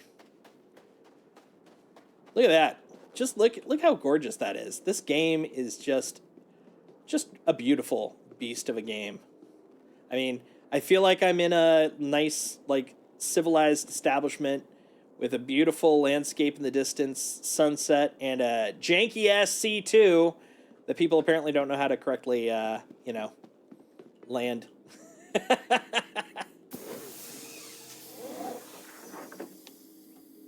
All right, so now we're going to New Babbage. This will be the last of our little run here. Oh, you know who I just noticed is comfy? That's a CP boy. All right, here we go. Up and up and up. Okay, we're swapping over to nav. We're going to autopilot while I take off.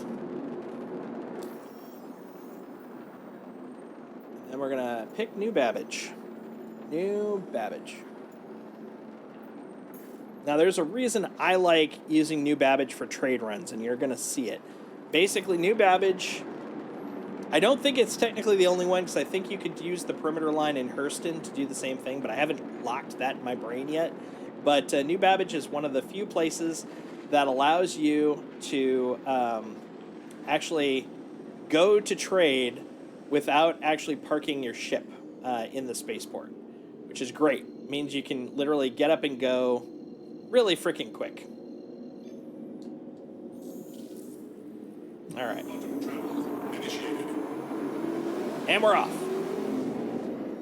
Ladies and gentlemen, we're off. In the lead is me, flying through space, careening with the greatest of ease.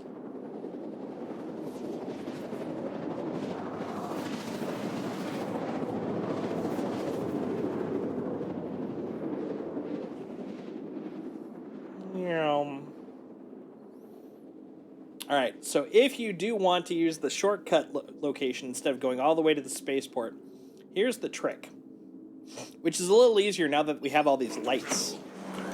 So we're going to use the front of my ship like an arrow, like a pointing arrow. So see that? This little outskirt thing that looks like a castle, looks like a fortress, that's the spaceport. So if you want to go into the side doors of New Babbage, which makes it a lot easier, assuming that you don't get the light glitch like that, there you go, is you're going to follow the train line that comes out of the spaceport using my ship's cockpit as an arrow. It forks into two lines. You can see it turns into a Y. See where it splits right here? And then it has a left line and a right line. You want to take the right line, the one that curves kind of away from the center of the city. And you'll know you're going the right way because you're going to see a series of 4 bubbles. That's actually where like all the trade stuff is. So you'll know you're in the right place if you see these 4 bubbles. So once again, look for the spaceport. Looks like a big old fort off in the distance. Follow the train line towards the center of town. Where it splits, instead of taking the flat straight line in the center of town, you're going to take this little curved part of the Y, follow it until you see the 4 bubbles. And what we want to do is land near the center of the 4 bubbles, where they all connect, because that is where the entrance is. All right. So now we're going to swap over. Now the thing is, everyone uses this trick, so it's going to be dense, like you can see here. Lots of dudes. But that's fine. They're all here to do the same thing. So I'm going to bring out my landing gear. I'm doing a little premature so you can kind of see where all that stuff is. So we're going to come down here. Deedle, deedle, deedle, deedle. And as I get closer, actually I'm going to switch over to here. It might be a little easier to see with a little less light pollution. Is that where that big bright spot is? That's roughly where we're going to be entering. And then there's a little snowy hill right here. And that is basically like going to be our kind of like natural ramp that we're going to walk up from. And all of these dudes are on like the ice shelf. This is basically a big frozen lake. They're all like on the ice part of that frozen lake. So we're looking for kind of that same spot. And I just realized because I've been screwing around, I did not turn on my lights. But right now, because it's so gusty, there's a lot of light pollution from it. But now that I'm getting closer, you can now see the ground and all the ships. Now, you'd probably want to be on the outskirts because you may not be comfortable with landing in, tighter spots. But once you feel comfortable with it, you can kind of move into places like this where it's between everything. We're just going to come in nice and gentle. Nice and gentle like. Nice, nice, nice, nice. Here we go. Very nice. I'm actually shocked that not a lot of people have moved up here. There we go. Bloop. Ka-cha! All right, we have landed. Okay, turned off my ship. I'm going to go over here, exit the ship. Show them the Bevix Center. Sure, I can definitely do that. I'll use that as the finale. Once I put my ship away, I can backspace myself, and that should put me back at the Bevix Center. All right. So we're going to go in here.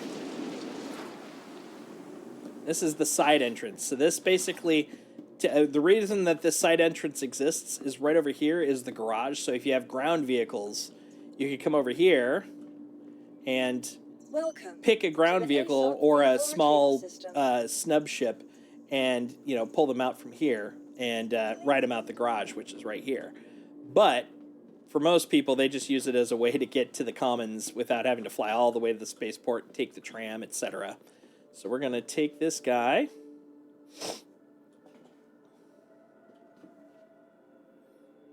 Ahem. We're going to take this guy. At your leisure.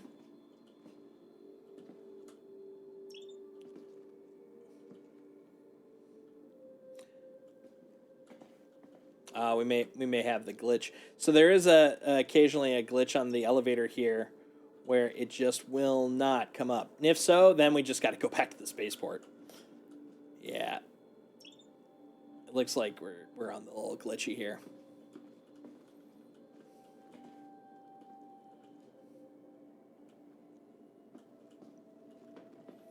There we go. All right. If you don't mind me saying, I think it would be cool if posted in Discord that you'd like to show new people Invictus on Friday, kind of give them a tour. I thought I had put an announcement in announcements about that.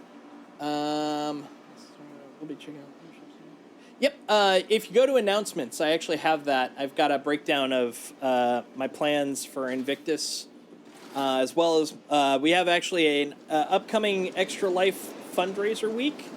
And Destiny 2 Final Shape, we'll be doing the playthrough of that in about 2 weeks' time. Got a lot of stuff coming up. Very excited. All right, so that's usually the shortcut, but right now the elevator's bugged. But that's what this game is all about. It's not about what you do, it's about how you mitigate it. So we're going to actually go to the spaceport. There we go. So I lifted up my landing gear, but I have not gone to nav speed because I'm just going to control fly it over there.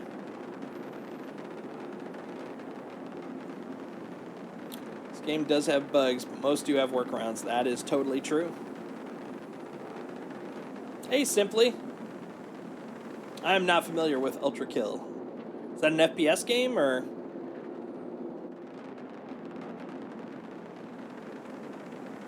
I'm guessing that from the name, obviously. Nice. Nice. I'm glad to hear it is an awesome FPS.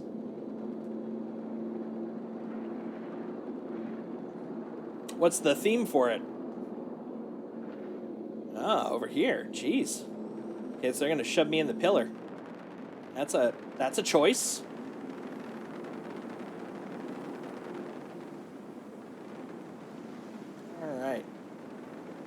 Pop our landing gear.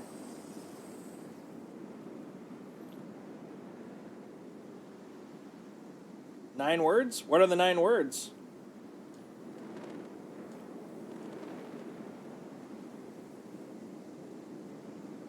Alright. Mankind is dead, hell is full, blood is fuel. Ah! Kind of reminds me of like a Doom thing. Holy crap. They're giving me the frickin' reclaimer hanger for this thing. Well, I'm gonna... You ever heard the phrase hot dog in a hallway? This is gonna feel ludicrous. Admittedly, once I get the Polaris, this is how almost every ship's gonna feel when I come in to my personal hangar. I'm gonna be like, yeah, that's a little big for what I need. Actually, you know what? Let's just fly a little closer. Why walk all that way? There we go. All right, there we go. Landing complete. Landing is complete. All right, and turn off the engines. And we'll exit the ship. Yeah, no, exactly. Lots of room, lots of room.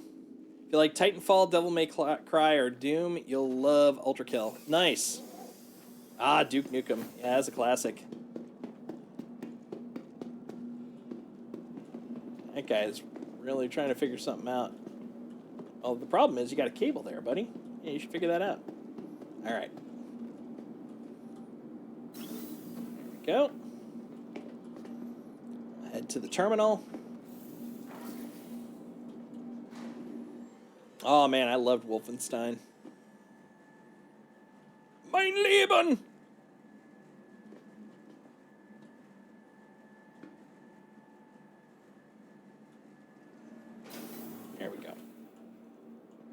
do some deep thinking. All right, so we're gonna drop off the ship.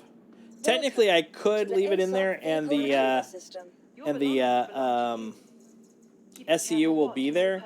But number one, why? And then number two, if for some reason it gets too full, they'll impound the ship to get it out of the way, and that's just a hassle. So might as well put it away. All right, so head down here. Yeah. Ready to explore? Of course I am.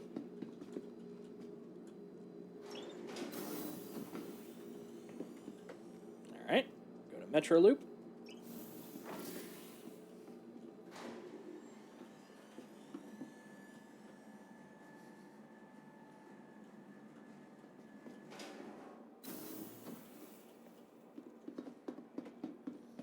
I'm trying to think if I know any of those games.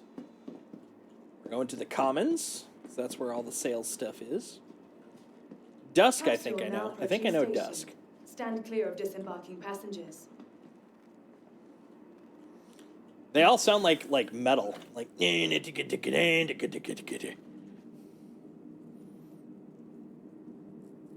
Which, admittedly, make for good FPS games. So, man, if they're like freaking metal FPS, there you go. Let's see. New when you get your ship. If you hear there's a patch, make sure your ship is claimed before you're patched 100%. The new blood, nice.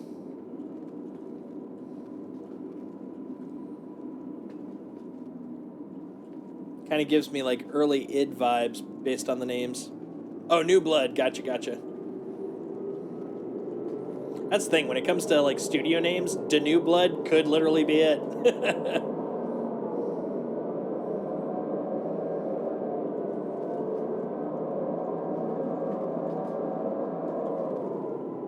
All right.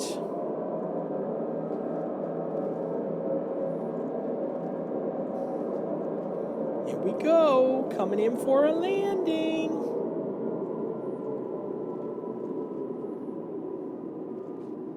Nearing next stop.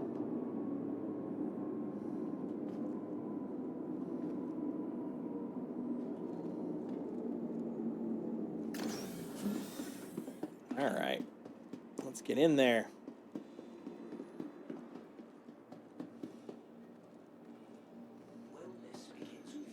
All right, so I'm coming up the stairs to the Commons. And what we want to do is go to the TDD. That's the trading spot here inside of the Commons. So you'll notice that there's a bunch of signs here. TDD, Shubin, FTL Courier, Center Mass, Omega Pro, Planetary Services. They're all this way. So we're going to go around the corner here. And I do know which way it is, but just to kind of, continue proving the point here. So Schematic Plaza has a list of everything. TDD is 103. And then you notice that this way, it shows the ship tag symbol and then the money up, down. So we're going to go this way. Omega Pro, vehicle weapons that way. And then Center Mass is this way. Then if I come over here, TDD this way, because the money one is what I want, the TDD. There it is, Trade and Development Division. So we're going to go in here, go around this corner, and by now, this should look familiar, the commodity shop. So we're going to pick the ship there, Titan Avenger, and it's 7199. So the amount I put in was 5,600. So I've gotten about 1,500 off of that. Let's see. See how much it actually gives me. Sell. 7,200. Okay.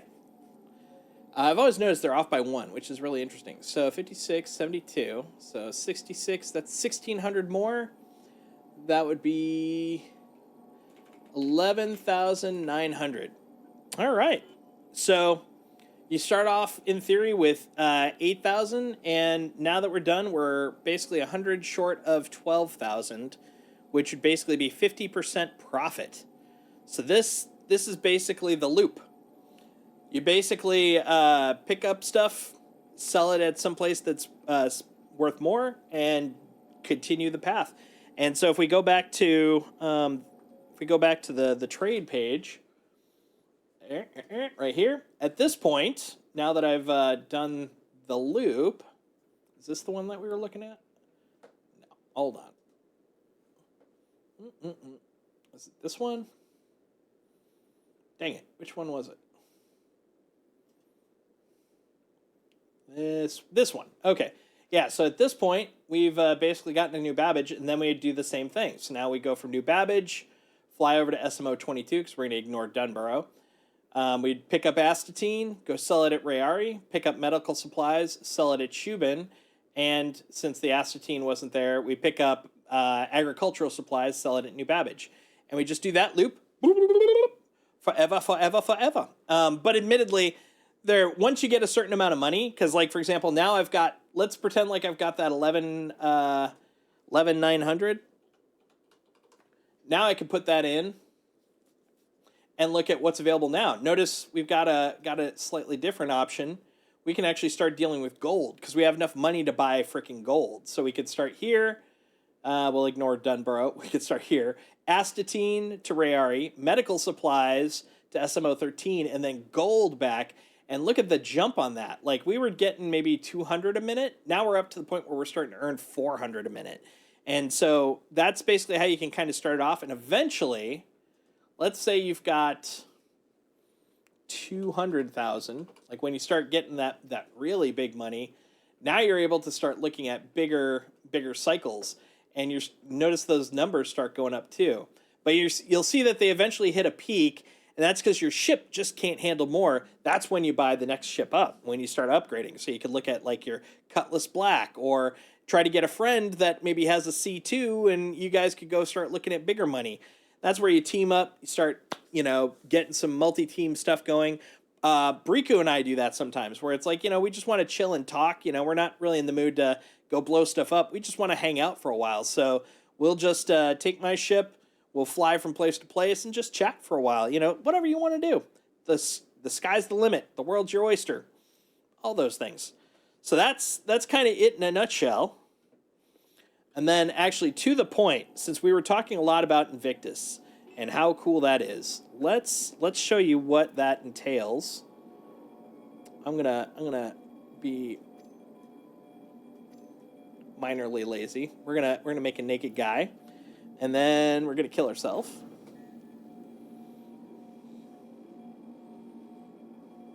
Happy to help, Anzilla. Happy to help. Like, that's the thing I really love about streaming. I like helping people out. So I'm glad that's helping you. This is going to be a 2-stager, by the way, because I'm currently bound to Seraphim. But what I'm going to do is rebind myself to my home base, which is Area 18, and then do this one more time. All right. Regen, reset location, confirm. There we go. So that should take me Empire Health Services. And now, died again. If anybody played EverQuest, this is known as the Ranger Teleport. This is how you get around town. You just kill yourself to go to places where you need to go.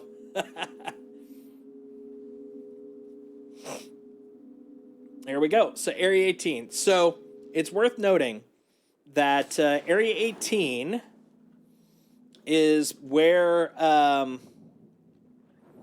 Invictus is happening this year. So what we're going to do, we're going to strip down, put ourselves, in fact, let's put a, no, I'm going to forget and then die later on. So I'm going to put a legit suit on. Sir, take that off. Take that off. You're embarrassing me. You're embarrassing me in front of everybody. Okay, let's get a helmet. Custom helmets. Give me one of my generic helmets. Oh, goddamn. Look at all these freaking base helmets. It's crazy. This is what happens when they just consolidate all your crap. All right. Hi, can I help you? Get on my way. Making all those bodies for the janitor to clean up. That's right. Someone's gotta give them, purpose. Someone's got to give them their Christmas purpose. Elevator. I call you, Pikachu. There we go. All right. Then we're gonna go to the lobby. So if you pretend like you're coming in from a spaceport, as opposed to where I am. Oh, actually, oh no, that's right. Yeah, you said you're in Microtech, which is totally cool. Okay. Yeah, so pretend like you're coming in from the spaceport. You're going to be hopping onto the tram. And the tram happens to be right here. All right. Yeah, there we go. That's a landing zone map. Okay. Let me, there we go. Okay. So, from the spaceport, where are you? Transit platform. Yeah, here's the spaceport. So, when you come into the spaceport, you're going to look for the tram that goes to the Bevik Convention Center. It'll say on the top. And when you get there, you're going to ride that tram. I'm going to show you how to do that from your point of view. So, I'm going to head over to the spaceport so you can see this in action. City Flight asks that you be courteous to your fellow passengers. Keep conversations and mobiglass to a reasonable volume. And share space with other travelers. Remember, we're all taking this Badoop. together. All right. So while we're flying, also give me a moment to kind of zoom out here. There we go. So Arc Corp. Yeah. We're going to rotate it because I don't know why I decided to rotate that way. Weird choice. Whatever. Bring it a little further out. There's Stanton. Yeah. Come on. I thought it was supposed to auto-rotate with this. Rude. Okay. Well, whatever. Okay. So it's a very weird angle. Usually Microtech's up top, but it's not rotating, so screw it. But yeah, here's Microtech. You're going to want to go to ArcCorp. Once you get to ArcCorp, you're going to want to choose Area 18, which is usually, not usually, it's always below Bygenie Point. Bygenie Point is the space station. And then Area 18 is below, that's what's known as the landing zone. It's like the main social area for Area 18. It's also where you can potentially start from. When you get off your ship, you put it away in the spaceport. You're going to end up here, Riker Memorial, which, if you're a fan of Star Trek Next Generation, that name may sound familiar.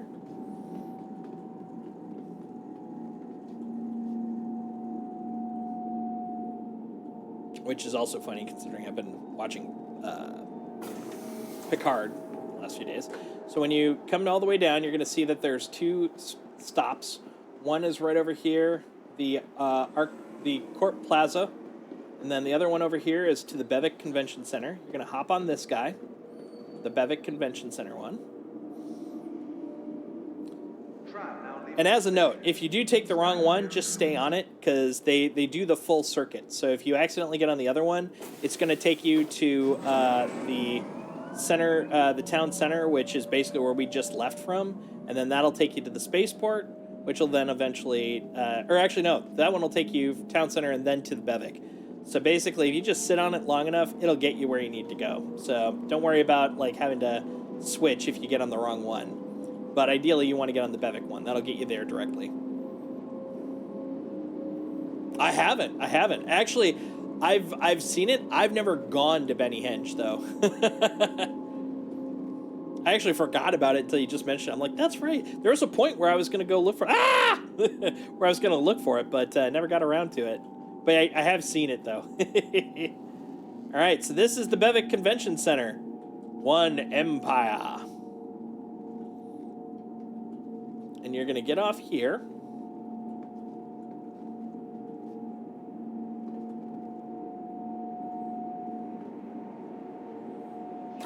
There. And then once you get off here, you're going to head up to the convention center. And right in here, you're going to start seeing all sorts of swag little spots. It's like going to an actual convention in real life. So you'll start seeing lots of swag available. Like you can buy You know, with in-game money, you can buy like shirts and stuff. Matter of fact, you can see where they're gonna be. So you can buy like shirts and caps for your characters, and then come up to the elevators, which you'll notice don't have the ability to interact with. But come Friday, you'll be able to actually interact with these, and that'll take you up to the individual expo floors.